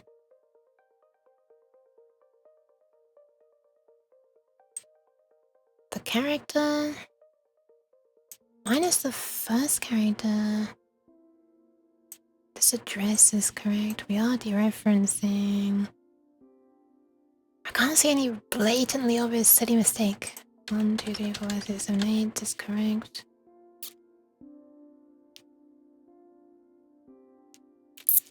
Well, let's just get rid of the and. So that we will see the little end of char bit, if that was the problem. Because this here is pretty much identical to this bit here. It's just that we're advancing this in a different position. There it is! There it is! We have our nyan nyan colon D. And you can see the 0 bits at the end. So the only bit where we're going wrong is in our AND. So what is wrong with our AND? We're just keeping only some bits that... How is this wrong? This is a bitwise AND. This is how you do binary, right? Or have I forgotten how you do binary?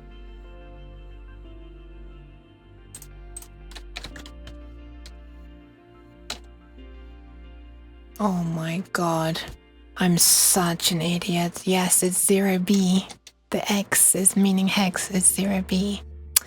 That was it. Literally an X where it shouldn't be an X. Backspace once and magically everything fixes. Yeah, because 0x is here as well. Oh my god. This program is dying when I'm looking at that. Alright, well, let's just upload it and hopefully it works. And we don't have the dots at the bottom anymore. Ba-ba-da-ba-ba. There it is! Yay! It works! Look, it's proportional as well. Look how thin the exclamation marks are. And then how wide the N is afterwards. And how thin the colon is. Getting rid of the X fixes everything because the X is a BA. Okay, that's actually amazing. What the hell? I'm wondering if that single space before the colon D is wider than it needs to be, but I don't know. Now for the last test, I want to be able to show something dynamic. So I want to draw the position of the sprite as text. And then we'll be good to go. Then we'll be good to end.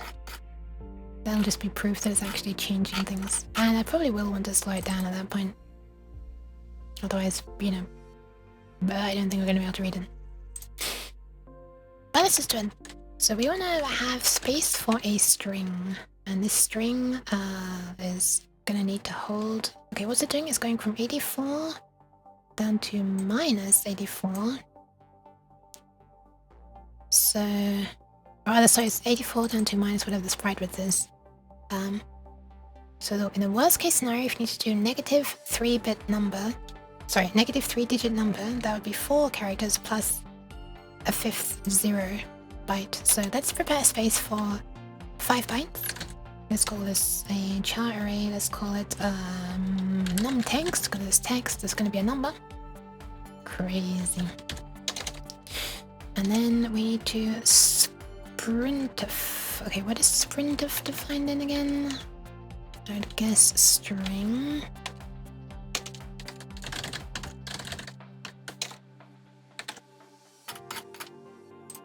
Sprintf, is it not?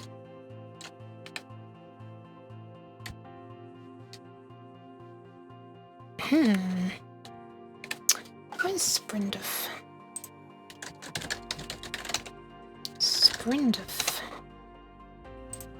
Sprintf is in C standard or stdio. Studio. Which I really hope is available. There it is. So, what the fuck does star underscore underscore restrict underscore underscore mean? What is this? Is not. Show me the actual info, please. Zip. So we have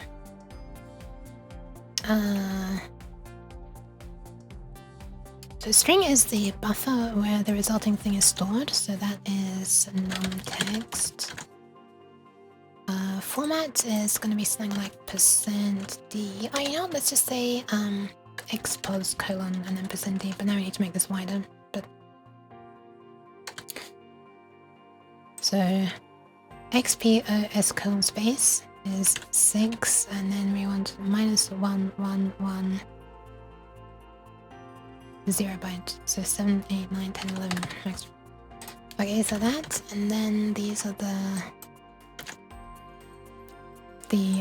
varianic arguments that you'd send in printf. So let's put chars there. Let's see if it works. So this now should be the string that we want to print. There might be additional 0 bytes. I think printf does put the terminating 0 byte, right? Must put large enough to contain the entire resulting string. A terminating null is automatically appended after. Okay, it is good. So it doesn't even matter if this is not all initialized to 0 bytes. There will be 1 0 byte after this. And so I think we'll stop reading at that 0 byte, and it doesn't matter if the rest is not 0. Let's just draw it. Let's draw num text. Num text. Okay, at this point it might complain about this not being a const char star. But let's see. Oh, there's a warning. %d expects something else. %d expects argument of type int, but argument 3 has type S32, which is a long int. Okay. Is that the only problem? It's not complaining at all. Oh wait. Oh no, it's not complaining at all about this being a char array rather than a. Wow. Okay. Well, I guess I can just cast it to that to make you happy. But wait, what's the difference? Is it okay? What is int then? Is int no definition found? Is int not 32-bit on here? So assigned 32-bit integer? S32 is int32t. Int32t type def int32t. This. Where does this actually get defined? Oh, this is a really small text.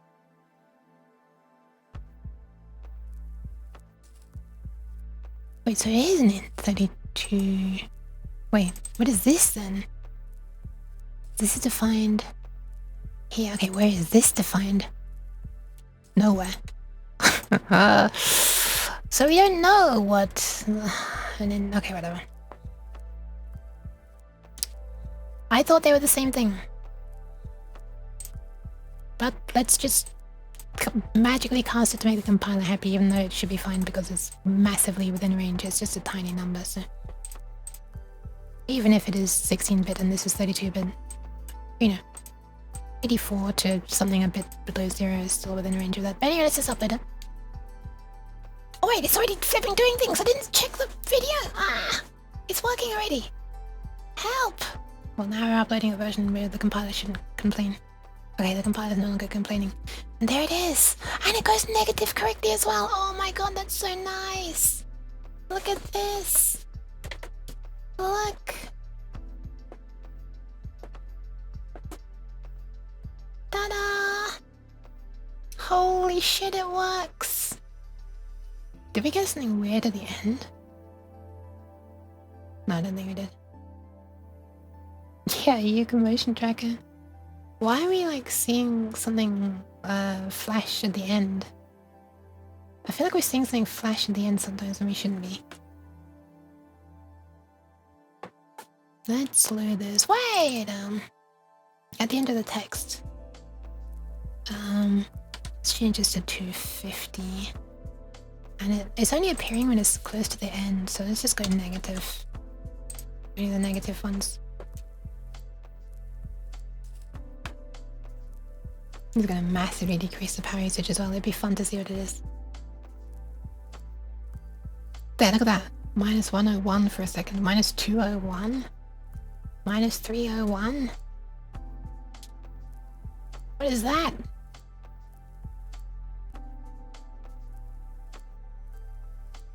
Yeah, it's whenever it's printing at 0. Oh, I might have just forgotten the end of sprite dot for a 0.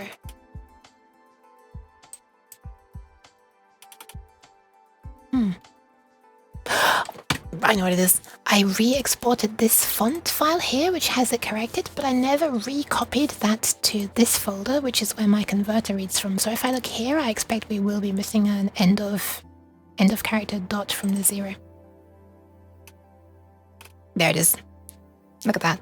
There's no end of character dot on the 0 there. So it just keeps on reading across 0, 1. So basically this is just one extremely wide character to it.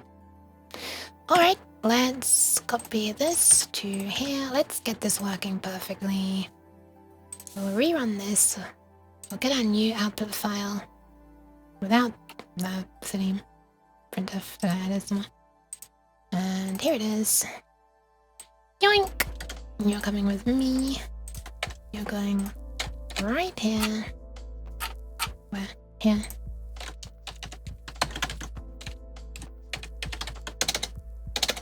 We know we need this. And did I delete it from here? No, I didn't delete them. Okay. Upload. Boop. Let's get this perfect. Holy crap. What is this? Comma or semicolon before void. Did I not put a semicolon at the end of this? I did not put a semicolon at the end of that.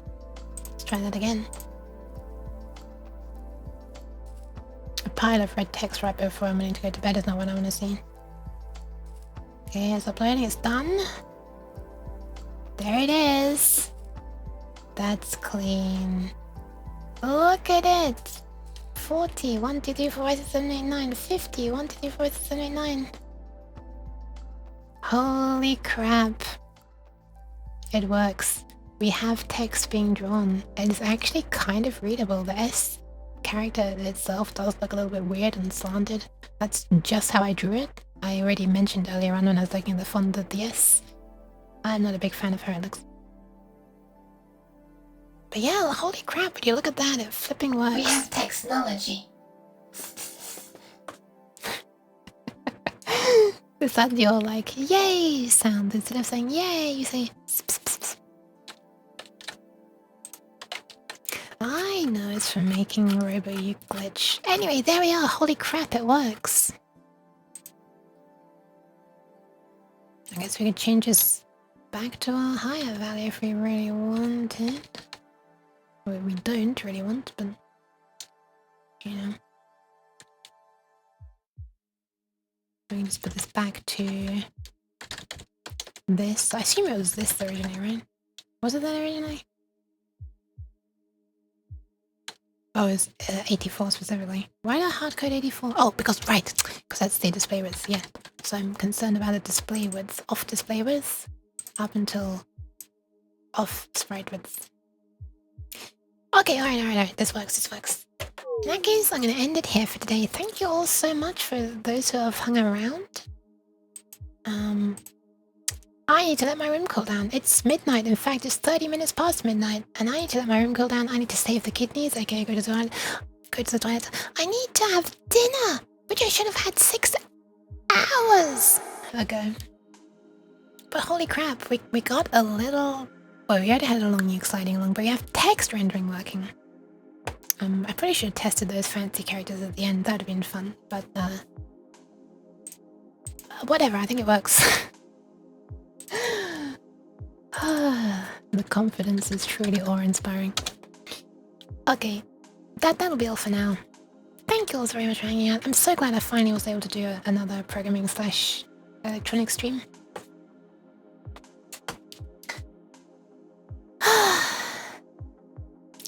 See you. I'm gonna try and do some more. I hear the temperature's gonna keep dropping a little. I think there might even be some rain tomorrow. Heaven forbid. I turn on reverb, but I only had one hand to adjust the thing. Who can I pass you on to? I wonder.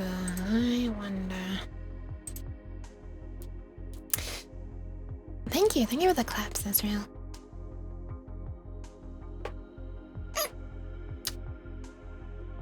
Oh, I recognize this name. I don't know if I've rated this person before though. This is someone who is often in errand streams.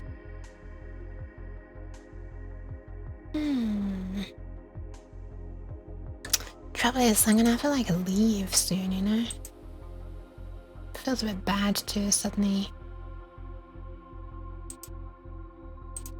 to raid someone new and then run away immediately.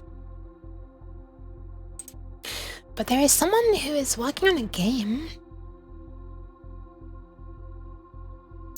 Looks like it's in Unity as well.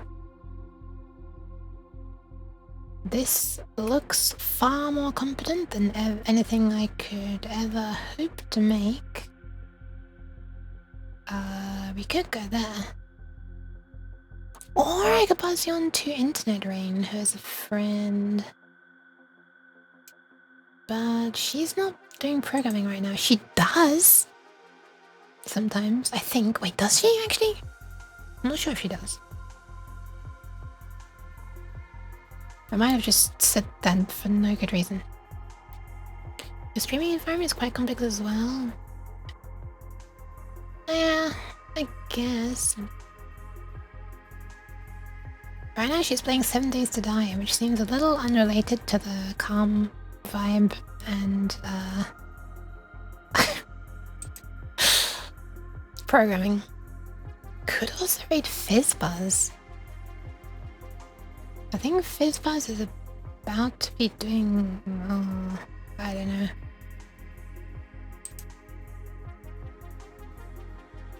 He's probably going to be doing mathematical stuff. Although right now it's under the category of just chatting. Yeah, I'm so not used to rating people at this time of night. I used to be, but recently I've been having a better sleep schedule. I guess I've destroyed it tonight. I mean, it was already... Well, let's be honest, it was already going down the toilet. Maybe I'll rate Fizzbuzz. I don't think I've rated Fizzbuzz before. Oh, we're going there. He often does mathsy stuff and also sometimes music. Right now his class is just chatting, but I'm not quite sure how it looks. Okay, it looks like math/logic puzzle things. Exactly what I would be having zero hope of understanding with my brain in its current state. Alright, this is where we're gonna go. I'm doing a shout out, but I can't really hold up the little placard that I would normally hold up. Getting back to streaming, planning stuff, maybe SICP. No, seriously, how do I stream? Is SICP the mathematical stuff? What is SICP? Structure and interpretation of computer programs. Okay, so I guess it's more logical stuff. It's a computer science textbook. Oh, okay, right. Oh, this is actually quite appropriate then. Right. So this is a... Right. This is a book about programming. Okay, never mind. This is actually way more appropriate and relevant than I thought it was. Alright. We're gonna read about programs. I guess. I'm gonna get some flipping food. Might hang out in there. But anyway, thank you all very much for hanging out here. I'll try to do another 2 streams this week, but I've been really bad at it recently because it's been goddamn hot. Look at the temperature, it's 33 degrees. I'm gonna have to get this room to cool down before I sleep. And spoiler, it's not gonna get cool quickly and not that cool. Anyway, you're all super kind. I'm disappearing now. Maybe next time I stream, I'll have the 3D model for those who haven't seen me with that yet. Had a bunch of cool new faces in tonight. That's all. Thank you all for being here. I'm gonna slide away now. Actually, I'm gonna go pew like that. That's not sliding.